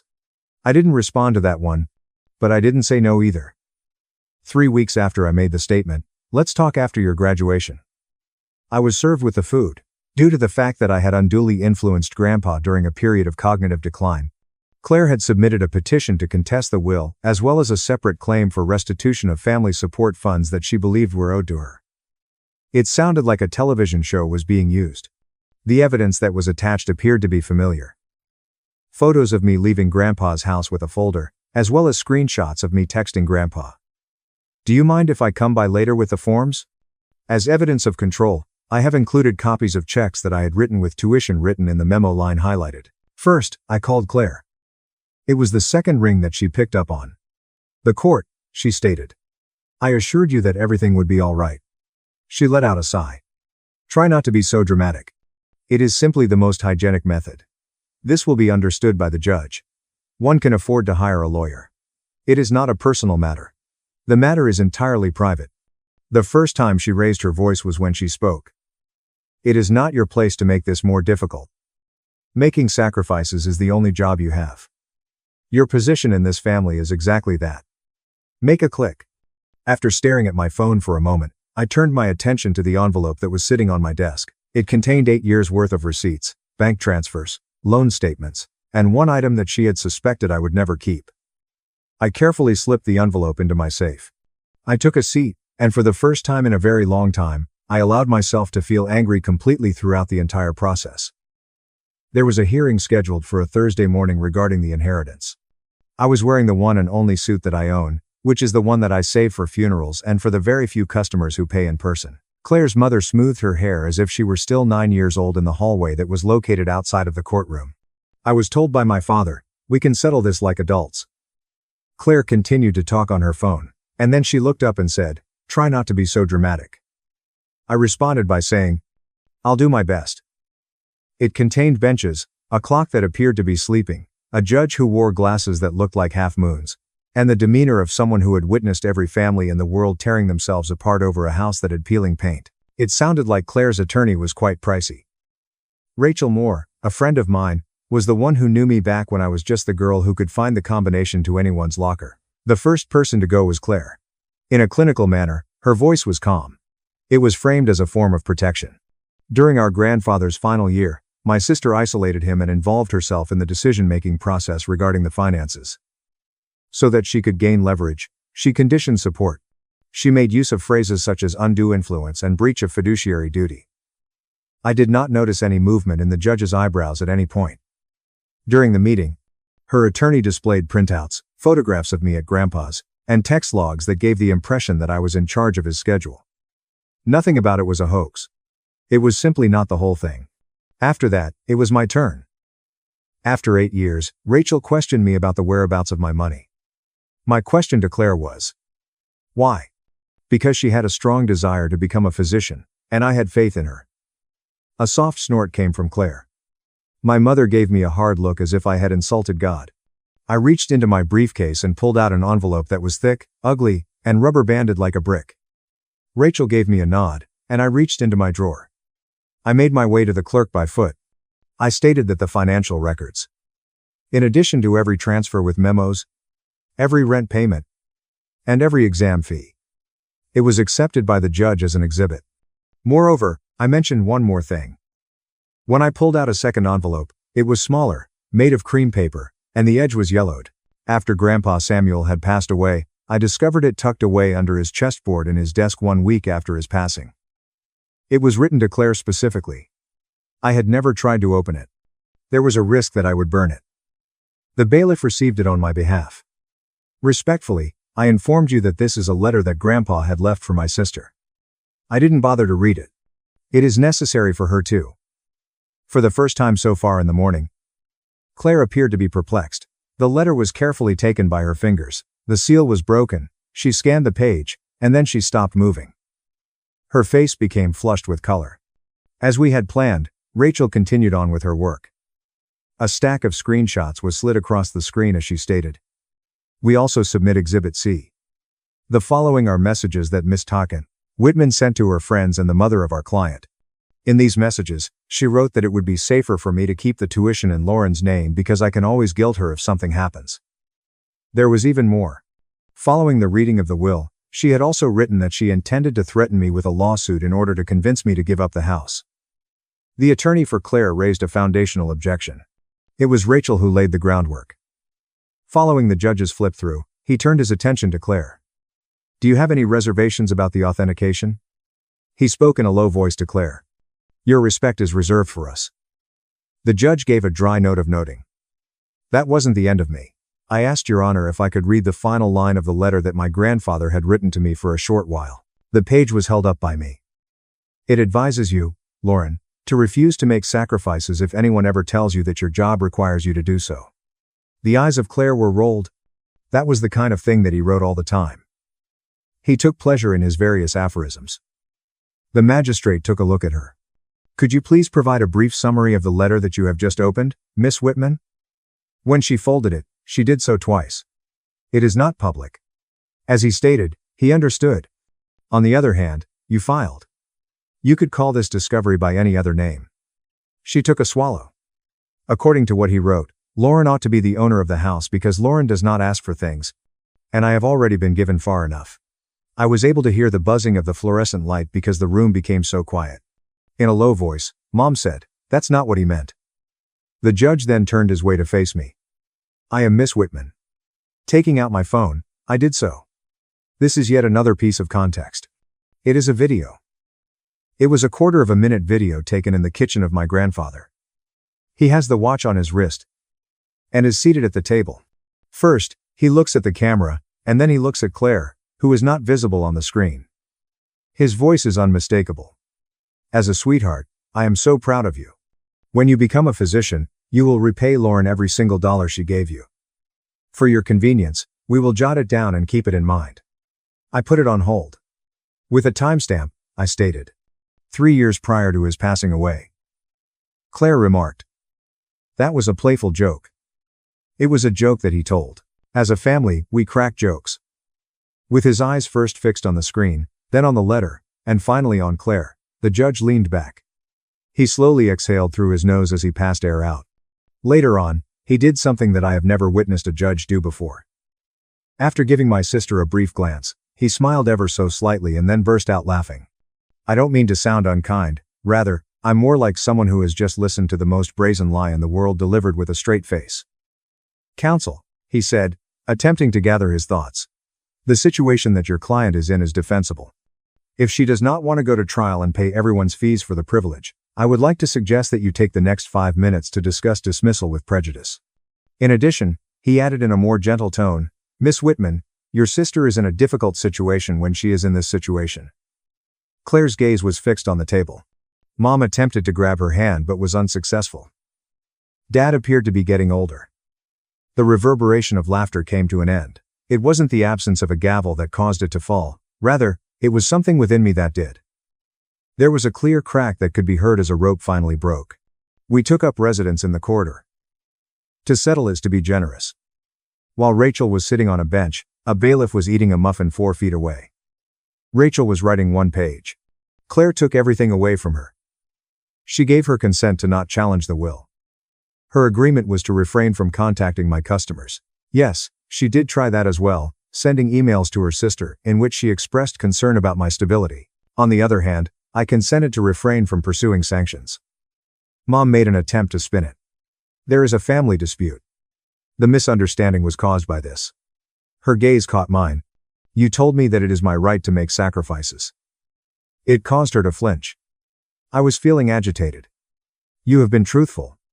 The eyes of Claire refused to meet mine. She folded the letter that Grandpa Samuel had written so small that it appeared to be a secret that could be swallowed. She spoke softly and said, You have humiliated me. You filed a lawsuit against me. I told you. It was only because of that video that you were unable to successfully deceive me in the same way that you have done since you were 13 years old. She tensed up more. I am a villain, according to you. I am worn out. I put in a lot of effort. I also did it, but only one of us sent the other a bill for it. I said that I did it as well. And there we were, standing there with our tickets to the baggage claim for a relationship that never materialized. A brunch was suggested by Dad. Rachel made a face as if she had detected the odor of something extinct. I mentioned that I needed to return to my jobs. I arrived at the house by car. It is not very large. The front steps are sagging. The light switch on the porch makes a crackling sound. I was sitting on the floor of the living room, holding the watch in my palm and the keys pressing against my thigh through the pocket I was wearing. Suddenly, there was a distinct silence. This is not an empty space. Rather, it is waiting. That evening, I placed the spreadsheet that covered 8 years into a folder that was labeled closed. After that, I engaged in a risky behavior. I did not have a coupon, so I ordered a pizza that had extra everything. I flipped my phone over so that the face was facing down. I felt as though the city had placed a blanket over me and told me to take a deep breath during the subsequent weeks. I moved the case files to the hall closet and replaced the safe that was under my bed with a locked safe that was located in the hall closet. The serpentine belt in my car, which had been complaining for several months, was finally replaced. There was only one new client that I took on, and it was a woman whose ex-partner had taken their dog and disappeared. We located the former partner in a state that was 2 states away. The dog was returned to us. Despite the fact that the woman sobbed into the dog's fur, I failed to bill for the final hour. Those who were familiar with my sister sent me messages. Some people were upset. How was she able to? Some of them were calming. Her anxiety is high. My personal favorite was provided by a nurse who had been supervising her while she was on overnight call. According to what he wrote, she is exceptionally bright. However, she has never been required to do so. Claire experimented with a different strategy. On my front porch, she appeared with a cup of coffee and eyes that conveyed the message, I am prepared to be the good sister if we pretend that none of this has occurred. By way of the screen door, I communicated that I was not experiencing amnesia. In a small voice, she said, I paid you back. My response was that you had dropped your invoice. It is the same thing. You may come in once you have a better understanding of the distinction. It was on the step that she left the coffee. The temperature had dropped by an hour. It was poured into the sink by me. In the manner of a project manager sending a calendar invitation, Mom texted holiday plans to her family. I did not give a response. Dad called and left voicemails about beginning a new chapter in our lives. Whenever I found myself missing the version of him that existed in my head, I made sure to save one of them so that I could listen to his voice. The house began to have a sense of belonging to me. I discovered the screwdriver set that belonged to Grandpa Samuel placed in a drawer next to rubber bands and pennies. The sag in the front step was corrected by me. One of those motion sensor types of lights was installed in place of the porch light. This is not because I required it, but rather because I find comfort in cheesy security. Occupational danger, or risk. I signed up for a savings account on a Tuesday and gave it the name Cabin Fund. I sent Claire a single line of text. Please let me know when you would like your half of the expenses for the cabin. A heartfelt response was all that she offered in response. That's fine. Additionally, I telephoned the loan servicer. In order to pay off the loans that had been living under my name like barnacles, I used the portion of the inheritance that I had received before. As I watched the balance reach zero, it was as if I were releasing a burden that I had been carrying for such a long time that I had forgotten it was not a part of me. Work was altered in a few minor ways. I decided to stop accepting cash for work cases that made me feel like I was being poisoned. It was the ones where a landlord wanted every last bit of dirt that could be found. I took on additional custody runs as well as a few cases involving elder abuse. That I am good at listening to people who have been taught to believe that they do not deserve to be believed is something that I have discovered. I received an email from Claire approximately 6 weeks after the case was heard. The residency process is extremely harsh. Nights are my time. Should we talk when things have calmed down? I typed no, then I erased it and wrote, I regret to inform you that I am not available to serve as your reset button. After you have sent me a plan to repay what you promised, Grandpa, we can talk about it. I have attached a spreadsheet that contains columns, amounts, dates, and interest at 0% because I wanted to be able to sleep at night. But she did not respond. After a period of 3 weeks, a transfer was confirmed. $600. Memo first, then $350 the following paycheck, then nothing for a while, and finally $1,200 after an extra shift at the restaurant. The only thing that was offered was money with lowercase memos that said things like, "Sorry. Late." Additionally, the individual was charged for car repair. However, it was not sufficient to fix everything. To prove one thing, it was sufficient evidence. She was aware of it. A group text message with balloons was sent by my mother on my birthday. I chose not to respond. On the other hand, I traveled to the lake cabin by myself. It was Grandpa Samuel's letter that I read once more. I wound the watch and allowed it to tick in the silence until the atmosphere in the room became charged with it. My words were spoken aloud to no one. No. In my opinion, it was a clean word. It is not cruel or petty, it is simply honest. And now comes the part that I was not anticipating. There is a louder life after the word no. Taste is improved in food. Irresponsible jokes told by a mechanic wearing a cap that is stained with grease have the potential to make you smile all the way to the parking lot. Instead of being a source of distraction, your friends, the ones you have been making excuses not to see, will become anchors. I no longer identify as the woman who lives in a state of hold. My first step was to begin taking my own calls. In my mind, the conclusion would be a lengthy speech. On the contrary, it was a typical afternoon with a relatively insignificant sound. I heard the mail slot clacking. There was a letter that landed on my rug. There is no reply address. A note written in Claire's handwriting was included in the package, along with a cashier's check for $9,500. In preparation for the spring, I will proceed anyway. There is nothing else. There is no love, no hearts, and no apology here. An entry in the ledger that admitted what she had previously denied. During that period of time, I stood there. Following that, I deposited the check into the cabin fund and prepared a grilled cheese sandwich for myself that would have a nutritionist in tears.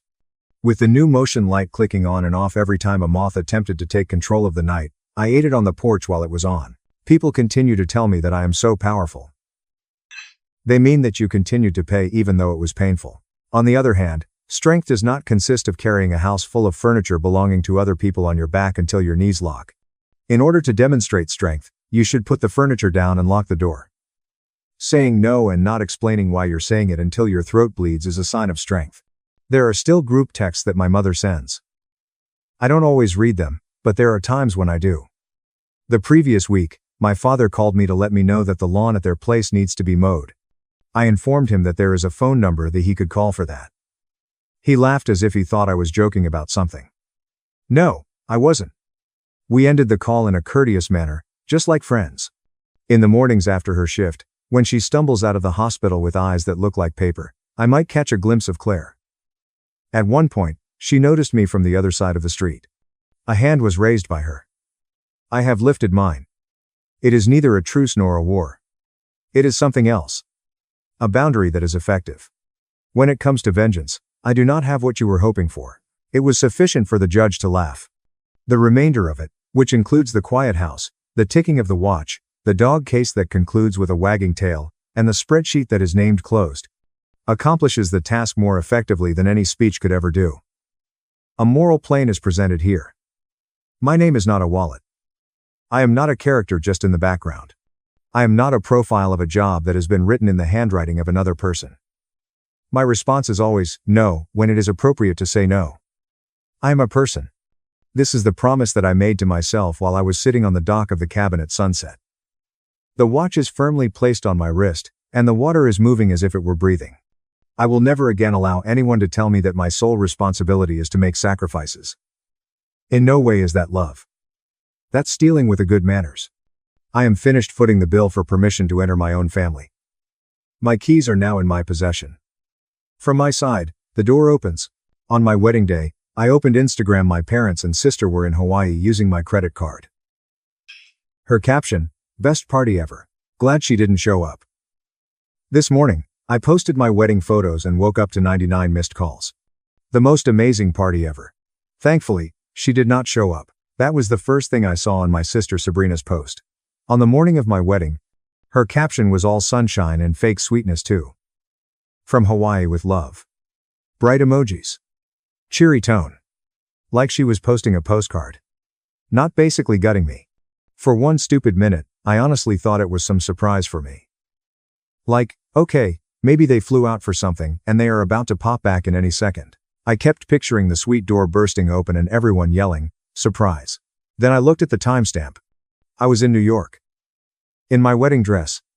In the penthouse suite we booked for the day. And my parents and my sister were in Hawaii. Right then. Not earlier. Not yesterday. Right now. I started swiping and it just got worse. Video after video. My parents clinking cocktails. Sabrina's kids splashing around in a pool. A big family photo with a perfect Hawaiian sunset behind them. Everybody smiling like it was the best week of their lives. Everybody. Except me, because I was not there. On the one day my family was supposed to show up for me, I was the only one missing from the family vacation. It hit me so hard I felt numb, like my brain could not decide whether to scream or shut down. Everything about my wedding day looked perfect on paper. The dress. The view. The fancy suite. The whole thing. But my chest felt heavy for hours, like something was wrong, and my body knew it before my mind did. The ceremony was scheduled for 2 p.m. By 1 o'clock, I already had that sick feeling. My mom, my dad, and Sabrina, my maid of honor, were not there. No updates. No, we are running late. Nothing. Not a single call. Not a single text. Julian came over and asked me if I was okay. He looked worried, but he was trying not to make it worse. I forced a smile, and said the first excuse that came to mind. Traffic. Manhattan, you know how it is. Except I did not believe my own words. They had all seen my message the night before. I told them I could not wait for tomorrow. Read receipts. No replies. That morning, I called. Over and over. No one picked up. It felt coordinated. Like they had all agreed to just disappear. So I grabbed my phone again, hands already shaking, and opened Sabrina's social media. And there it was. Blue sky. Green water. White sand. My entire family beaming at the camera like they were in a commercial.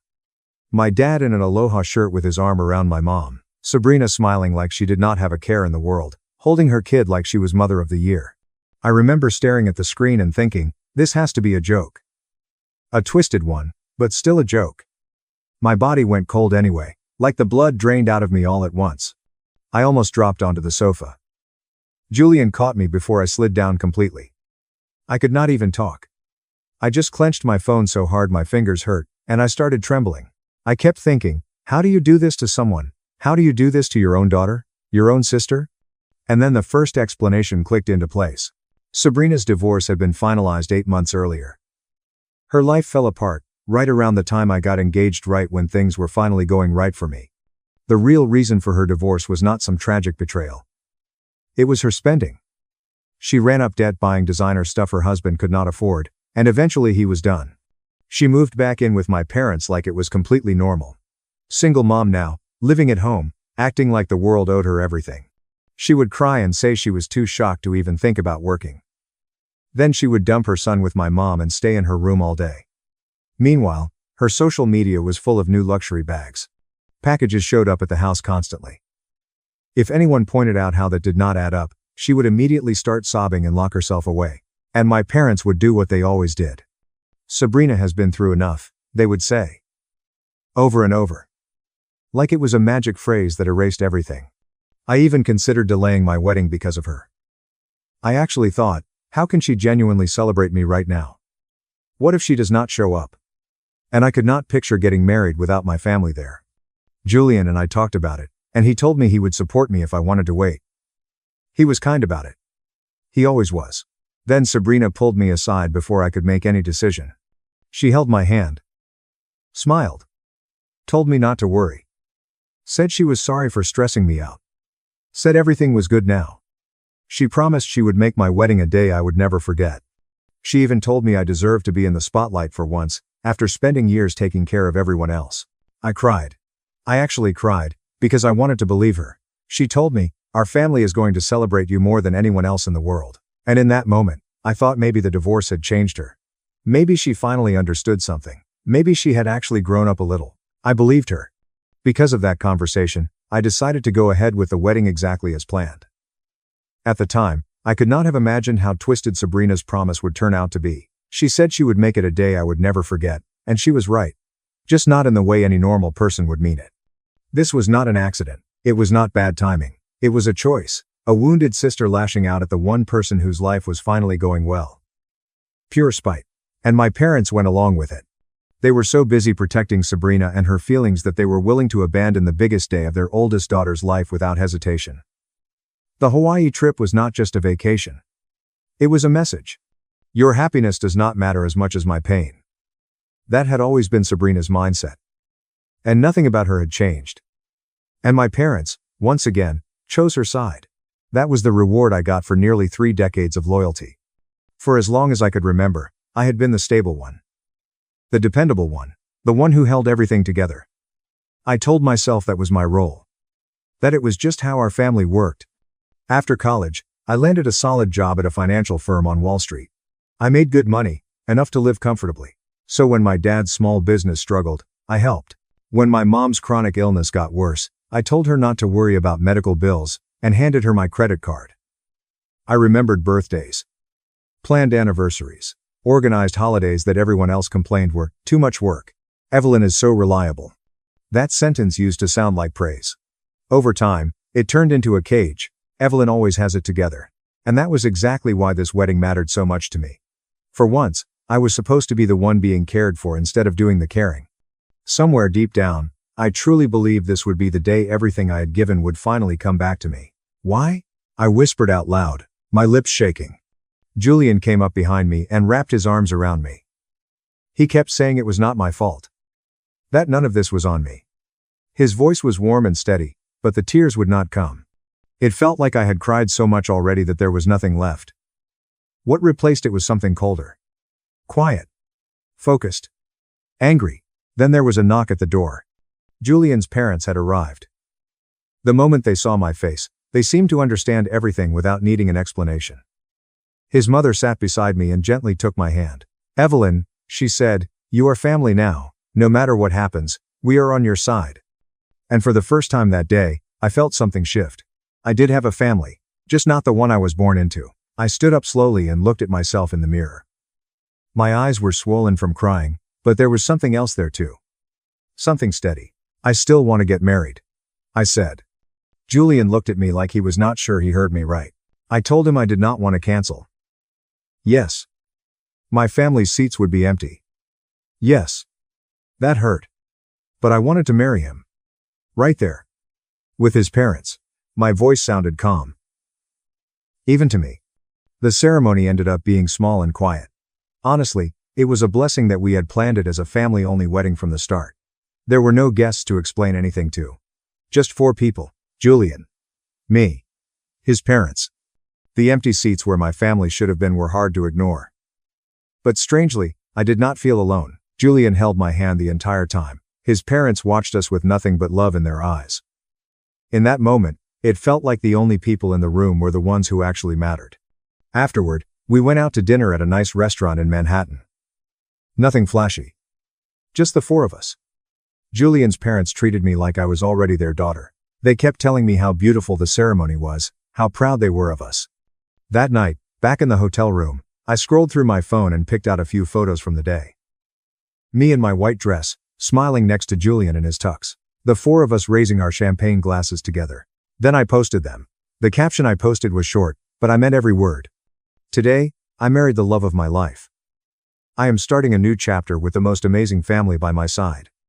This is the beginning of my new family, and the end of my old one. That was it. No explanation. No drama. Just the truth. When I hit post, something lifted off my chest. It felt like I had finally taken off armor I had been wearing for years, without realizing how heavy it was. In that moment, I honestly thought I was done. I thought I had closed that door for good. Then a thought hit me. My mom's credit card. The one I gave her strictly for medical expenses. Nothing else. I had never really checked it before, because, stupidly, I trusted her. But suddenly I could not ignore it anymore. I opened the statement, and my stomach dropped. Luxury hotel in Honolulu. Ocean view suite. 4 nights. A Michelin star seafood restaurant. Dinner for 4. Line after line of charges, all from Hawaii. All expensive. All unnecessary. The total was already more than I made in a month.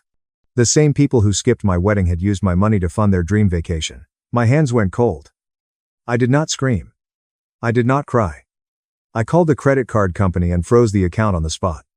When the agent confirmed it was done, I felt strangely calm, almost peaceful. 3 days later, I woke up to 47 missed calls. All from my family. My mom. Sabrina. My dad. Then my mom again. The voicemails were a mix of panic and rage. My mom was nearly hysterical, demanding to know what I had done, and saying I owed them an explanation. Sabrina was worse. She was furious. She yelled about how I ruined their vacation and how humiliating it was when the card got declined. Somehow, in her mind, I was the villain. Then there was my dad's message. Short. Sharp. Threatening. He told me to call him back immediately or I would regret it. That was the moment something in me snapped. I got up without saying a word and went to the closet. On the back shelf, there was a cardboard box filled with old family things. Childhood photos. Memories. Even the first fountain pen my dad ever gave me. One by one, I put them into a garbage bag. When I was done, my hands were steady. My chest felt clear. I deleted every missed call. Every voicemail. I blocked their numbers. Their social media. All of it. I was done letting them hurt me.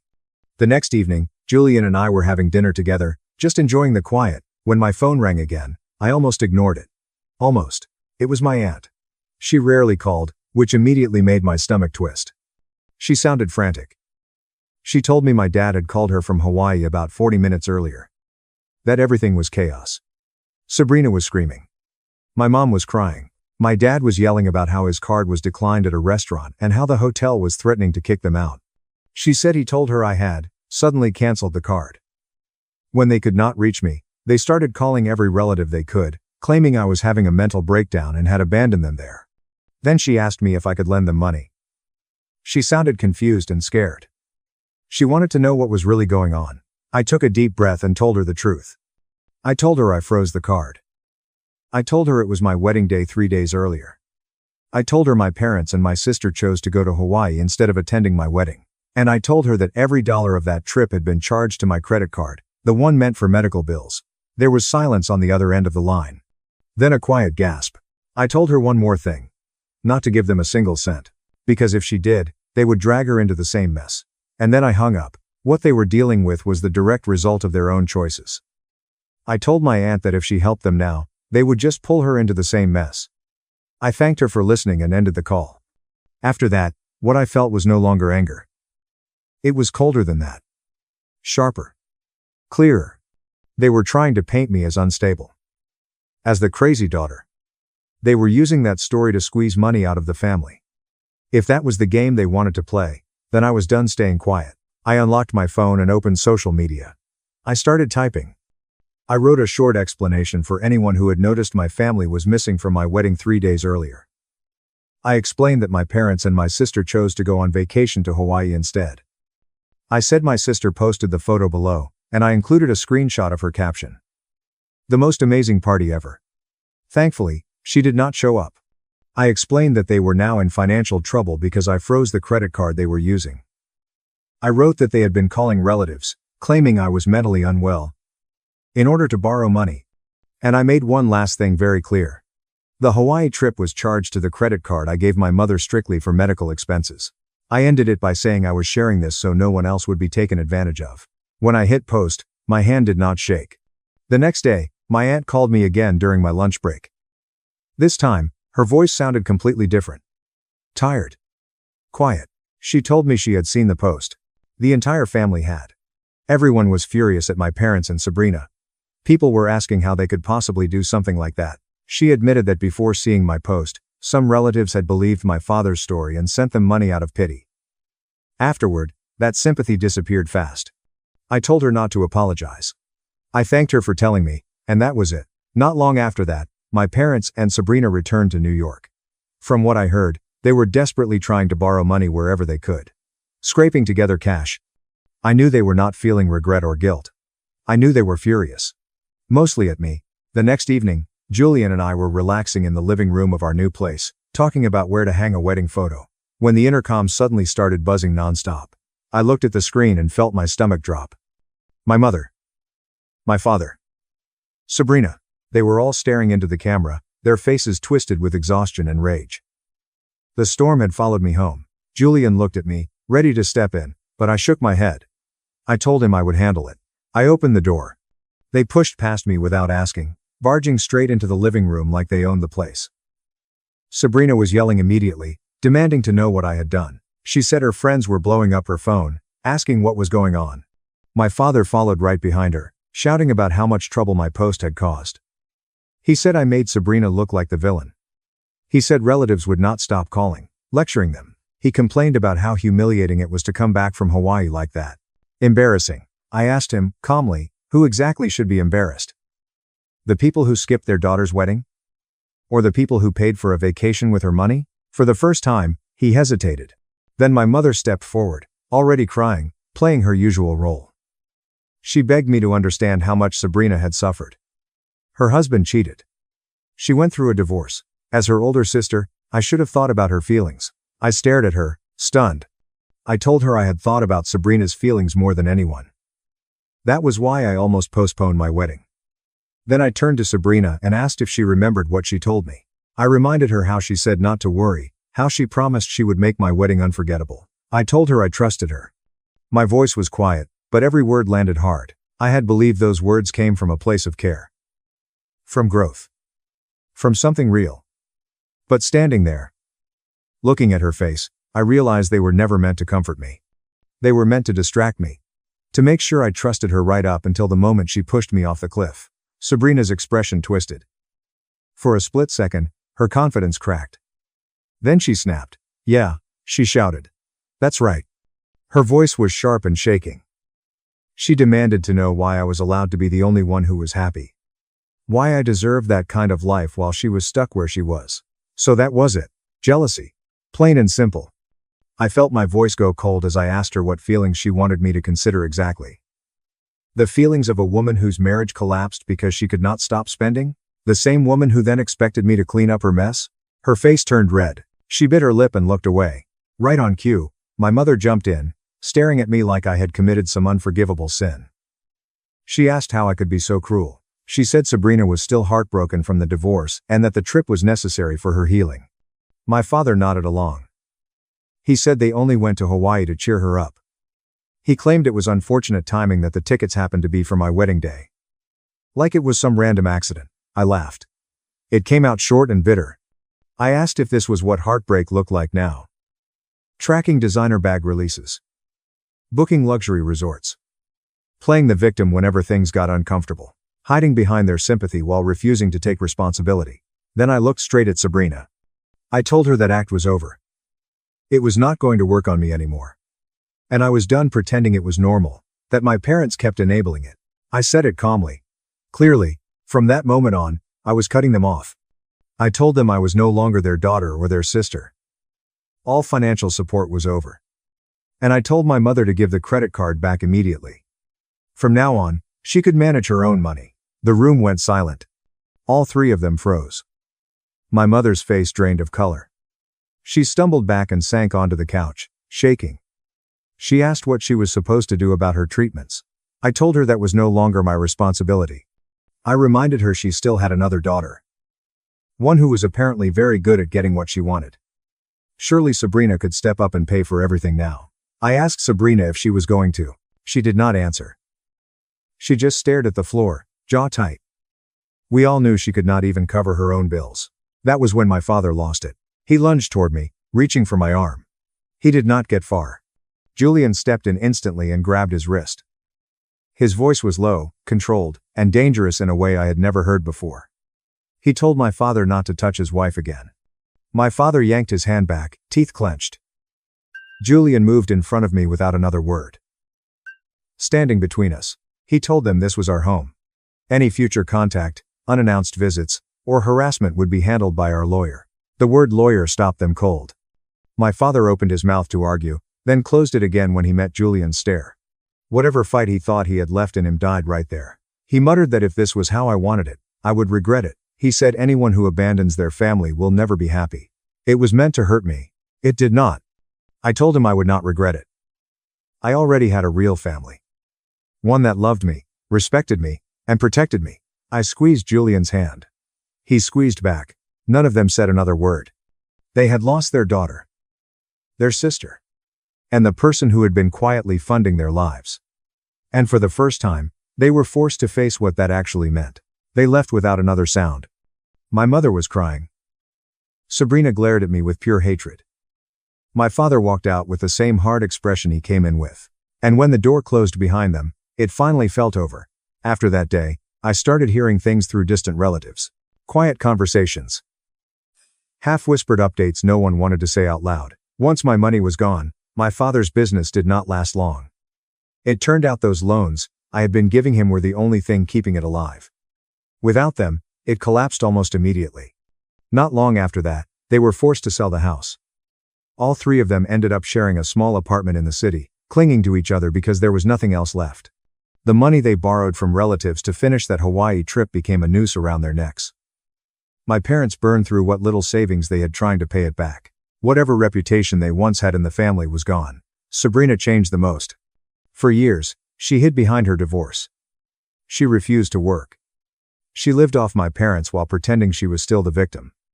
Once everything dried up, she had no one left to lean on. The designer bags disappeared. The shopping stopped. The last I heard, she was working long hours as a waitress at a small cafe, trying to raise her son on her own. None of it was tragic to me. It was simply the outcome of the choices they all made. 7 months later, an envelope showed up in the mail. No return address. I recognized the handwriting immediately. My mother's. She wrote about the day I was born. About how small and warm I was.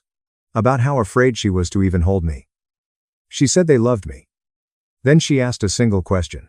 What did we do wrong? I cried when I read it. For the first time, since everything happened. Not because I was angry. Not because I forgave them. I cried for what used to be real. For the family I thought I had. For the version of myself who spent years trying to earn love that should have been freely given. I folded the letter and put it in the back of my closet. Maybe one day I will open it again. Maybe I will not. My life is moving forward now. With Julian. With his parents. With the family we are building together. The past is still there. It always will be. But it no longer owns me. And I promised myself one thing. No matter what happens, I will protect the happiness I fought so hard to claim.